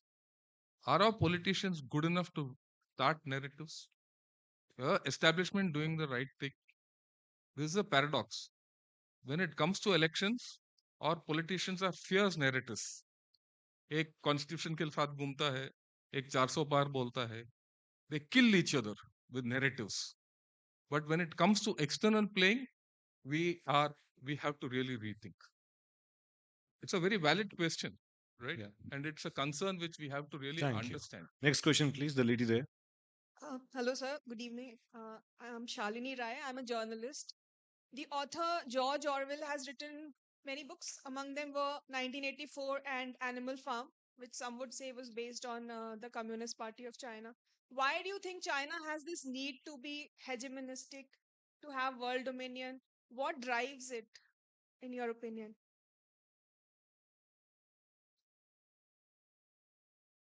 Shall I?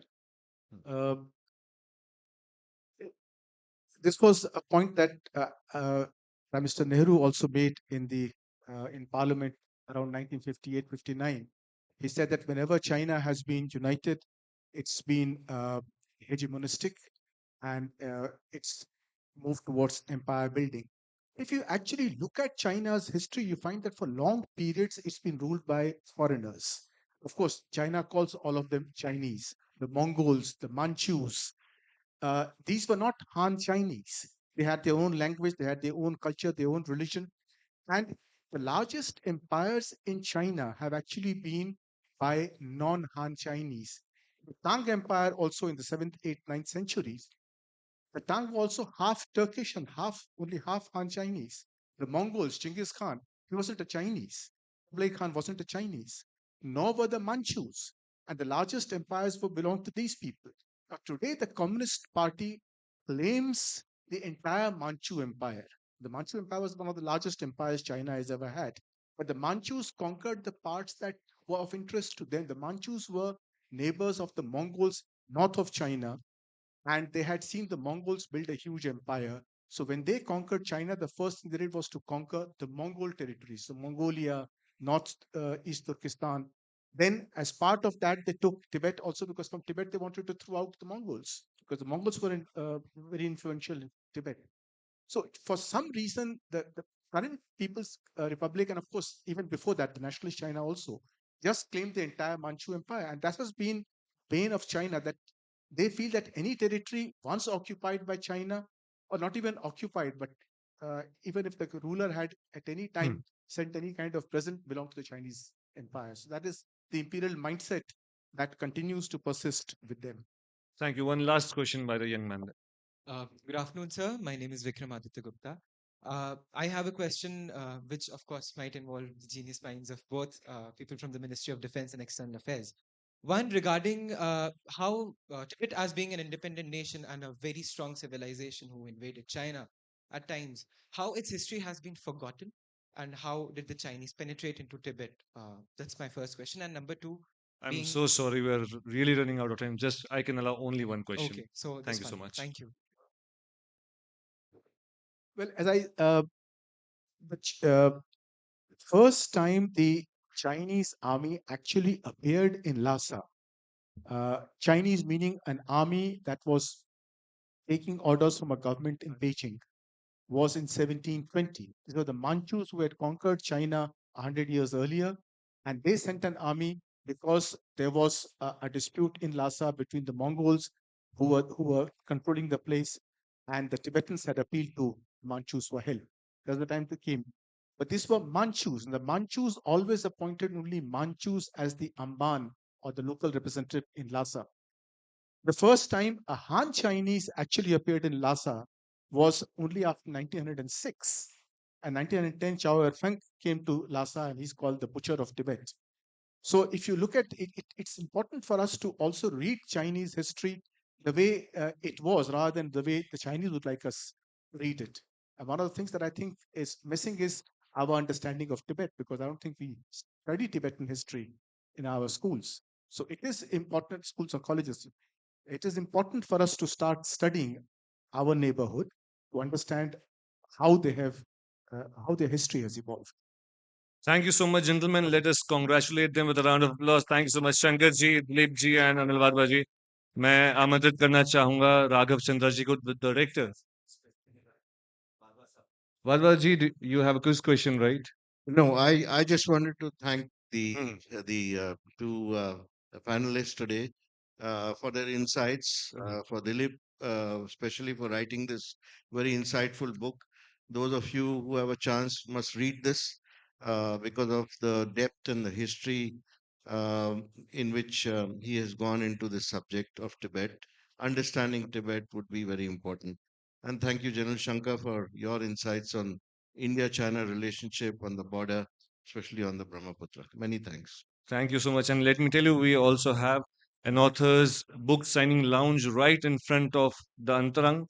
तो आपको अपनी पसंदीदा किताब author के signature के साथ आप वहाँ पे कलेक्ट कर सकते हैं.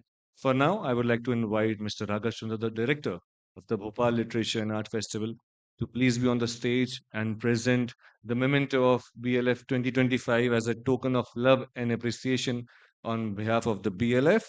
The painting that you see here is created by Padma Shri Bhuri Bai ji, who is a renowned Bhil artist, and this painting depicts the connection between the nature, earth, the human being, and the environment. And what an insightful discussion we have had. I know आप सभी के बहुत सारे सवाल बचे हुए हैं, but हमारे गेस्ट यहीं पे हैं. बाहर रहेंगे तो आप उनके साथ बातचीत कर सकते हैं. Please don't think of me as a bad guy. अगर मैं आपको मौका नहीं दे पाया, ये मेरी जिम्मेदारी है कि मैं अंतरंग में बाकी सेशंस का भी टाइम देखूं, ताकि बाकी ऑथर्स बाकी सेशंस जो हैं वो टाइम से हो सके, वो यहाँ पे आ सके. And I would like to hand over the podium to my co-anchor Parul, so we can move ahead with the next session.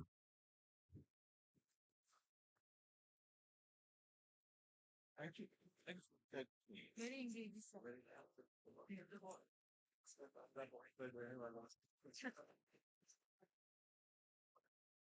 We would request the members of the audience to please be seated for our next session.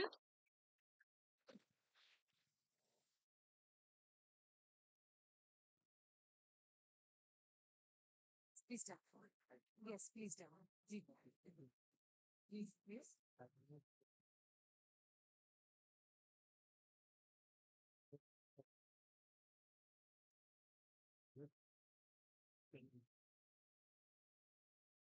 So we will be beginning the next session in 2 minutes. Everybody, please stay seated. अगर आपके पास schedule है और अगर आप session का नाम देखेंगे, मुझे यकीन है जो लोग ऑलरेडी आ चुके हैं वो सेशन का नाम देख के ही आए हैं.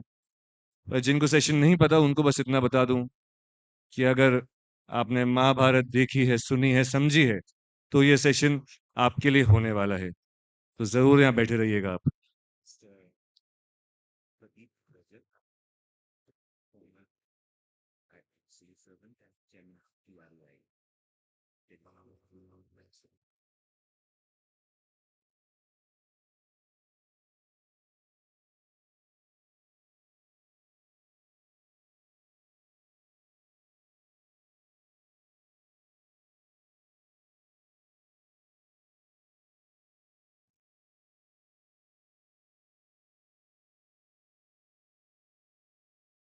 Ladies and gentlemen, please settle down. And we begin our next session, which is titled Bhishma Pitama on the Bed of Arrows, for which I invite Mr. Kush Bhargav, who will be in conversation with Dr. Minakshi Pahwa. Can we welcome our panelists with a loud round of applause? Thank you, dear audience. This session will also witness the Central India launch of Mr. Bhargav's book, The Bed of Arrows.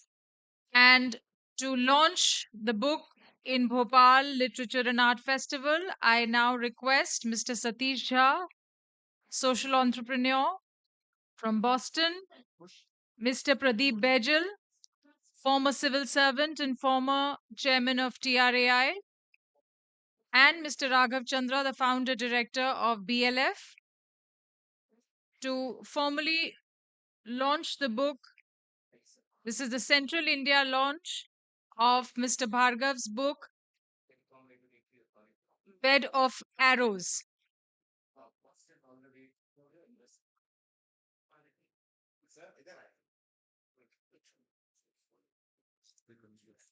The most special moment for an author is when he or she sees his book being released, being launched, and we can show our appreciation by a round of applause. A louder round of applause. Thank you so much.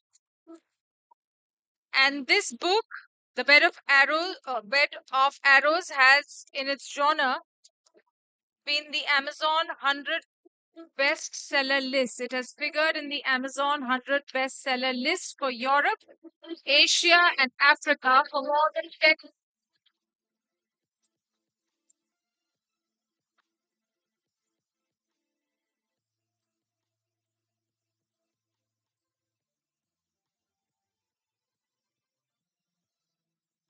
Amazon 100 bestseller list for Europe, Asia, and Africa.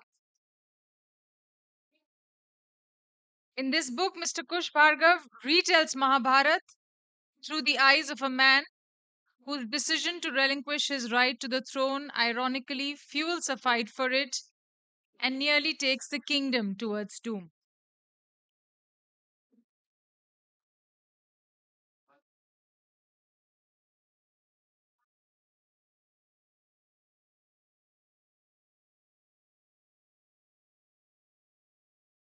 We thank our guests for the launch, Mr. Satish Jha, Mr. Pradeep Bejal, and Mr. Raghav Chandra. One of the haunting images from Mahabharat is Bhishma lying on his bed of arrows for 58 nights, waiting to summon Yam, the Lord of Death, as he meditates on the nature of heroism, sacrifice, and the eternal struggle between dharma and desire. To share his thoughts on the same, Mr. Kush Bhargav is with us and he will be in conversation with Dr. Minakshi Pahwa. Quickly, I will share some details from their very illustrious bio. Mr. Bhargav, a descendant of the illustrious Munshi Naval Kishore, founder of the iconic 19th century Naval Kishore Press in Lucknow, has had a distinguished career spanning politics, sports, and the arts. Formerly the chairman of the UP State Congress Media Department and a two-term member of the All India Congress Committee, Mr. Bhargav eventually distanced himself from active politics and became an active part of the sports administration in Uttar Pradesh. On the creative front, he's produced telefilms exploring themes of women's persecution. He also writes columns for the Times of India and The Pioneer on international affairs. Bed of Arrows is his second novel following his debut, Dance of Destiny. Dr. Minakshi Pahwa retired as a professor at Department of English and Modern European Languages at the University of Lucknow. She's published 2 books and several research papers. She's the recipient of the Fulbright Fellowship at New York University, Mellon Fellow at Harvard University, and British Council's Charles Wallace India Trust Fellow at Cambridge. She has also authored two books, and her translations of short stories and essays in literary criticism have been published in prestigious literary journals. Dr. Pava is a theatre enthusiast, a voracious reader, avid traveler, and cinephile. She enjoys listening to music in any form and is passionate about India's cultural heritage, especially performing arts and textile. We request our guests to begin the session.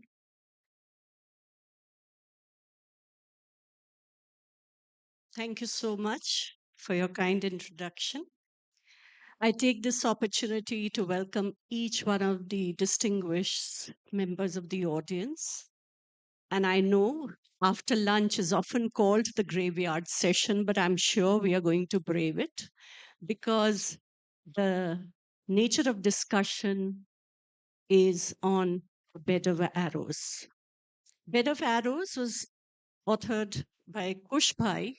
Kushbhai for me, because my connections to the family go nearly 4 decades. His wife, Renu, was the Rakhi sister of my late husband, Sudhir. And relationship she continues to nurture.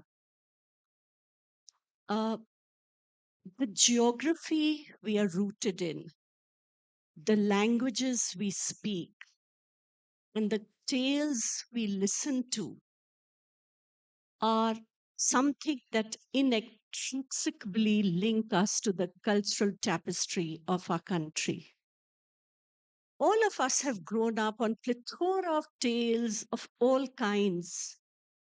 And the first that I can recall is the series of Amar Chitra Katha, where we were introduced to all the interesting myriad mythological characters. As the title is eponymous enough, Bed of Arrows, because it's a sobriquet for Bhishma Pitame. It's my honor and privilege to be in conversation with Kushbhai, who has an unscathing insight and an amazing candor at looking at the subject with a very refreshing lens. The one thing that came across to me was the humanizing of this absolutely huge character that looms large on a mythological landscape. So, Kushbhai, to use the Shakespearean term, what spurred the sides of your intent to write on this subject, Bed of Arrows? It wasn't anything very serious or interesting that made me write about Bhishma Pitama. It was the COVID epidemic. I was locked in my house in Nainital with nothing to do, but the government of India kindly started Mahabharat all over again on our small screen. Now, Bhishma Pitama has been admired by children of generations after generation. And especially when the television advent was there, people used to see Mukesh act as Bhishma Pitama. The audience was mesmerized. He did such a great job that he raised the level of that character to another level. Now, I thought that this is a character worth writing about. So much has been written about Mahabharata. What new could I give to my readers? So I just thought that a man who has suffered as much as Bhishma Pitama must be having a lot to say, which has not been said in our books. Because a person who was to sit on the throne of Hastinapur had to every day of his life try and save it without sitting on it. He had all the bad luck possible a human being can have in such circumstances. His father chose to be married while the son was 20 years old. While Bhishma, as Devavrat, was waiting to be married, his father had fallen in love with a fisherwoman. Now, what was he to do? He loved his father. He had never stayed in Hastinapur palace before. He was not born there, he was not raised there. He was raised by his mother, goddess Ganga, up high up in the Himalayas. And when he enters the palace as a 16-year-old, in a couple of years, he's told that his father is in love. Now, what is he supposed to do? So he goes and gets the girl his father loves and gets them married. That's all right. But he takes a vow now never to get married. Now, if he doesn't get married, that's the only son the king has. You can imagine the problems there. So the father, the wily father of Satyavati, the bride, takes a promise from Bhishma that he would never get married again so that his daughter's children could get to the throne. Now he calmly and coolly promises him and takes a vow never to get married. So this whole book and the whole of Mahabharata is based on this one vow of Bhishma Pitama. Had Bhishma Pitama never taken this vow, there would have been no Mahabharata.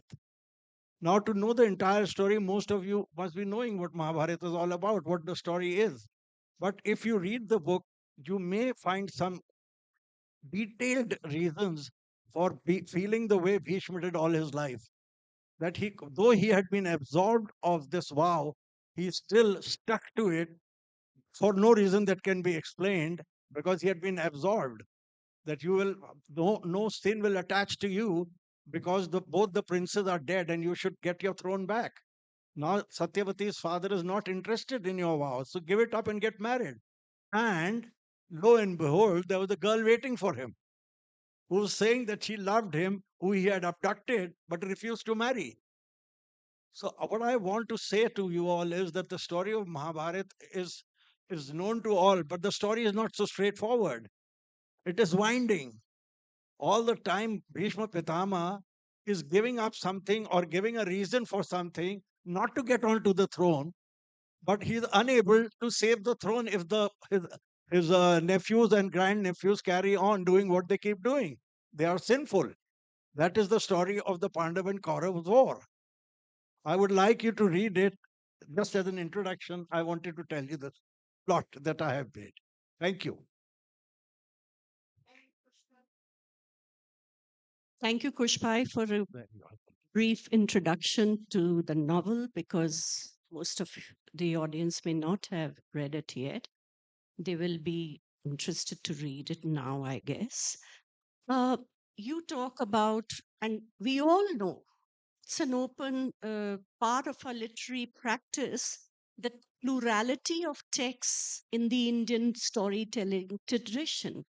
There is no such thing called sacrosanct because the way our narratives unfold, we don't see it as sacrilege. Therefore, when you chose to write on Bhishma, you're obviously treading on that age old tradition of the plurality of text that India is very proud of. You know, the way we interpret tales, the way we interpret God, the kind of plurality we have amongst the gods and the goddesses in the mythological pantheon. How is your character of Bhishma, the progression of his evolution? And as I see when I read it, the humanizing, how do you see it? How did you come to this? As I told you earlier, I was fascinated by this character as a child, but started writing about this character when I had gray hair and Bhishma's white flowing beard was always in front of me. You age and your perspectives change. How you thought of Pitama when you were 10 and when you were 30 and when you are 60, it's all going to be different. You see him from a different angle every time. And I have been seeing Bhishma Pitama as a child, either in books or in movies, and then later on television. So I was fascinated by this character and I started writing about him. And I learned as I wrote and I researched that in our religion, in the Sanatan Dharma, nothing is as sacrosanct as it may be in others. Nothing is sacrosanct, and you should be open to thinking what is right and what is wrong. Now, for Bhishma Pitama's growth of character in this book, from a person who was unwilling to bend at all to keep his vow, finally he had to understand that there are so many things he's done in life which were wrong. which he could have sworn he thought they were right, but they were not right. And in the end, the Lord Vasudev Krishna himself had to tell him that what you thought was right was wrong. And that was, the major incident that happened in the disrobing of Draupadi. Now, Bhishma Pitama sat there quietly, not objecting to that shameful act, thinking that it was the right of the husband to do whatever he wished. The wife was his property. What he had forgotten was, as the patriarch of that family, he had the right to get up there and then and stop the nonsense that was going on. But he kept quiet. So the progression of the character of Bhishma Pitama from a young boy coming from the Himalayas to Hastinapur to be with his father, then getting his nephews married, then getting his grandnephews married, teaching them the art of warfare, teaching them the Vedas and the Puranas, all that was fine. But his actions, he were not justified. Anybody who's read the Mahabharata, the first question he asks is it justified that Dronacharya and Bhishma Pitama sat there quietly while Dushasan and Duryodhan tried to disrobe Draupadi? Can it be justified? No, it cannot be justified. But when he was asked there and then that why he kept quiet, he had an answer ready. He said that according to the Shastras, the subtle nuances in our Shastras are something that there is a young crowd today. So I want to tell you that there are nuances in the Shastras which are based on understanding of a situation. It's not only the written word. It is not like the Indian Penal Code. And a person like Bhishma Pitama fell in that trap of following the letter to the T. Now, what he followed was that Yudhishthir was within his right to take his wife in that gambling session. And since he was attached to the crown of Hastinapur, when the king was himself seated there and he was quiet, on what excuse did he have to stop that incident? That is what he felt there and then. Though he wanted not to be present there, he prayed that the earth opens up and swallows him. All that is all right. But why was he not able to stop the incident? I'm only trying to justify what he felt then. But lying on the bed of arrows, he reflects that he could have done so many things and he would not have broken the laws of our Shastras. But he kept quiet, and that can never be excused. And the Lord tries to tell him that you have done no harm, no wrong in 7 of your lives. But this wrong to be sitting there quietly while this lady was being shamed is enough for you to suffer lying on this bed of arrows. So that takes us to this whole idea of what is right and what is wrong. And this whole idea of the complexity of karma. Of course, the West abhors the term and has recently shrouded it in the law of cause and effect. It doesn't matter what nomenclature we give it. Ultimately, it's one and the same thing, Natha Singh, Prem Singh, as the joke goes.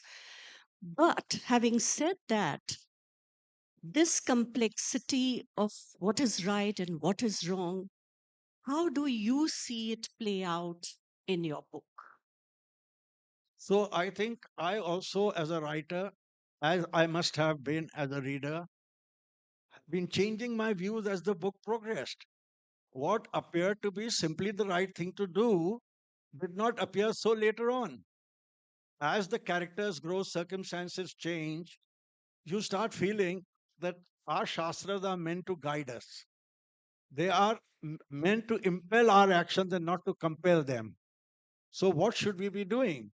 Whenever we have a problem of this sort, we should go to a guru or to our elders and try and explain what your problem is to get the right kind of an answer. You cannot always quote a book and say this is what is written there. This is not the way we are. This is not the way. You can see that there are many instances where a father has himself behaved differently, but wants his children to behave in a different way. What causes that? What causes it is that when the father was young himself, the actions that he had taken seemed to him to be right and justified. But when he grew older and had children of his own, he realized that those were not the kinds of action he should have taken. So nothing is permanent and nothing is fixed. And in the book, you will find answers to most of the questions that come to your mind regarding Mahabharata. I have made an effort to answer as many of them as can be answered by taking out different points of opinion from different books on Mahabharata. There are plenty of books on Mahabharata, and there are different views. Even incidents, some incidents have been narrated differently in two different versions of Mahabharata. The crux is the same, but incidents that are minor appear to be very major when you are reading them. Now they affect you. You say, which one should I think is correct? That's the time, use your own judgment or seek help from your elders. There is no, all that, my answer to Meenakshi ji's question would be there is no absolute right and there is no absolute wrong. If you remember Mahabharata, there is no character in Mahabharata who's black or white. Most characters, including our Lord Vasudev Krishna, they are gray. Only one character I can think of who is not black at all is Vidur. And rightfully so, because he is reincarnation of Dharmraj Yamraj himself. So he is the god of he is reincarnation of the god of justice. So how can he do anything wrong? Every other character in Mahabharata has suited his action and then worked accordingly. When Lord Krishna himself was asked that how can you give this kind of advice, he said the ultimate aim is to bring righteousness on this planet. To achieve it, if there are one or two wrongs that have to be committed, well, I'm sorry, they'll have to be done. He was not Ram of Treta Yuga. He was Krishna of Dwapar. The times were different. The level of evil were all different. You didn't have people who think like Duryodhan in Treta Yuga. You had a Raman who was a bigger Pandit than the Pandits, who was a Mahagyani. One mistake of abduction and all that went down the drain. But they were different yugs. So there is another lesson to be learned. In this Kali Yuga, in our times and days, in Kali Yuga, what was a heavy sin then is a light sin now. And a good action now is like 100 good actions combined in Treta. So they said then that just by taking the Lord's name, you can wash your sins. Earlier, you had to sit on penance. So you understand what I'm trying to say. The times have changed, the age has changed. So the book is relevant in today's time because it gives you the liberty to think for yourself. I completely agree. And this whole idea, I must add uh, to what you say about the gurus going to the elders. Another thing that I'm sure you'll agree with me, Kushbhai, is that there are no prescriptions to what a guru is. Guru is not necessarily enshrined in an ashram as far as our own cultural matrix is concerned. It could be a person, it could be your neighbor, it could be your any near relative. And that is the whole idea, to seek counsel. And therefore we minimize what they call in the management parlance, the idea of dynamism is to multiply your experiences. I guess that is the path we tread when we consult elders, seers, gurus. And seers and gurus are not in the term that we have come to understand because there are people who are exploiting it for the wrong reasons. Here we are talking of the right deed for the right reason, if I'm not mistaken. Absolutely right. So that takes me to another aspect about your book is that there are obviously you've picked a character from Mahabharata, the epic which lies unchallenged till date. And very disarmingly and honestly, he has confessed that there were no some revelations coming. It was simply the confinement during COVID and the rerun of the serial that kind of got him onto the creative processes of reflecting and writing on Bhishma Pitama. There is a wealth of characters. Which of those you have mind for your book? Because you obviously cannot, the landscape is so huge. You can't possibly do justice. So, what I have gathered while reading is that you have been very eclectic in choosing. So, I would like to hear you, for the benefit of the audience, share your ideas about what are those characters of this huge plethora of choices that we have that you chose to write and reshape them. Mahabharat is 100,000 verses. That is approximately 200,000 lines. Iliad and Odyssey, both if you combine together, are still far, far smaller in volume than the Mahabharata. So to research such a book was an immense job. But you'll be surprised that we personally feel that Mahabharat starts from Raja Shantanu and ends after the war, but it doesn't. Mahabharat is far, far too big. I think just 1/3 of Mahabharat is covered from the start of Shantanu to the end of Bhishma Pitama. But we will not go into the parts after Bhishma who. That is a matter of 3 more books. During this period when Devavrat was born, I have started the book before his birth. When he was a Basu and he was cursed by sage Vashisht to be born as a human being on earth to face the trial and tribulations of Dhritarashtra, Duryodhan, Shakuni, Kunti, and Bhishma. I mean, major 6 characters have done all the major speaking in the book. The rest come and go, and that is how the way it is in Mahabharata. Whosoever's perspective you may choose, but these are the main characters of the epic. So they are the only ones which needed a little bit of reshaping. The rest could be shown as they were. Also, this question, which makes me often very quizzical in this day and age when there are so many distractions in terms of electronic media, blitzkrieg, and what have you.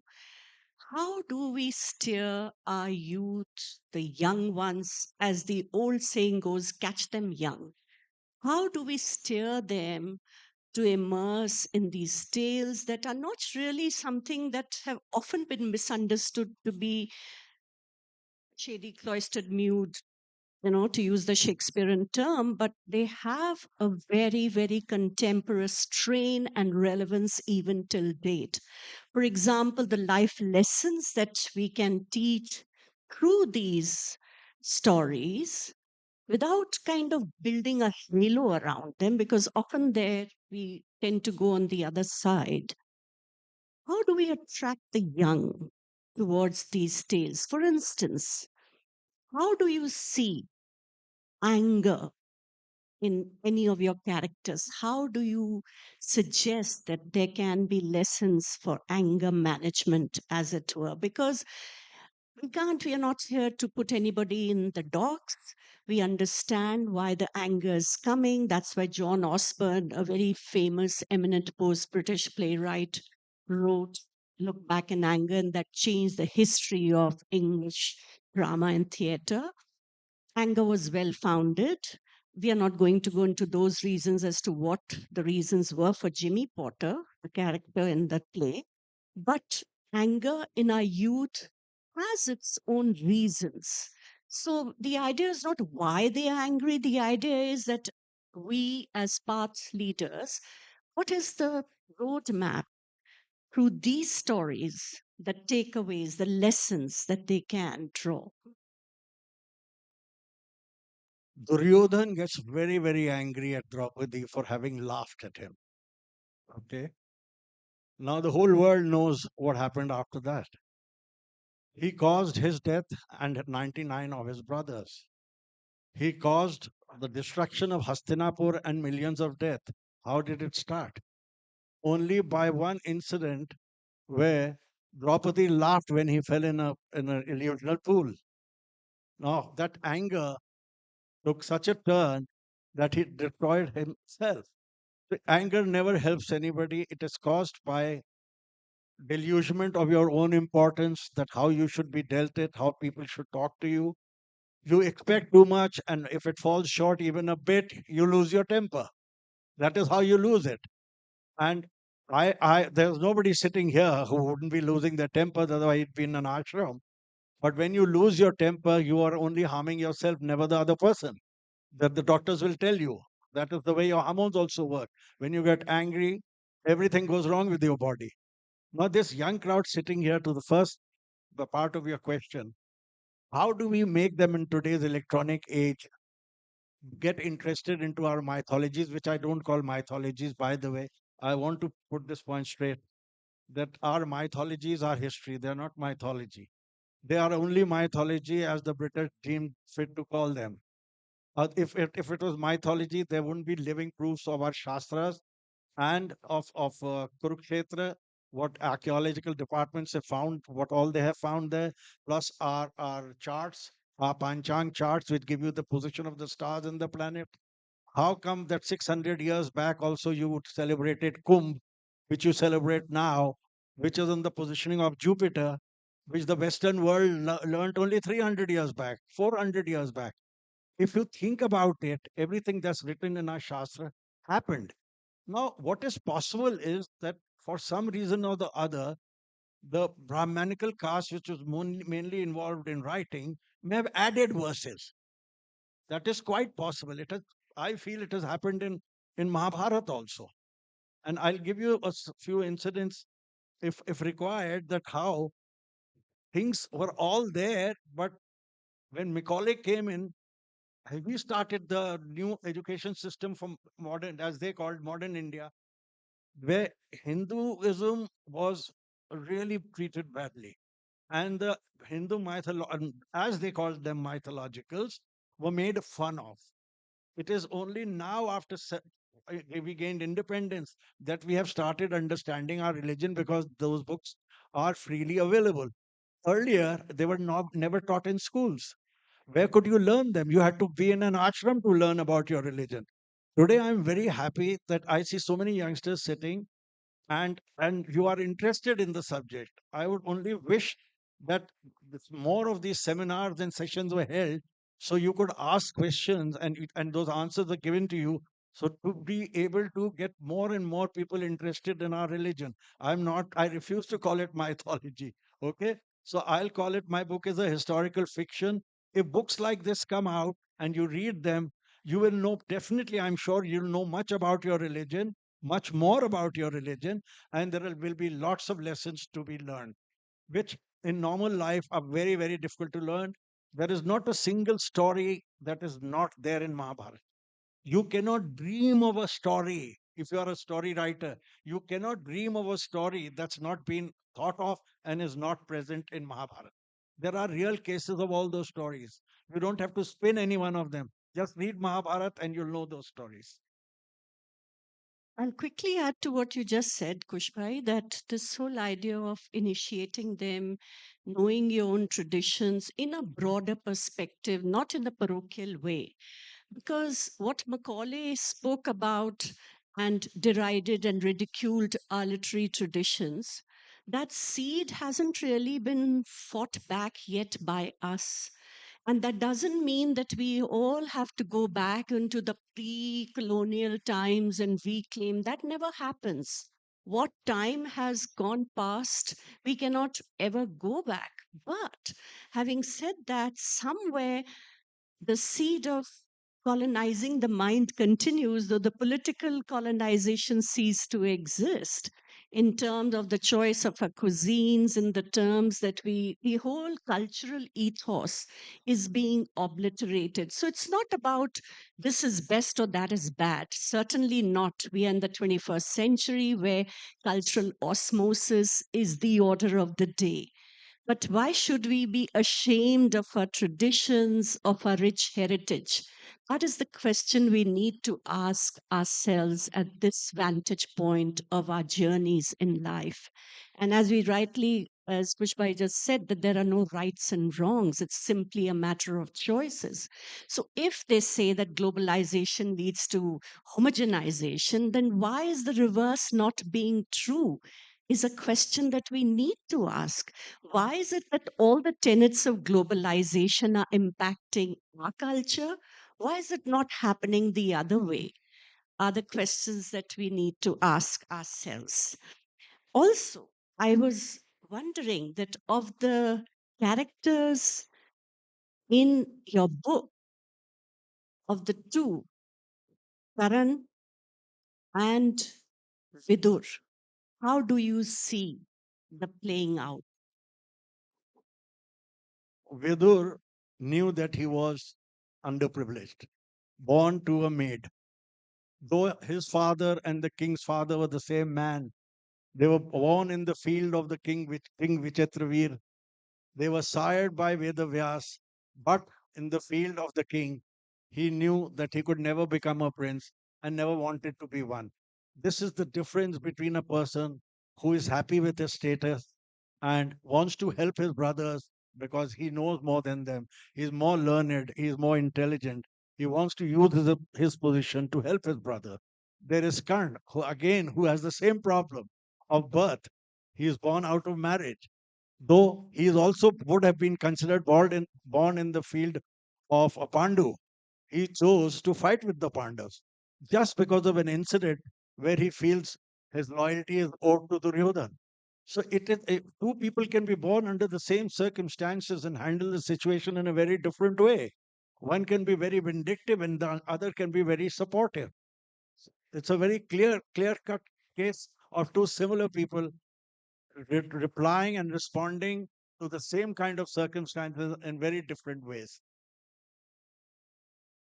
Thank you so much, Kushbai. Also, we often wonder that we have Kartikeya, the Vahan, as they say, as a peacock, and Ganeshji, whose Vahan is mouse.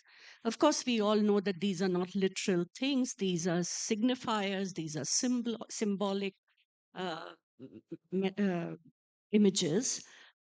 How do you see that we can, through these stories of our ancient tales, bring about inclusion in our society? You have already answered the question by saying that our Sanatan Dharma teaches inclusivity. Now, all the animals you have named are antagonistic to each other. They are born enemies, but they are shown as vehicles for Devi and Devtas who are consorts of each other. How are they there? For example, Mahadev has Nandi, who's a bull, and Devi Ma has lion as her vehicle. So the answer in that particular case is quite simple, that Nandishwar is himself a manifestation of a part and considered a part of Mahadev. Hence, he is godly. So he cannot be harmed by the lion. And lion, as you rightfully said yourself, is just symbolism for the ferocity and fierceness and the power that Durga enjoys. Hence, a lion is her vehicle. So, with the swan being there, the owl being there, the different animals being the vehicles of our different gods, living together amicably, cordially, shows that the Hindu Dharma, the Sanatan Dharma, believes in inclusivity. We do not discard or reject anybody. All of us, like Vasudev Kutumbakam, is the same thing. We believe all of us can live together. And today's time, this is very relevant that we take a lesson from this. And if our views are getting distorted, we bring them back to our old scriptures and learn to live together peacefully. Thank you. Thank you so much. And thank you for being a wonderful audience, for lending your ears. Wonderful audience, I must say. Full marks to this audience. And It's now we amazing. can open the floor to discussion. Any questions related to the book or the discussion that has just taken place? Yes. Yes, we have a question. We'll just. Will you pass the mic, please? Thank you. Thank you so much, sir. Thank you so much, ma'am. This question needs to be answered because I need an answer for it myself. Mahabharat is seen as a tale of justifications also. You know, Arjun has its own justifications of the acts that he did. Um, Dhritarashtra has his own. Do you think that there are other justifications that may be given by Bhishma Pitama because of what he did? He was born, or he was bound to do that. And did he actually believe in them? And was he regretful about the things that he done? at the end of the day, come counting in those justifications that he had. Regretful? Regretful, yes, undoubtedly, which comes out clearly in this book. Bhishma Pitama regretted and regretted and regretted on this bed of arrows. But during his lifetime, he could not wait to think that this vow of mine is damaging my own beloved kingdom. He lived for his kingdom. If there was a gentleman, a prince who did not love his kingdom the way Bhishma did, all his actions would have been justified. What cannot be justified is, but he justified it because he says, once I have given a word to someone, it can never be taken back. Never. It is like an arrow shot out of the bow. It can never come back. So as far as Bhishma is concerned, his vow was justified. That is not, that was his love for his father. Okay, that vow is justified. What is not justified is not taking it back. His promise to his stepmother Maharani Satyavati is valid. It is justified. That she was worried that her son will not get the kingdom because who can beat Bhishma Pitama? Nobody. How would his sons get the throne? So he said, after me, I will never have children because I'll never marry. So now these two things are justified. In his state and his position, they are justified because everybody was scared of Bhishma and they wanted the kingdom for themselves after Raja Shantanu was dead. For them to pacify them, to tell them that he does not want the throne, he's not interested in the throne, and they should go ahead and get married and have children. He did that, what he did. Later on, when they lost both their sons, Chitrangad and Vichitraveer, it was not justified after that not to get married and not to have his children and or not to sit on the throne. And then after every generation, there was a problem. Till Bhishma Pitama died on Dwadashi, there was never a day when he could say that Hastinapur had a ruler who he was happy with, and he could call for the Lord Yama and give away his life. It was Ichha Mrityu, granted to him. All that he had to do was call the god of death and give away his life. But he never felt that Hastinapur was safe till they won the war. Who won the war? Not Bhishma Pitama. Till the Pandavas won the war, and Yudhishthir was going to sit on the throne. He said, now the time has come that I can give up my life. So this is justified. Now, if you talk about this, Dhritarashtra being justified, that he did what he did for the love of his son, completely not justified. His duty was first to his throne and to his kingdom, not the love of his son. Completely unjustified and cannot be justified by anyone, and nobody has ever tried to justify it. The third character is Arjun, you mentioned. Now, which of the actions of Arjun do you feel needs justification? Which one are you talking about? When Bhagavad Gita is going to start, the one answer that Sri Hari Krishna says to Arjun is that you have to start it because there needs to be a ratification in regards to karma.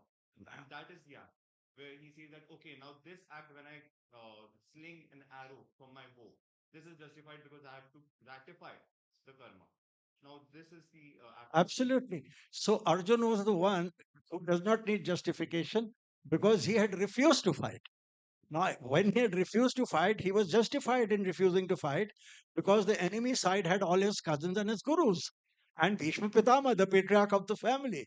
So he was justified in saying, I don't want to kill them. I don't want to fight with them. And hence, the Lord had to change his mind by by telling him about Gita. The sacred Gita comes from there, though it was not for the first time that Gita was told.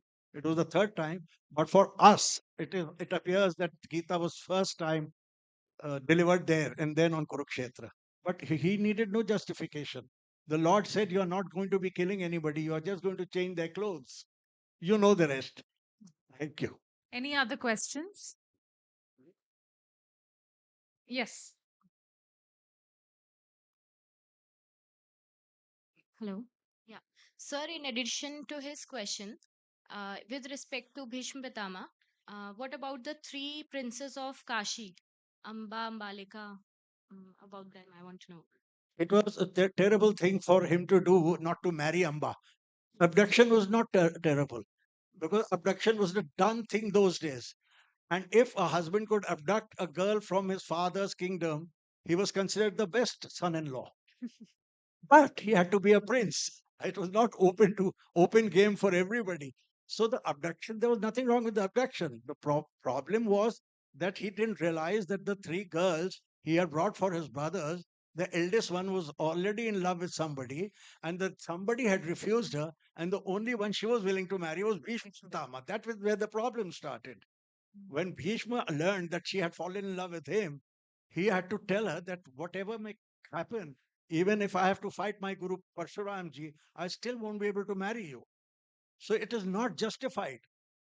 That is what I'm saying, that all his life, Bhishma Pitama is only talking to himself about all the wrong things that he's had to do because of that one vow, because of that one promise and one vow. That is the reason.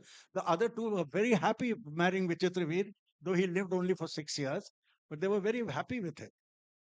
Thank you so much, Mr. Kush Bhargav and Dr. Minakshi Pava, for such an engaging session for our audiences. I think they really enjoyed this, how you delved into the brain of Bhishma, one of the most iconic figures, and also the life lessons that you brought out for all of us. Can I? Ma'am, we're running late, and also you have a question to ask for our audiences. Now, all ears, please, once again.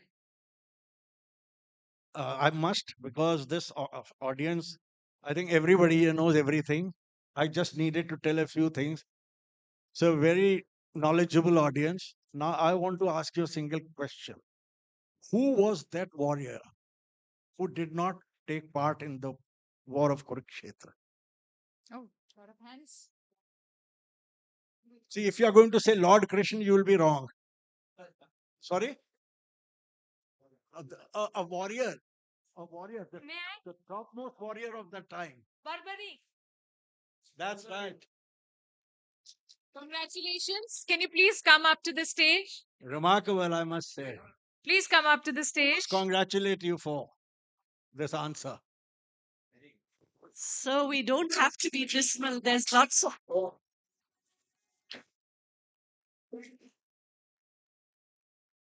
Congratulations.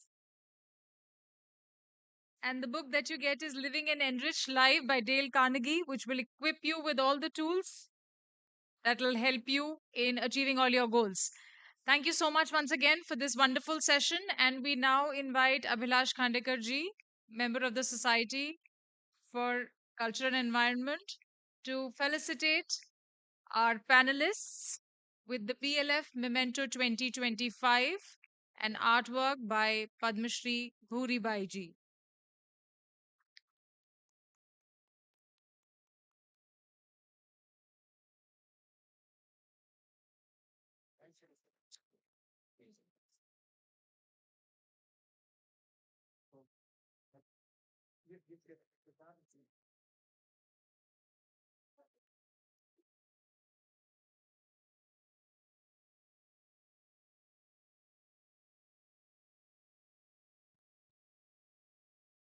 I'll be requesting all of you to please settle down क्योंकि जो अगला session है मुझे नहीं लगता आपको miss करना चाहिए. It is highly important for all the women as well as equally important for the men here.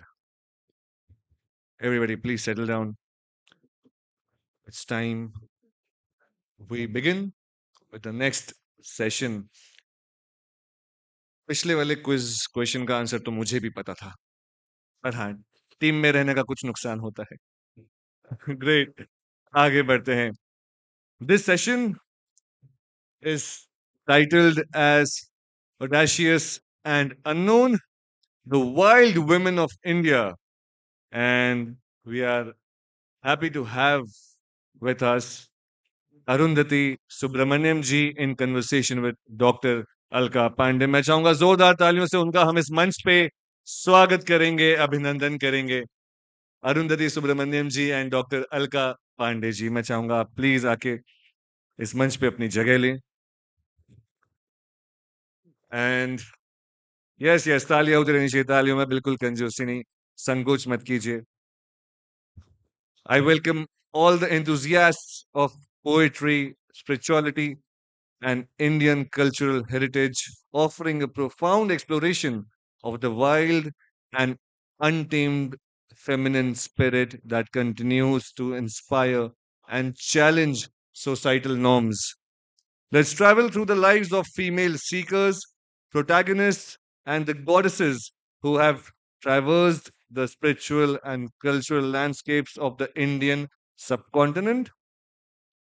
Sheryl Sandberg once said, "We need women at all levels, including the top, to change the dynamic, reshape the conversation, to make sure that women's voices are heard and heeded, not overlooked and ignored."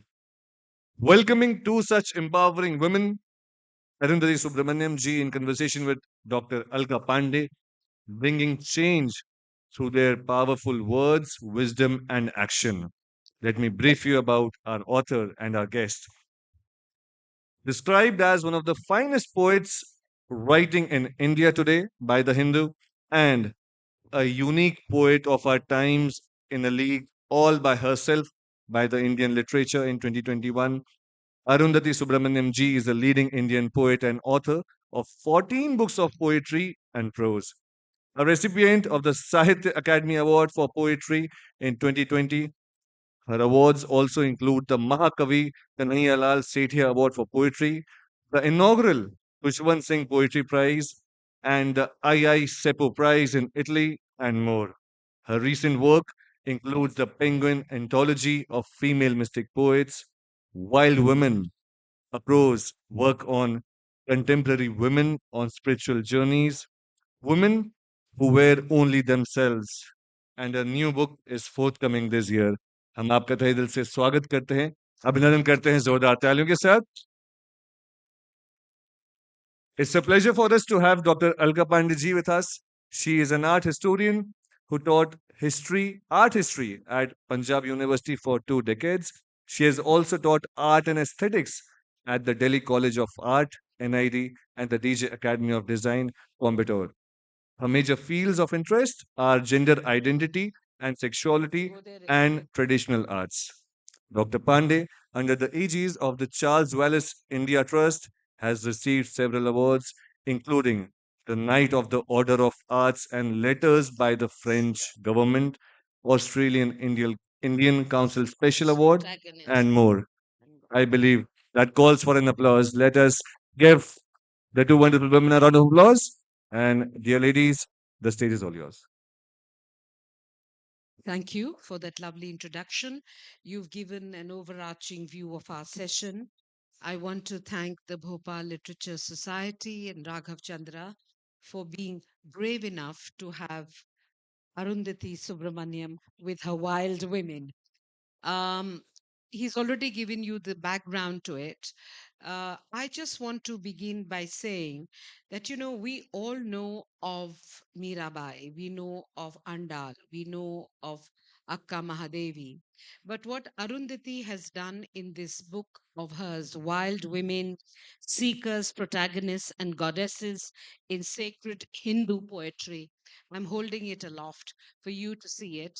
Though she writes in her book that it's not an encyclopedic work, it's definitely getting your feet wet into the world of these women who may have been householders, who may have broken the norm, who may have been Buddhist nuns, who may have been a Buddhist couple, Bhammabai and her husband, who lived as married householders and decided then to follow the spiritual journey.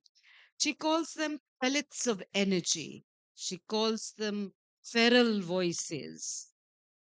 And what Arundhati has done is that she's really taken a bird's eye view from Vedic goddesses, from women writing on Vedic goddesses to tantric to bhakti, more sanitized bhakti about love, surrender, to voices which are exploding at the seams. So, what I want to ask you, Arundhati, is that, of course, your titles are always wonderful: Eating God, Women Wearing Their Bodies. Why did you decide to become wild and write about wild women? It's a wonderful question, and I'm delighted to be in conversation again with Alka. We had a wonderful session in Delhi a few months ago, and this feels like a very seamless continuation of that. Why wild? And my question to that would be, what else can these women be? For me, it was so important to reclaim them not as law abiding, meek, groveling bhaktas, which is often the way the word bhakti tragically is viewed today, as some kind of uncritical adherence to the politics of the far right. Instead, when I look at the poems themselves, what comes through to me is power, vulnerability, courage, gumption, danger. I wanted to be able to smell the danger in these voices again. For me, as long as I can remember, Alka, I've been a seeker, a spiritual seeker, and I've been nourished by many male mystic poets, from St. John of the Cross to Hafiz, Basho, Nammalwar, Kabir, so many more. And yet, a question that remains for me constantly is, where are the women? And I found, particularly when it came to the subcontinent, we have the usual suspects whom Alka mentioned. All of us know of Mirabai. Some of us in the south certainly know of Andal. We know of Akka Mahadevi. Some of us know of Lal Ded. There may be a couple of others. But even these women whom I believed I knew, I realized as this book was underway, I realized that they had been flattened into calendar art. They'd been ironed out into such states of bloodless, anemic sainthood that it wasn't possible to see them as women of flesh and blood anymore. They seemed to be women without bodies. They seemed to be women without bewilderment. They seemed to be women without hormones. They seemed to be women without hungers. I wanted not some kind of transcendental puff of vapor. I wanted women as I knew them, women who were capable of acknowledging their body, but also women who thirst for something beyond. So that was about reclaiming for myself the voices that I thought I knew. But as the book was underway, I also discovered the many, many voices of women I had never heard of. So for me, that became an important journey of retrieval as well. Finding legions of women from all over this country. Some of them have a local following. Most of them have been consigned, whether by religious or by rationalist narratives, they've been consigned to oblivion.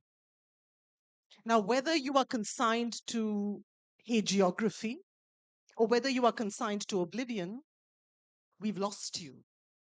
So much of this project was really about learning to listen all over again to voices that I think demand a hearing.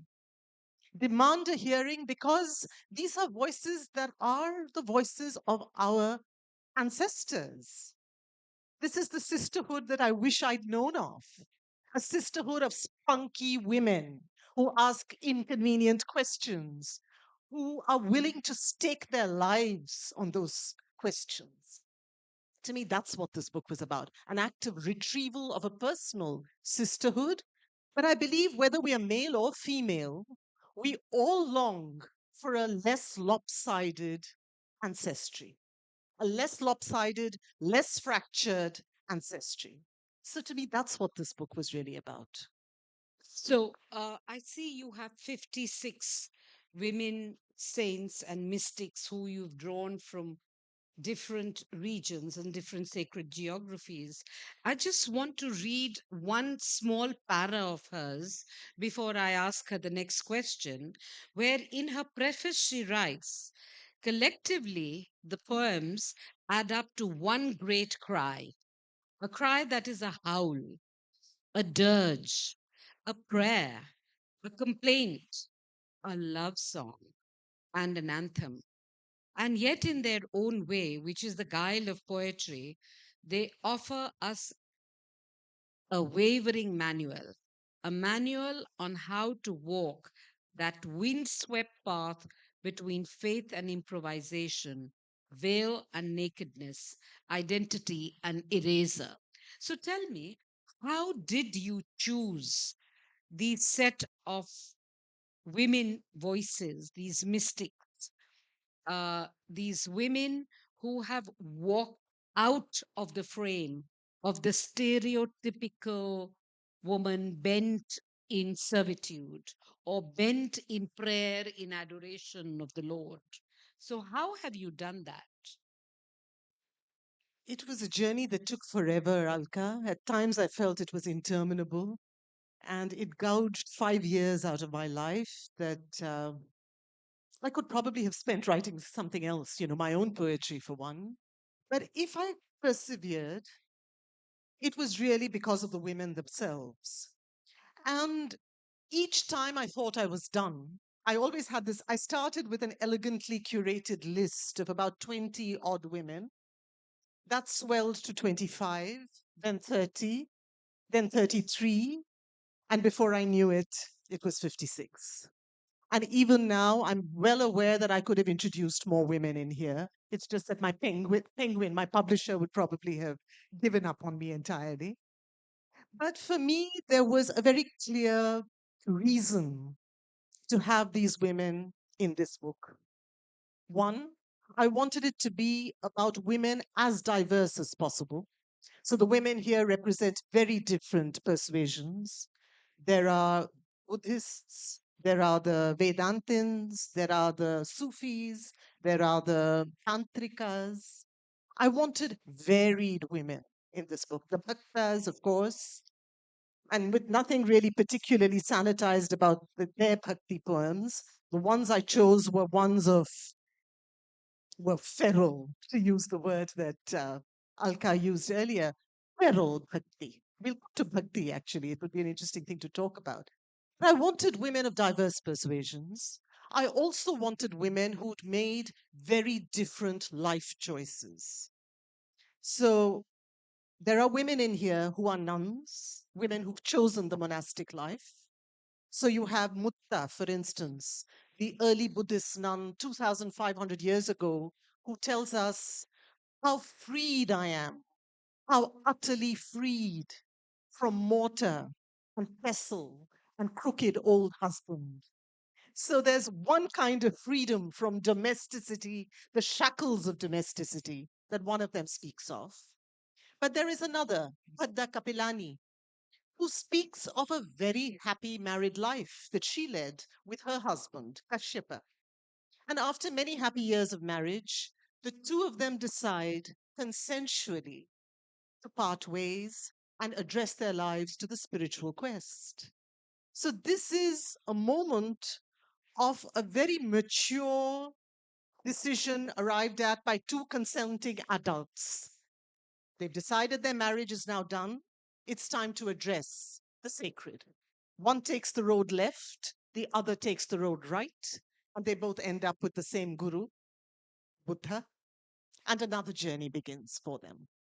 So there's that kind of monastic as well, who's enjoyed the life of the householder and has then chosen a monastic life. Then there are the householder poets, so many of them that I didn't even know of. At least 33 of the Kannada Vachana poets, the women poets, had husbands. This is 12th century we're talking about. They had husbands who were their spiritual companions. And the women of Saurashtra, whom I knew very little about, were women whose husbands were their devotees on occasion and who later became They're spiritual travelers, fellow travelers. So whether it's Ganga Sati or Toral or Liral, innumerable women with husbands who were their fellow wayfarers. You have a wonderful story of Toral, if I may quickly offer you a glimpse of a flavor of these lives. Toral has a perfectly happy marriage. She remains calm, imperturbable through this marriage. But one day she's abducted by this swashbuckling dacoit from Kutch, Jaisal. Toral remains calm, unflappable through this abduction. Jaisal then takes her on a boat on which suddenly a storm breaks out. It's a tempest tossed boat. Jaisal is terrified. Toral remains calm and unflappable. And Jaisal eventually falls at her feet and says, "Who are you?" And so Toral becomes his guide, his mentor, and much later, his romantic partner. So there are these stories of romantic and mystical venture from Saurashtra that I found beguiling, stories I'd never heard of. And then, of course, there are the solitary women travelers. So you have Akka Mahadevi in the 12th century, whom many of us know of. You have Lal Ded in the 14th century, Kashmir, that many of us know of. And there are others, women who chose to peel off all cultural restraint, sometimes even their clothing, and then walk the streets as mendicants, looking for the meaning of life as solo travelers. And then, perhaps the most interesting to me, are the courtesan poets. Courtesan poets who are not merely immersed in the life of the body, but women who have questions, real existential questions of their own. So take the example of Amrapali. Amrapali is a figure many of us know of. Some of us have even watched the movie with the exquisite Vaijayantimala as this beautiful temple dancer Vaishali. But the Amrapali that we encounter here in the Terigatha, the Buddhist anthology, is the aging Amrapali. And this is Amrapali looking down at her ravaged body. And she goes step by step anatomically southward. And she says, "This beautiful body is now what it is." And there's heartbreak as she says, "Yes, the Buddha, the truth teller, was right." But at the same time, there is a sense of pride at what this body once was. And that pride to me is something that I wish I had heard earlier when I'd heard the story of Amrapali. Instead, it came to me always as a morality tale. There's a woman immersed in samsara who then sees the error of her ways and turns to the path of nirvana. But instead, if you read the poem, what you hear is a woman who's embraced something more, but has done so without denying the body. Many centuries later, Sule Sankava is a prostitute poet in Kannada.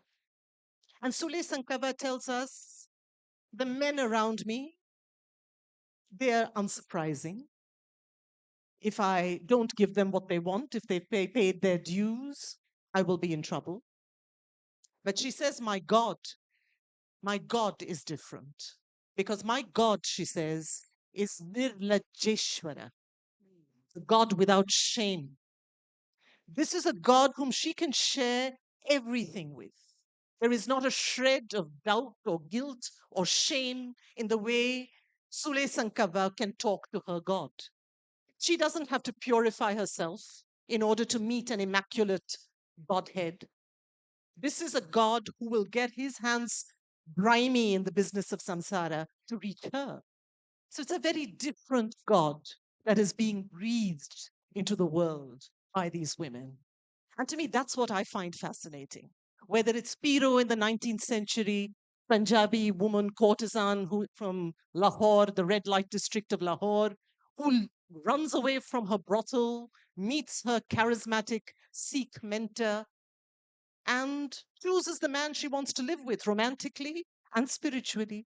Women who really exercised choice, women of agency.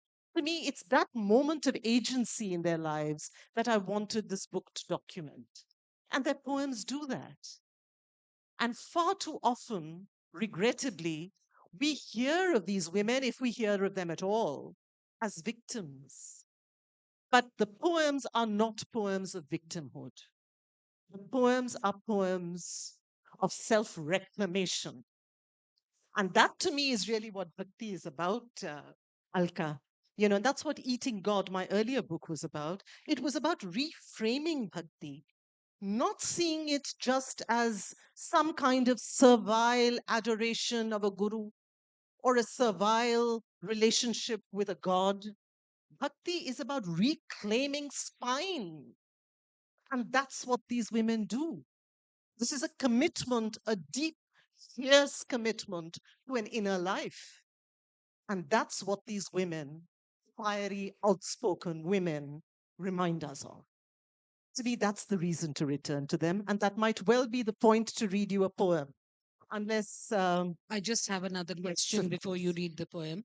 Uh, I'm glad you mentioned Piro because I wanted the whole narrative which you were talking of reclamation of their own agency, juxtaposing it with the servitude of bhakti, where even the man was in a female voice adoring the Lord. Now, you have included two men. Two men which I want to Many say. men. Yeah. So, two men which I want to talk about. One is Shah Abdul Latif, and the other is Udabadas. So, how come in these wild women you've brought in the voice of the male? And is it about gender balance? Is it about inclusion? Is it about showing different voices? What was the reason why these numerous men have been included in your 56 and women? Yeah. So I will say that the first section, Alka, is only women. And those women, 56 Indian women mystic poets. The second section, which is a considerably smaller section, is 14 male poets. And the only reason for having those 14 male poets in here was to remind us of some of the very, very powerful female protagonists in our poetry, which is just as important to my mind to remember because this was about female mystics, and that's primarily what the book is about. At the same time, there are some unforgettable characters who walk our poetry, not as authors, but the protagonists in the poems themselves. Women or heroines, if you will, who refuse to barter their freedom in exchange for social respectability. And to me, these protagonists are the reasons why Shah Abdul Latif and Kabir, Annamacharya, my favorite, Kshetraya, and many others are also in this book. We'll come to them in a moment, but I don't want to leave the women just yet. Yeah? So I'm going to take this opportunity to give you a flavor of the kind of danger that I meant. We'll start with a really sassy poem by Janabai, the 13th century Maharashtrian woman mystic, translated here by Arun Kolatkar. Here she is. She was a maid servant. You need to contextualize Janabai, maybe visualize her in the mind's eye. A maid servant in the house of a celebrated poet called Namdev, whom many of us know of. This is a woman who did the dishes. This is the woman who swept the floors. This is the maid servant who says, God, my darling, do me a favor and kill my mother in law. I will feel lonely when she is gone, but you will be a good God, won't you? And kill my father in law. I will be glad when he is gone, but you will be a good God, won't you? And kill my sister in law. I will be free when she is gone. I will pick up my begging bowl and be on my way. Let them drop dead, says Jenny. Then we will be left alone. Just you and I. This is the same Jana Bai who reminds us, but I don't want to. Okay, I'm going to pause because I know that there are so many other questions you probably have. But may I just give you a sense of kind of voice I have in mind? I'll just read you one very short poem by Rupa Bhavani, and then I'll hand this back to Alka. Rupa Bhavani is a 17th century Kashmiri woman mystic. And in this poem, Rupa Bhavani says, what does the enlightened woman look like? Will she have her hair tonsured? Will she wear ochre? What will she look like? And this is her answer. The ever alert plays and dances just as others do. She decks herself, good clothes she wears, ever conscious herself is perfect. On Shiva's path, she becomes Shiva herself. Is there anything servile about such bhakti? This is not about women who are groveling at the feet of their God. This is not a hierarchical relationship between the human and the divine. This is a woman who will settle for nothing less than embodying the divine. That's what this kind of bhakti is about. Rupa Bhavani, in this other translation by Nija Mattu, says, I have not bowed. I never will. The one who listens stands resplendent within me. That is worship. That is what I do.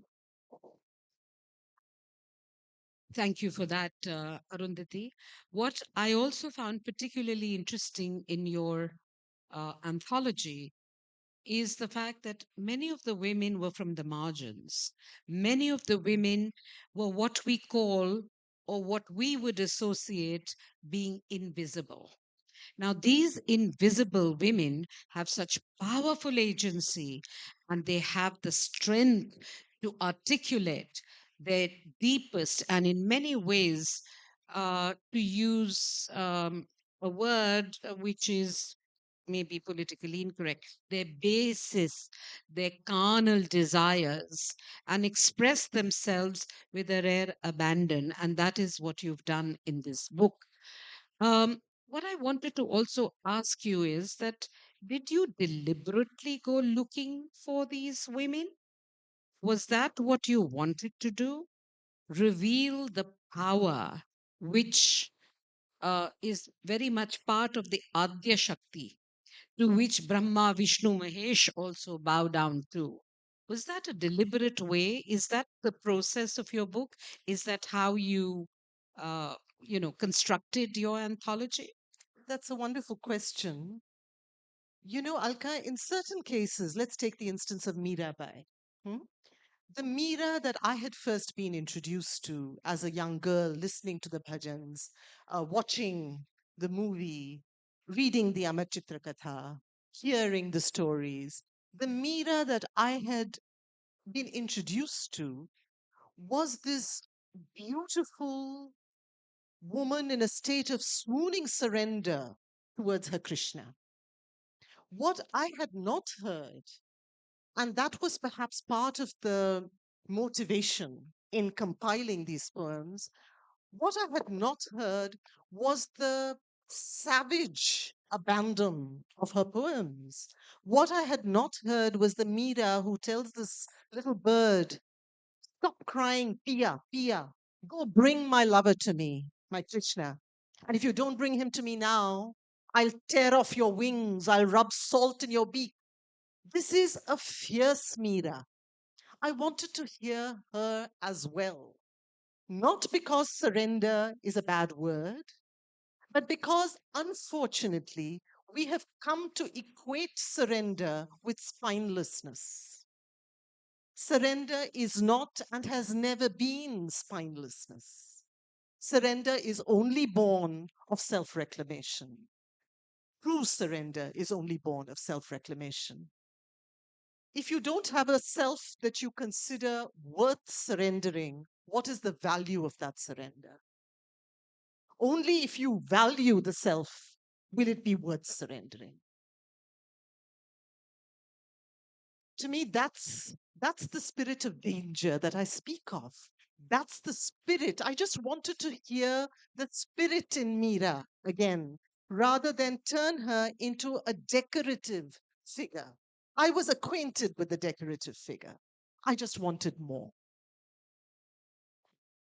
Would you read before I open it to the house? Because I'm sure, Arundhati, there'll be a lot of questions and I believe a lot in engagement with the audience. Would you read one or two of the poems which have maybe transformed you, what you were looking for in this process? Because it's a work in progress, really.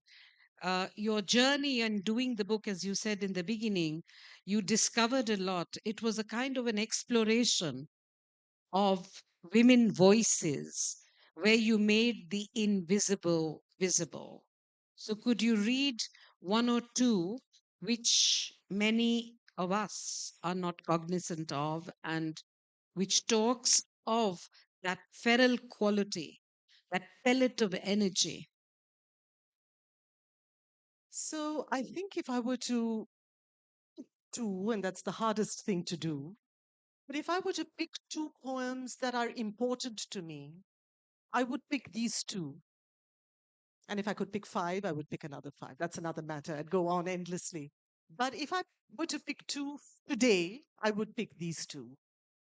And the first is Back to Janabai for a reason. To me, the most interesting thing about women mystic poets is the fact that they remind us that the body does not have to be wished away. And I think this is such an important reminder that they offer us, that we don't have to be in a hurry to transcend, that the sacred is here and now, in the immanent, in this very moment and in this very body. Body then becomes the instrument of the divine. So whether it is the 14th century Dalit woman mystic Soirabai, who says, if menstrual blood makes me impure, tell me who wasn't born of that blood. Or whether it is the 18th century Brahmin child widow, whom I wish I had heard of. I'd never heard of her growing up, despite being a Tamilian, Shengote Avude Akkal, who asks questions about why menstruation is impure. She asks questions about ritual orthodoxy. Why is yetchel, saliva, why should that be considered impure? She says if yetchel is impure, if saliva is impure, the entire world is impure. Creation is impure. Nada, bindu, the first form, the word first sound, all of it is impure. Why had I never heard of her? Why had I never heard of any of these women? And so Janabai, translated again by Arun Poletkar in this poem, says, reminds us that her God is right here. If she's tired, he'll do the dishes. If she's even more tired, he will wash her hair. And in this poem, she says, I eat God. I drink God. I sleep on God. I buy God. I count God. I deal with God. God is here. God is there. Void is not devoid of God. God is within. God is without. And what's more, there's God to spare. That's Janabai.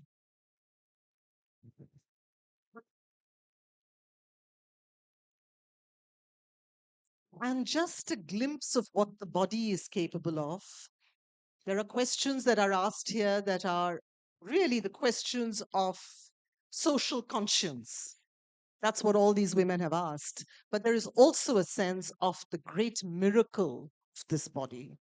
And so a 14th century Gujarati woman mystic says this, and this is my second poem of today. Liral says, "Who styled this brittle body? Why was it fashioned so frail?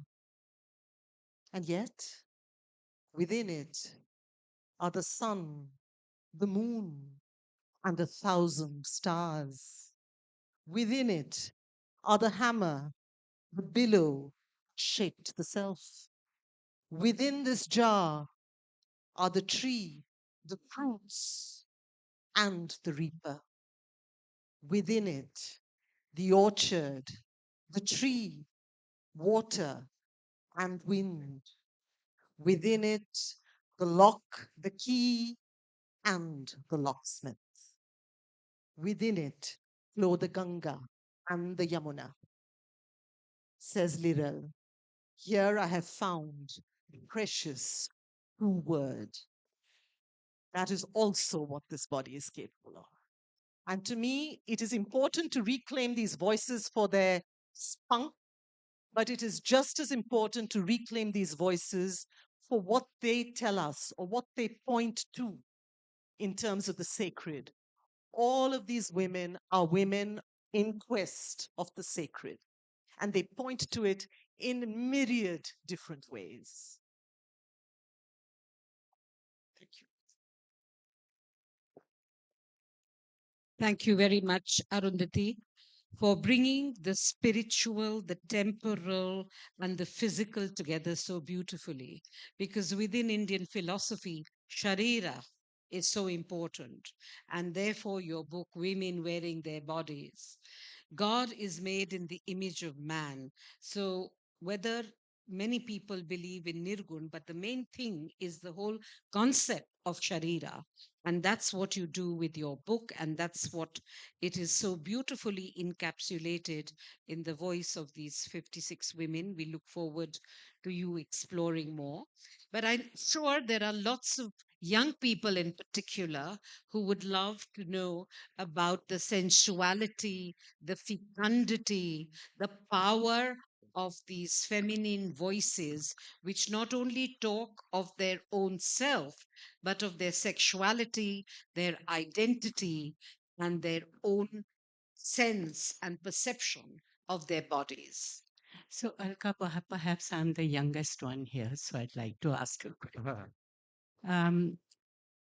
Arundhati, one of the things I'm very curious about, thank you for this lovely presentation. And it's not just a presentation, it's really sharing your deepest thoughts, and it's very convincing. What I want to know is that in your exploration of these 56 odd women, one of the things that comes across is that, of course, self reclamation, as you very beautifully put it. But is it an exploration of what Alka has done a lot of work on that, Ardhanareshwar, that it is within one, the male. So it's almost like, all the feminine power gets realized if the male elements also are realized somewhere. And so it's a coming together of within and without kind of situation, male and female, and everything within this Sharira, one. The second is there is there any evidence in amongst these 56 of them? Not evidence is the wrong word, but is there also an exploration of a female goddess? That are they all talking about a male other? Thank you, ma'am. Lovely questions, Sukrita, and I'm delighted actually that you asked them. I'm going to answer the second first because the first requires a little more time. About the second, I would just say there are 3 sections in this book. So there are the 56 women mystics who speak of the Sagun and the Nirgun divine. There are about 14 male poets who give us women who walk their poems with great panache, unforgettable women. And there is the third section, which is devoted to goddesses. So there is the women as seekers and the women as the sought. And the most interesting project for me was to discover goddess poems written by women, which is not very common. A lot of our goddess poems are written by men. Those, and there are beautiful ones. If there was time, I would read you some. But the women, the Garba, for instance, many of the Garba poems, the songs, are in fact composed by women. So I have a bunch of the Garba songs in which these women are letting off steam with their goddess. She's their confidant. They can tell her about their problems at home. She listens. She understands the need to sulk. She understands. So there's that kind of relationship with the mother that the women have. And there are others in that vein as well. The tantrikas, there are a couple of tantrikas who speak of the goddess, not just as a mother out there, but as the woman within, in a certain way, the powerful Shakti within. Your first question, I just want to answer by saying I grew up reading a lot of this poetry, of what I thought of as bhakti poetry, watching it in classical dance, and being really fatigued by it, believing that it was all about women pining endlessly for their lords and nothing else, unpunctual and unfaithful gods that they wait for endlessly. But it took me time, Sukrita, to see, and it took my own journey, I suppose, to unfold to see that what is being presented in the finest poems is not passive waiting. In the finest poems, the woman herself becomes this site of self transformation where she doesn't merely act, nor does she merely wait in a kind of, she doesn't pine alone. Instead, she points us to a state of radical receptivity, responsiveness, absolutely alive responsiveness. She doesn't have to act alone. I mean, it's not acting. If we were to divide this broadly into doing, often being associated with the male figure, and waiting, pining, or often being associated with the Naika, the finest Naikas tell us that the alchemy happens right here. At the end of it, whether the male arrives or not is almost irrelevant because the seasons have changed within, and this woman is complete on her own. So she has, in a sense, to answer your question, integrated what we might think of as the male and the female within her. Next question, please. I'll just, if I may be allowed Front. to add, Sukrita, I'll just add to what Arundhati said. The poet Basavana, he writes beautifully about this whole thing of the presence, the bipolarity which is inherent and present in all of us, the male and the female. Like you hear words saying, oh, that man has a very developed feminine side. So Basavana, when he's talking to his Lord, he says, one day I'm woman, one day I'm a man, one day that is the way I serve you, my Lord. So, as a man, he also is equally at home being a woman. And as a man, too, he adores his male god. So in within the aspect of the ardhanarishwara, the presence of both genders within, one day you get up feeling very masculine and one day you get up feeling very feminine. So it's what is primary in you. So, We have the Basavana poem here, which I'm not going to read, so you needn't worry. We do have the poem in here, but I didn't merely want the male poets in here to be talking about their willingness to be androgynous. There are women's voices too. One of Basavana's wives, whom we so seldom hear of, she speaks of how she is male sometimes and female at others. Thank you. We'll have one last question. Hello, ma'am. Hi, everyone. My name is Ashish. I work for Radio Mirchi 98.3. Over the years, since past last year, there is a trend on social media that men in the upcoming years are eagerly, wanting or dreaming to have a daughter in their lives. And we have seen this over so many times. I personally really want a daughter if I'll have a one in future. Uh, my question to you is, what, according to you, should be a description of an ideal woman that I might taught my daughter or my sister in the future, that this is the description of an ideal woman you should look up to, other than a mother, other than a grandmother, in the society that we are actually living in right now? Thank you. Wild woman indeed. I'd say that, without offering too many, no one needs to become an ideal because that can become another source of oppression in itself. I would say to explore oneself, to be free to explore the many ways in which gender is constructed. And there are so many ways that we are just imbibing all the time. To be able to explore that, to feel free to ask questions, to be free to be vulnerable. This is just as important. It's not about thumping your chest and saying, I'm strong. It's about knowing how to bend but not break. It's about knowing how to reclaim your sense of self. Not chest thumping, not groveling, reclaiming. That's the way forward. Thank you so much anybody जो हमसे थोड़ा दूर बैठे हैं पीछे बैठे हैं अगर उनका कोई सवाल हो तो पूछिए वरना हम आगे बढ़ेंगे anybody okay let's move ahead then एक बार जोरदार ताली आना चाहिए अरुंधति जी के लिए क्विक क्वेश्चन प्लीज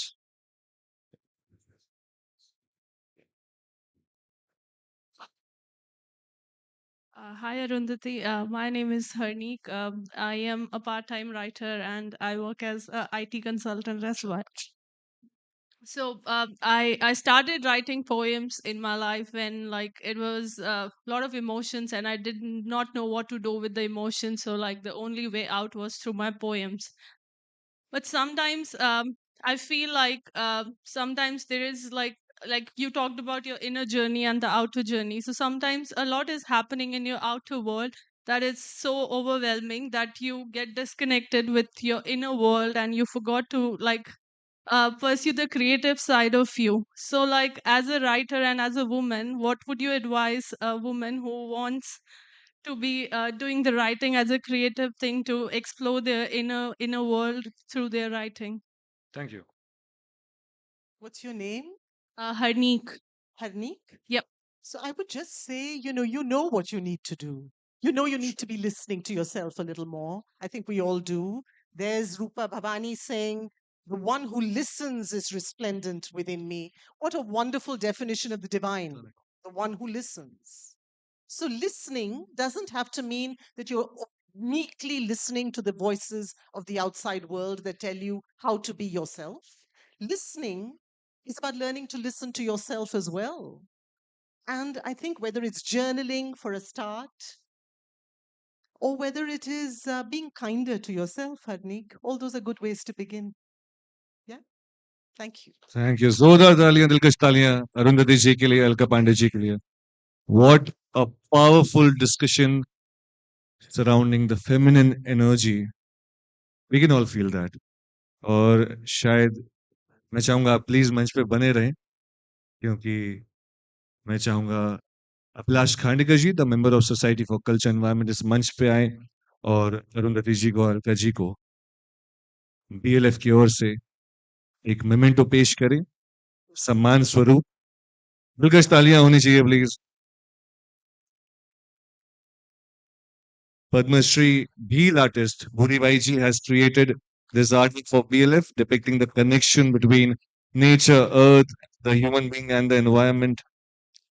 और मेरे ख्याल से इस डिस्कशन को समाप्त करने के लिए शकील जमाली जो दिल्ली के एक काफी फेमस शायर है उनकी दो पंक्तियां हैं कि अभी रोशन हुआ जाता है रास्ता अभी रोशन हुआ जाता है रास्ता वो देखो वहां से एक औरत आ रही है We all know the power of women, and it was wonderful to discuss about the same in this very session.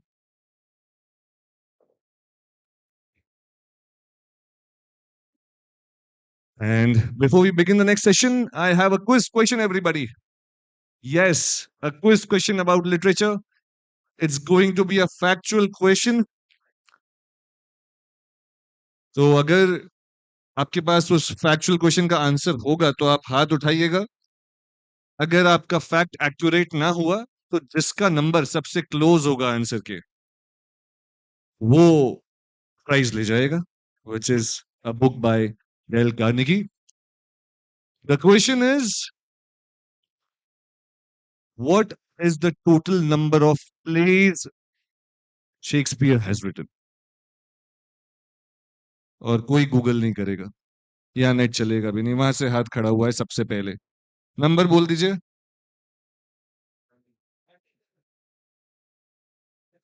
37। अगर गलत हुआ तो मैं डांस करवाऊंगा यहाँ पे। दैट्स द करेक्ट आंसर बड़ी। How do you know the exact answer, please tell me, कहीं उसमें ब्रोशर में तो नहीं लिखा है? What's your name? What's your name? Abhishek Singh Chandel. How did you know the perfect answer? I am a literature student only. Oh, wow. Please let us present him the book. मैं चाहूंगा मेहता जी हमारे बीच है, member of society for culture environment. मैं चाहूंगा उनके हाथों से धर्मेंद्र मेहता जी आए एंड उनके हाथों से we will be awarding him the book which is living in enrich life. Come on, इनके लिए तालियां होनी चाहिए यार, एग्जैक्ट आंसर बताता है इनको। वाह, congratulations. Okay, great. So everybody please settle down. मैं चाहूंगा जितने भी लोग खड़े हैं आराम से बैठ जाइए।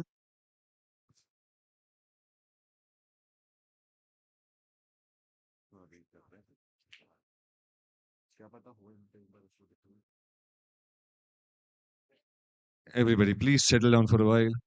We are about to begin in a short while the last session of day 2 at the Bhopal Literature and Art Festival. Yes, please, everybody, please settle down.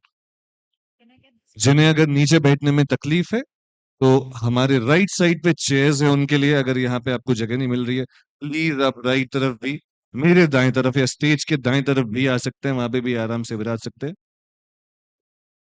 एक और कॉर्डलेस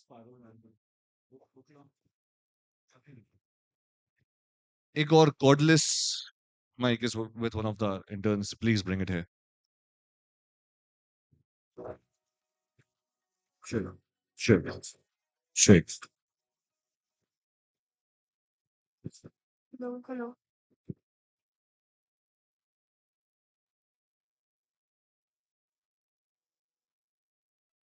शेख, शेख जी, आके बैठ जाइए। और जिन्हें पुराने गीत और पुराने गीतकार या मैं कहूँ सदाबहार गीतकार पसंद हैं, उनको भी अंदर ले आइए आप सब। This discussion is surely going to be one that we will remember for a long, long time.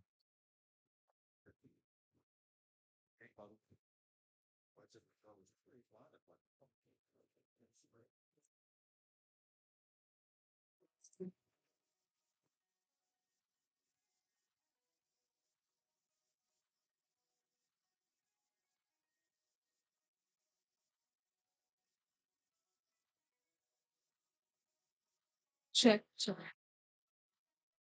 हम बस 2 मिनट का इंतजार रखिए।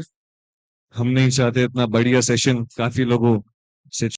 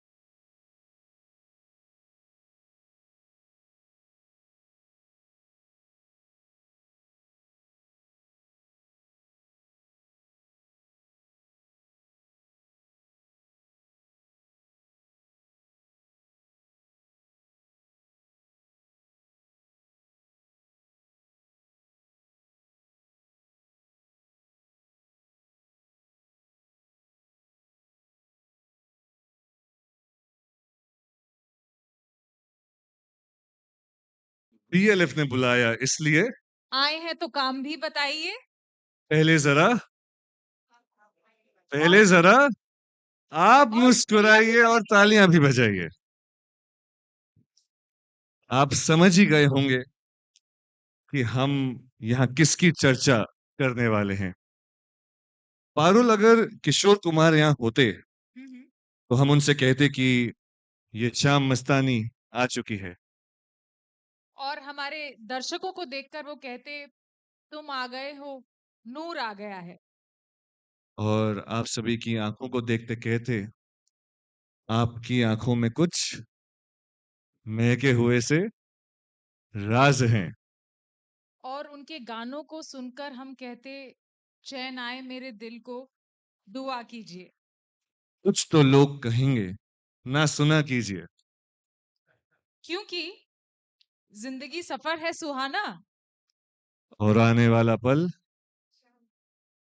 जाने वाला है, और इससे पहले ये पल चले जाए, let us invite guest on the stage जो हमारे साथ किशोर कुमार जी कहानी साझा करेंगे, शेयर करेंगे।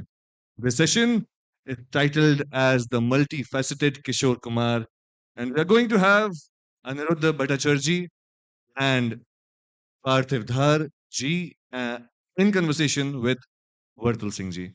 मैं चाहूंगा उनका स्वागत हम इस मंच पे तालियों के साथ करें, दिलकश तालियां होनी चाहिए। We invite our guests on the stage. Aniruddha, Sheikh, Aniruddha ji, Parthiv ji, and Vartal ji. And let me, meanwhile they come onto the stage, let me brief you about our authors and our guests. Aniruddha is a distinguished alumnus awardee of IIT Kharagpur, India. He is also a business consultant by profession and a musician come cinema historian by passion. Author of 6 very acclaimed books on cinema and music, he is also a twice National Award Swarn Kamal winner for R.D. Burman, the music, and Kishore Kumar, the ultimate biography. I think that calls for an applause. National Award is no less of a deal. And his latest book is Lata Mangeshkar, My Favorites, Volume 2. Mr. Parthiv Dhar calls himself a typical 70s edition from Shillong. Brought up in Guwahati, he is an alumni of KV Khanpara Guwahati and BRC Nagpur. After successful stints with a couple of MNCs, he shifted to Indian Oil in 1999 and since then has gained appreciable experience in supply chain management, operations, sales, and infrastructure development. And he's also a certified petroleum manager. One of Mr. Dhar's biggest professional achievements was his inspiring leadership in ensuring uninterrupted supplies of LPG to households in Assam during the first phase of COVID 19. Well, when he's not listening to Kishore Kumar, he researches on Netaji Subhash Chandra Bose. And he plans to bring out the real contribution of India's liberator in India's fight for independence through his proposed book for children. Kishore Kumar, The Ultimate Biography, is his first book partnered with his close friend Mr. Aniruddha Bhattacharya. What's better than writing your first book with your best friend? Great. And Vardal Singh ji was commissioned in the Indian Army and left as a captain, where he was selected for the CISF in the 1994 batch of the UPSC. Apart from his other assignments, he has also served as the spokesperson for the UN police in Kosovo and has also been on deputations to Ministry of Home Affairs. He also has over 200 articles and book reviews to his credit and has written popularly weekly columns for the Bangalore Mirror and the DP Post, compiled into a book titled as Bhopal Nama, Writing a City. जो भी लोग भोपाल से जुड़े रहे हैं और PLF से जुड़े रहे हैं वो वाकिफ हैं भोपाल नामा से और we wholeheartedly welcome the gentleman on the stage and मैं चाहूंगा कि हम तालियों के साथ उनका स्वागत इस्तकबाल करें and I would request the gentleman to please begin the session and conversation. Hello. Can you hear me all? Yes. Yes. अरे प्यारे बंधुओं भोपाल के वासियों,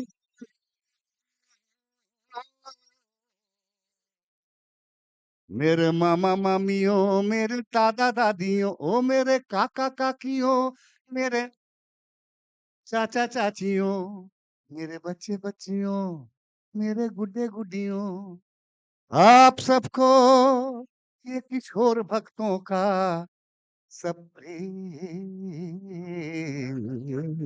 नमस्कार। हाँ, अरे हम जो यहाँ आए हैं, हम जो यहाँ आए हैं, वो आप सबकी प्यार है, दुलार है, सत्कार है, और ज्यादा वक्त न लेते हुए हम किशोर भक्तों कुछ कहने को तैयार हैं। Thank you, thank you. I think this must have happened for the first time. Before the discussion starts anything, the participant himself has taken this initiative. Good evening to you, all of you, and thank you, Siddharth, for the generous introduction. Uh, what we'll do today is that we will basically outline Kishore Das' entire life, not just limited to the book, but rather there are many interesting anecdotes that Parthiv and Anirudh will share with us. So my first question to Parthiv, particularly you, is, if I'm not wrong, you celebrated your honeymoon in Khandwa, and he's our fellow Madhya Pradesh, a brother from Madhya Pradesh. I mean Kishorda, and Parthiv celebrated his honeymoon there. Let me like, tell this story. Okay. So when he got married, I think sometime in December 2010, right? So, so they went to a place called Panchmari. Hill station है ना, और सुंदर है, ये देखो कितना सुंदर है, पी बोलिया, कितना सुंदर पहाड़ है, झील है. छोटी लाइन है वो. After one day, he said, क्या फालतू जगह है वहाँ, तुम्हें मैं एक अच्छी जगह पर ले जाता हूँ. तो कहाँ? खंडवा. खंडवा में हनीमून शायद एक ही आदमी ने किया है, except खंडवा वासी. That's him. So like that is his kind of dedication for your Kishore Kumar. Okay, coming back to little more serious questions. Vartanji, Parthiv, just yeah, before we yeah. start Sure, this, sure, I sure. think it's our duty as an author to put up a condolence for Mr. Pritish Nandi, who was Yes, intimately yes, associated yes. with our book and unfortunately passed away last month. So he wrote the foreword of this book, and he was one person who had that majestic interview with Kishore Kumar, in which appeared in Illustrated Weekly of India in 1985. And that interview, probably, I can say with a fair degree of conviction, that it is the best interview ever given by any film star to any journalist till date. Okay. So I would like all of you to, even if you're not a Kishore Kumar fan, you should see that interview. And I really hope he attains more. He did a lot for our book. So I just wanted to start this session remembering him. Yeah, it's like an interview of the Marx brothers, you know. Hollywood में थे ना, the famous four Marx brothers comedians. Exact उस line पे है वो interview. अच्छा, तो हम चाहते हैं पार्थिव that you enlighten our audience today with his childhood, because I'm told he's very attached to Khandwa. He was till his last this thing, and there is an uh, I heard in one of your interviews that he wanted to die in Khandwa, and despite having a heart attack in 1981, and despite his wife Leena Chandravarkar asking him not to jump around so much, he continued to do so. And when asked, stop it, he said, "Okay, let me die in front of them, my own people." So, can you just elaborate on his childhood? Then we'll come on his professional music, this thing.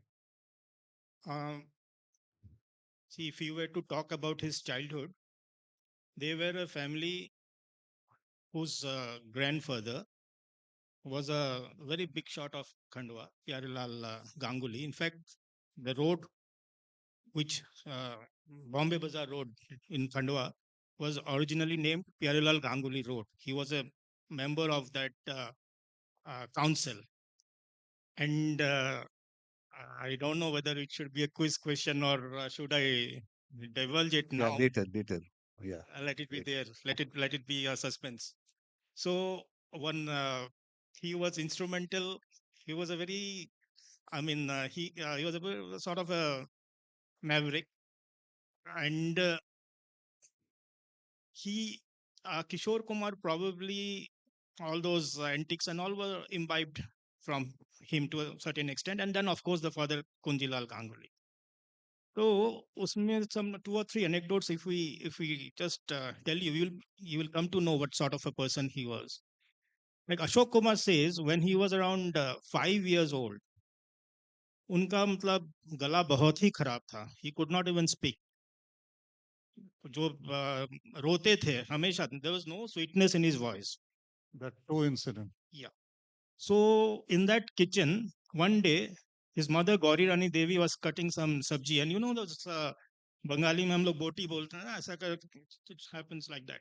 So coincidentally, his toe fell on that instrument, and one of the toe got totally severed. People say that whoever has watched his feet, half the toe is missing. They say. So Ashok Kumar says that the toe is still kept in Khandwa in a penicillin. There was this penicillin on there. In the spirit, it was kept. He cried for almost 1 month, and after that, suddenly his voice changed. So you can see the intervention of providence here. Yeah, it's very ironical. And second, one anecdote which I would like to share gives you a stature of the kind of singer he was. That's been narrated to us by his very close friend, Ramnik Bhai Mehta, was a very close childhood friend. उसमें क्या हुआ था ना, वो जब छोटे होते थे, वो खंडवा के पीछे that circuit house was there. People who are in Khandwa, they will be able to relate. उनके पीछे there was that meadow, sort of grasses and all those things. तो जंगल में वो लोग गाना गाते थे. And if you see, probably Bappi Lahiri का एक गाना किशोर कुमार गाता था, सच्चे का बोल वाला मूवी का, तन्हा मैं अकेला टूटा तारा. So that song also, we have not heard that song. It says that मैं अकेला तन्हा. So Ramnik Bhai told us during our 2010 visit that an antelope was grazing around that small mini jungle meadow. और उनका exact word यही था कि जैसे ही गाना खत्म हुआ वो हिरन भागा. सो यू कैन जस्ट जैसे ही गाना खत्म हुआ हिरन भागा. इंसान तो इंसान तो रुकता ही था, जानवर भी रुक के उनका गाना सुन के जाता था. And it used to happen regularly. Wonderful. Okay, this question is basically on his very personal family aspect. He started his career here with Bombay Talkies, as usual, most of those era in 1946 as a chorus singer. And a chorus singer happens to be one of those who are generally those people who are always marginalized. So my question, Parthiv, to you is this: that, and yes, by that time Ashok Kumar was already famous with "Main Ban Ki Chidiya Ban Ke Dolu," Achut Kanya song and all that. Anup Kumar was already famous, his elder brother, Ashok Kumar's younger brother. So, do you think that some way or the other, not questioning his merit, some way or the other, the Bollywood acknowledged him because of his brothers he was preferred over many other singers who were uh, maybe maybe good, bad, or Well, I would humbly prefer to disagree. And I would like to point us a few facts. First of all, if you see the film Manzil, there you see how the initial interaction between Amitabh and Mausami takes place. The same happened in case of the first interaction between Kishore Kumar and Lata Mangeshkar. तो Lata Mangeshkar local train पे एक जगह पे चढ़े, grant road most probably, Kishore Kumar चढ़े Mahalakshmi station पे, and at that time remember Ashok Kumar was the highest paid actor in Bombay Talkies. So people were telling कि वो बड़ा भाई का गाड़ी में तो जा सकता था, वो लोकल ट्रेन पे क्यों आ रहा है? So he was not at all dependent on his brother. okay, okay, okay. So, and secondly and most importantly, Kishore Kumar in 50s, most of you may not know that he was the busiest star. It has been acknowledged by Filmfare sorry, that after Dilip Kumar, Kishore Kumar is the number 2 star in India. But our research says that when a person works 24 hours a day sometimes, none can be busier than him. So in your one of your interviews, you have said, you have used this word to quote you, that his 50s and 60s was very undulating when it came to his career progression. But 70s were relatively stable, and you used the word the linearity in his career. So how come he was so busy during 50s and 60s and not stable during that time? No. 50s, he was very, very busy. Okay. Like if you see, there is a hair product, Bill Cream. The persons who have modeled for Bill Cream, you name them: Dennis Compton, one of the best cricket players England has produced, Keith Miller, Johnny Cash, and in India, it was Kishore Kumar. And of course, Ashok Kumar was there. This happened around 1954. 54, 55. So there was a shirt known as the Kishore Kumar shirt. Kishore Kumar was the only singer, I will not call him singer, at that time he was an actor, to appear in the cover of Filmfare 4 times.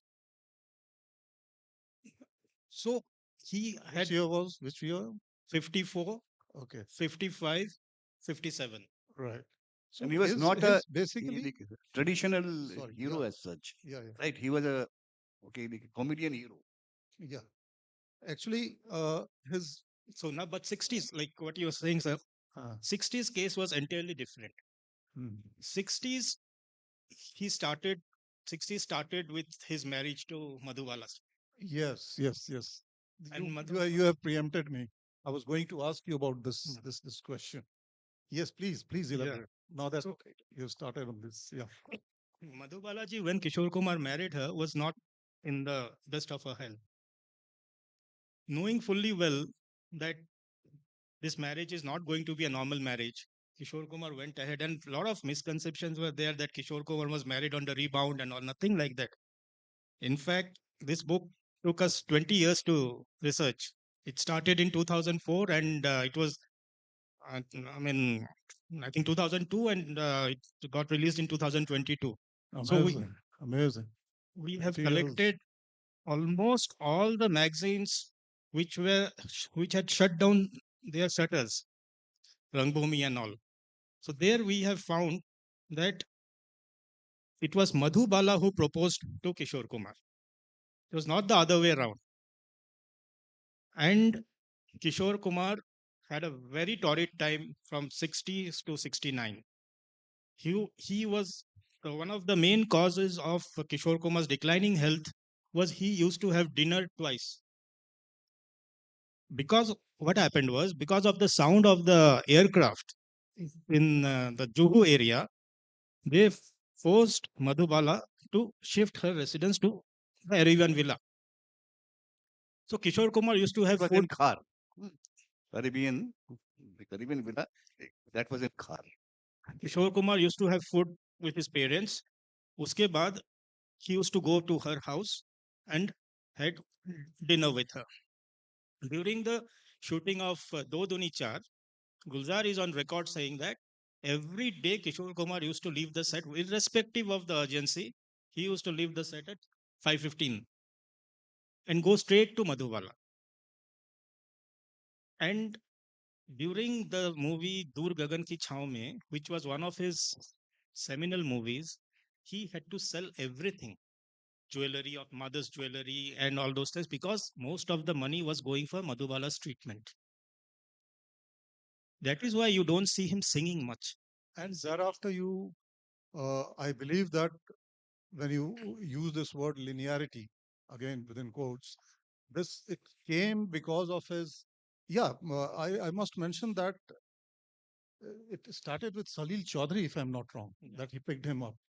And that question will be for you. But my linearity question is that probably it was because that after he was undone with Madhubala, he he's got a lot of time to do his riyaz. Yes. Riyaz, and that too a kind of a formal musical training. So that's how he started his. Yeah, after. Yeah. Like not exactly a formal like musical training. Like, let me tell you, right in the 50s, he was very much acting mostly, also singing mostly for Devanand, but also for like other stars and obviously for himself. Now, during the film Naudo Gyara, two songs had been recorded by Kishore Kumar. And like, then his differences with Ruma, it started. So, like he summarily stopped singing. The romance with Madhubala came next, singing to Gaya Tel Lene. अच्छा, Ah, ये जो you are also cinema buff. You love cinema. Can you elaborate, because we hardly know about his first wife, Ruma Guha Thakurata, whereas she was one of the most beautiful women in during those time in the Calcutta film industry. yeah, Ruma Ghosh. Ruma Ghosh. Yeah, like Ruma Ghosh was actually like Satyajit Ray's niece. Uh-huh. And the family, like they were related to Deshbandhu Chittaranjan Das. Okay. Hi-Fi family. Yeah, so she was at Almora first at the Uday Shankar school. Then she and her mother, they came to Bombay, Bombay talkies. In fact, her first film, it was Juar Bhata. And incidentally, Madhubala was supposed to do that role. Ajib Dunia hai, khair. And okay, Kishore Kumar, he was a regular at Bombay talkies. It was the second house. Young थे तो हो जाता है. How do I explain it? I do not. But look, like Ruma herself was very talented. She was a very good dancer, reasonably okay singer, the great singer. And she was a regular with Sholil Chaudhury's your youth choir, Bombay. So was it that's how Salil Chaudhary noticed him? But acha, one thing I don't understand, his first recorded song was with Khemchand Prakash. Yes. And Khemchand Prakash मरने की दुआएं, हाँ, दुआएं क्यों मांगू जीने की तमन्नाएं कौन करे कौन करे. This song. yeah.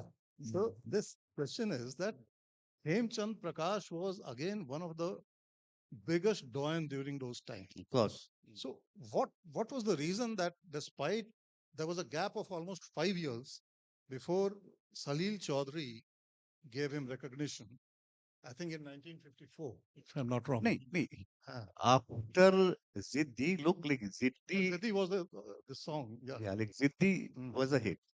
But Ziddi के बाद से like film started falling like nine pins. Uh-huh. Kishore Kumar का गाना nobody remembered. एक्चुअली इसमें one small incident I would like to tell you. अच्छा, पहले एक बात मुझे बताइए, किशोर कुमार ने कितनी शादियां की थी? 4. हाँ, sure. If I tell you it's 8. Amazing. अभी तो मैं आपसे जो बोल रहा था अभी बातचीत में कि For मुझे all his 4 wives, he married them twice. Initially, his marriage with Ruma, Ruma was a Brahmo. Brahmo is another sect of Hinduism.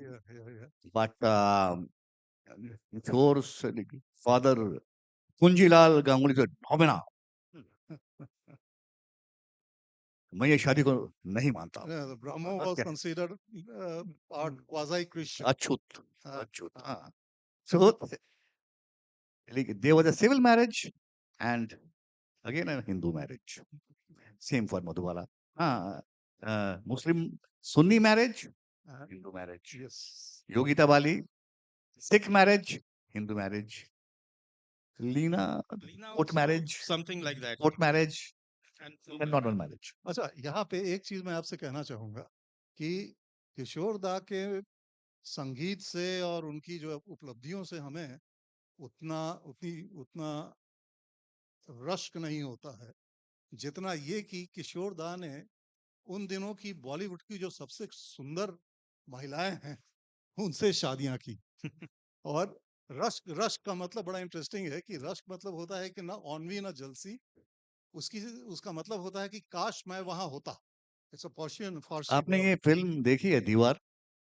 हाँ जरूर देखी होगी. उसमें एक सीन है कि शशि कपूर ट्रेनिंग से पुलिस स्टेशन में आता है. नीतू सिंह एक सामने एक टेलीफोन बूथ से उसे like she is calling him and he says यार तुम कहाँ थे blah blah blah etc. And then suddenly she comes out and like two more like policemen से यार देखो एक से अभी फोन पे बात किया है और अभी एक के गले मिल रहा है. Then the other said किसी किसी की लक होती है यार. अच्छा वर्तल जी, आपने पूछा ना, that's again that's question we left it unanswered. He Salil Chaudhary, that 5-year gap. Here one very significant event happened in the history of Indian cinema. वो क्या था कि विद्याचरण Shukla, he was the that emergency. No, emergency happened much later. In 52 they decided that all India radio में film गाना नहीं आना है, और ओनली लोग चूजन सिलोन लगाते थे. हाँ, चूजन गाना ही आना है. और ये सब तो Kishore Kumar in because he was very new, he was getting all sorts of bogus song, एक नजर का, हमारी घर, हमारी शान, so nobody would listen. So एक तो पहले 10 गाने आते थे, उसमें से now we have reduced it to 3 songs. So where will Kishore be there? Okay. One more thing, like I would like to say something. By that time, Mukesh was the voice of Raj Kapoor. Okay. Talat Mehmood, Rafi, ये दोनों मिलके they were the voice of Dilip Kumar. And Talat and Hemant were the voices of Devanand. But Kishore there is Kishore Kumar, Devanand, and S.D. Burman. This is also some of the very wonderful compositions. It started with a duet. Yes, my question, Anirudh, again, we are going very fast because time is also this. S.D. Burman, how did S.D. Burman get attracted to Kishore Kumar? I'll tell you, because S.D. Burman's music spans over very folkish, from boatman song like Baul, the Majhi, Baul, and even Bhatyali, if you say so. And he must have been perfectly been aware that Kishore doesn't have a very formal musical training से कुछ आता kind जाता of नहीं है ना। Semi classical music composition जो है वो एस डी बर्मन के रहे हैं। किशोर तो ये था ना, गान सेन था। दी like first time he met SD, हाँ, तो एसडी सेड ओके किशोर गाना सुनाओ। तो किशोर ने सचिन दा को उन्हीं का गाना सुनाया, रोंगिला रोंगिला रोंगिला रे रोंगिला। ओ वेरी गुड, हमारा नौकर करता है, हम तुमको जरूर ये opportunity. That's how it happened. And somehow like he like became very fond of him. The first song which Kishore sang for Devanand, it was in the film Bazi. वो गाना एकदम चली भी नहीं। गीता बाली, बाजी was I think Gita Bali, Yeah. heroine. Yeah. Gita Bali was there. मेरे लोगों पे Kalpana Karthik was there. So the like song was मेरे लबों पे देखो आज भी तराने हैं। आपने ये गाना सुनी है? सुनी नहीं है। सेकंड सॉन्ग जो गाया है, वो शायद आपने सुनी हो। हाँ, वो था ये भी चुके हम दिल नजराना दिल का। हाँ, ये सुना। थोड़ा सुनी होगी। उसके बाद से तो हेमंत जी आ गए, ये रात ये चांदनी फिर कहाँ सुन जा दिल की दास्तां। बस किशोर गायब हो गया। फिर ही रिटर्न फॉर देवानंद विथ मुनीम जी। नाउ लाइक जीवन के सफर मेरा ही, this song became a super hit. And then they said, well, now I'll use you for all the songs in my next film, Fun Push. And that is when the title said, Songs of Devanand sung by Kishore Kumar. So in 1956, yes. Even in the titles. Okay. So, Parthiv, one question to you is we were talking about the information broadcasting minister that time. Emergency. Not many people know that Kishore Das songs were banned by during emergency by the then information and broadcasting minister, because he refused to sing in the Congress rally. And there was also now a very familiar this thing, an income tax raid in his house. Income tax rate रोज होता था खैर। तो उसके बारे में जरा सा बताइए, क्या फिर उसके बाद did he try to compromise or he continued to? देखिए ये ना इमरजेंसी पे we have a full chapter in our book. काफी मोटी एक चैप्टर है।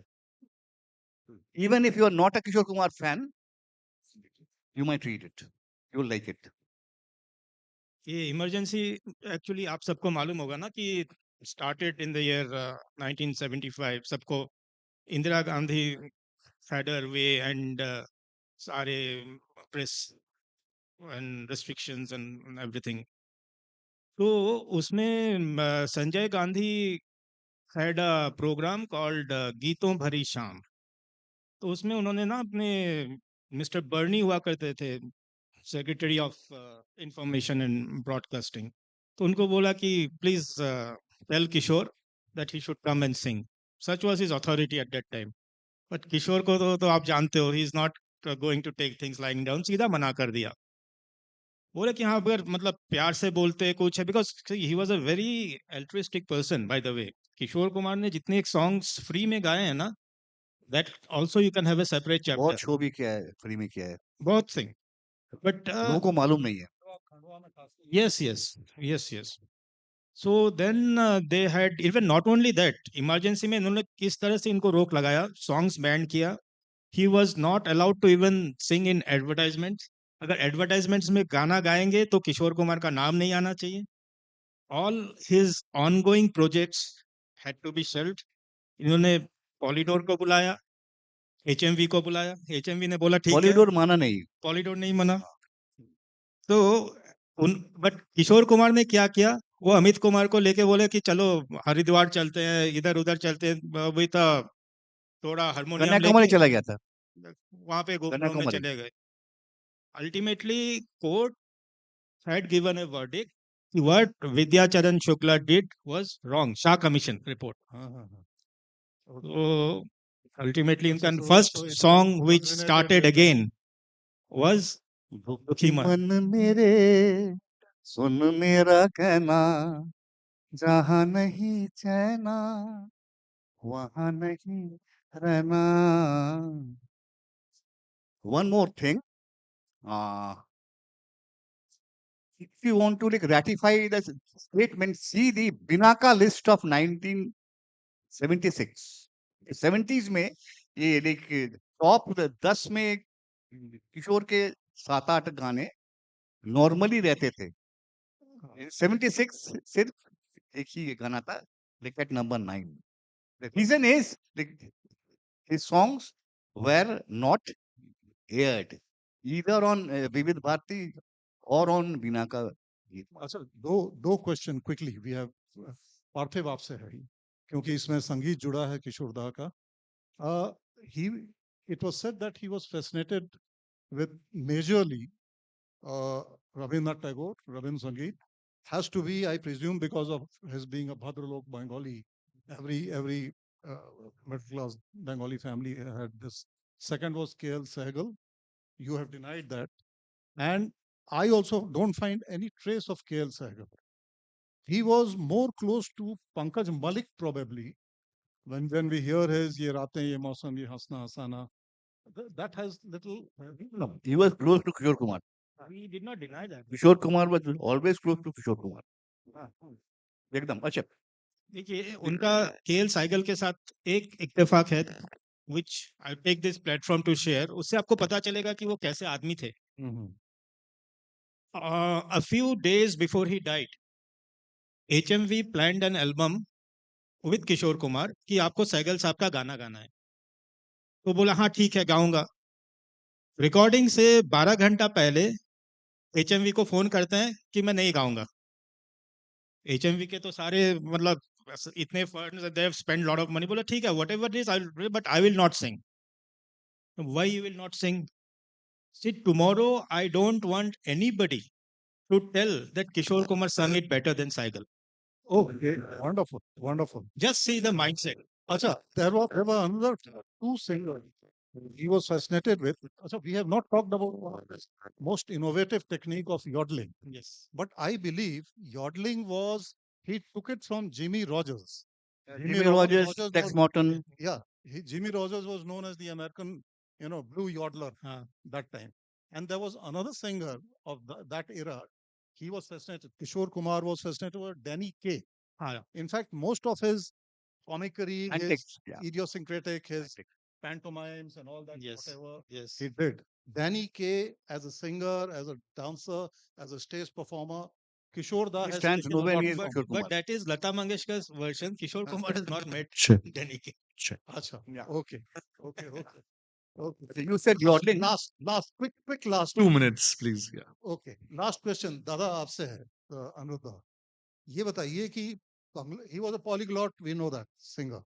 बंगला फिल्म में सत्यजीत रे जैसे पर्सनालिटी को उन्होंने 2 बार मना कर दिया उनकी फिल्मों में गाना गाने का। एक का तो नाम मुझे याद आ रहा है, गोपी गायन बागा बहन।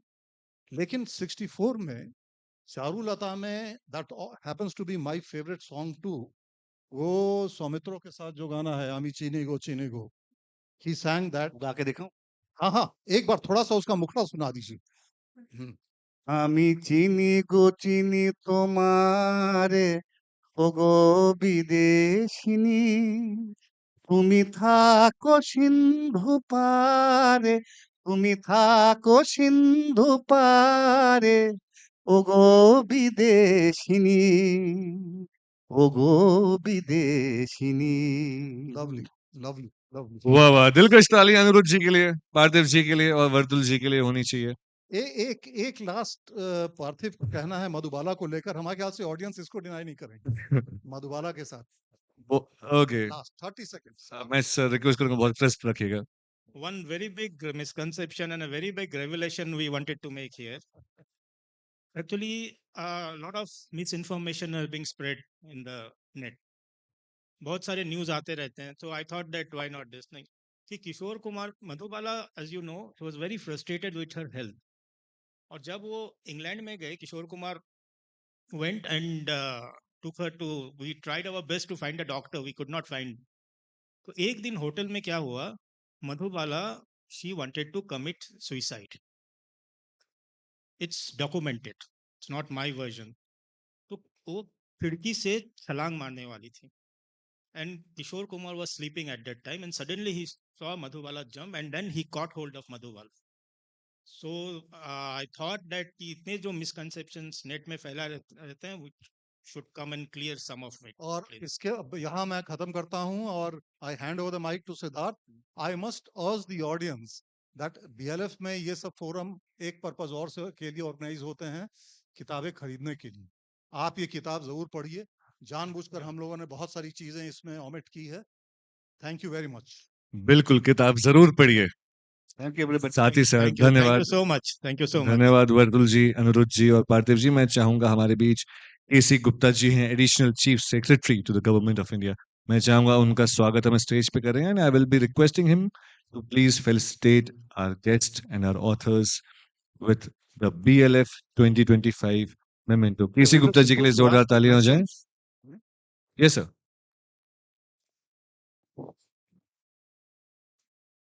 जी, we are skipping a lot of things because we are running out of time. So sorry for that. Q&A हो नहीं पाया, पर मुझे उम्मीद है कि इस हॉल के बाहर आप अपने सवाल इन सभी से पूछ सकते हैं। हम जल्दी इसलिए कर रहे हैं क्योंकि 6:30 बजे से रविंद्र भवन में प्रतिभा सिंह बघेल, जो कि एक रिनाउंड सिंगर हैं, उनका शो होने वाला है। It will be open for everybody.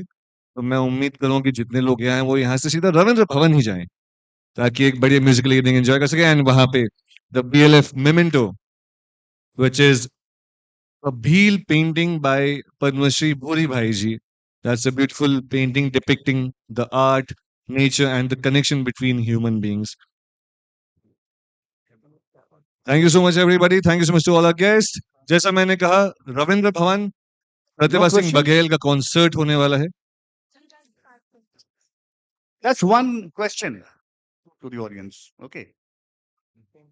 It's from our side. Okay. Why would we, Hindi music fans, ji. like not limited to your Kishore Kumar, remember a man from Indore named Surajmal Jaipurwala? Surajmal Jaipurwala. Jaipur का नहीं था। Brilliant, brilliant. आहा वाह। He was the canteen in charge at Indore Christian College, and Kishore Kumar owed him 5 rupiya 12. And like that's how the song was made. So for many such infos, let us kindly read our book. Want to see his photo? It's there. जो किसी को नहीं पता होता वो वर्तुल जी को पता होता है। Thank you so much, Vartul ji. Thank you so much to Parthiv ji and Anirudh ji for that one. Can we have a round of applause for that wonderful discussion and that wonderful singing? हाँ, और इनके जो vocals थे वो तो हमारे दिल तक पहुंचे. And if you have enjoyed the vocals, you will surely enjoy the concert at Ravindra Bhavan. It will begin from 7 p.m. onwards. ताकि आप गाड़ी भगाते हुए नहीं, आराम से जाएं, आराम से पहुंचे रविंद्र भवन। 7 बजे रविंद्र भवन में मिलते हैं आप सभी से। Thank you so much. और कल भी वी विल मीट है for the final day of Bhopal literature and art festival. Thank you so much everybody. खुश रहिए, मुस्कुराते रहिए एंड एंजॉय करिए।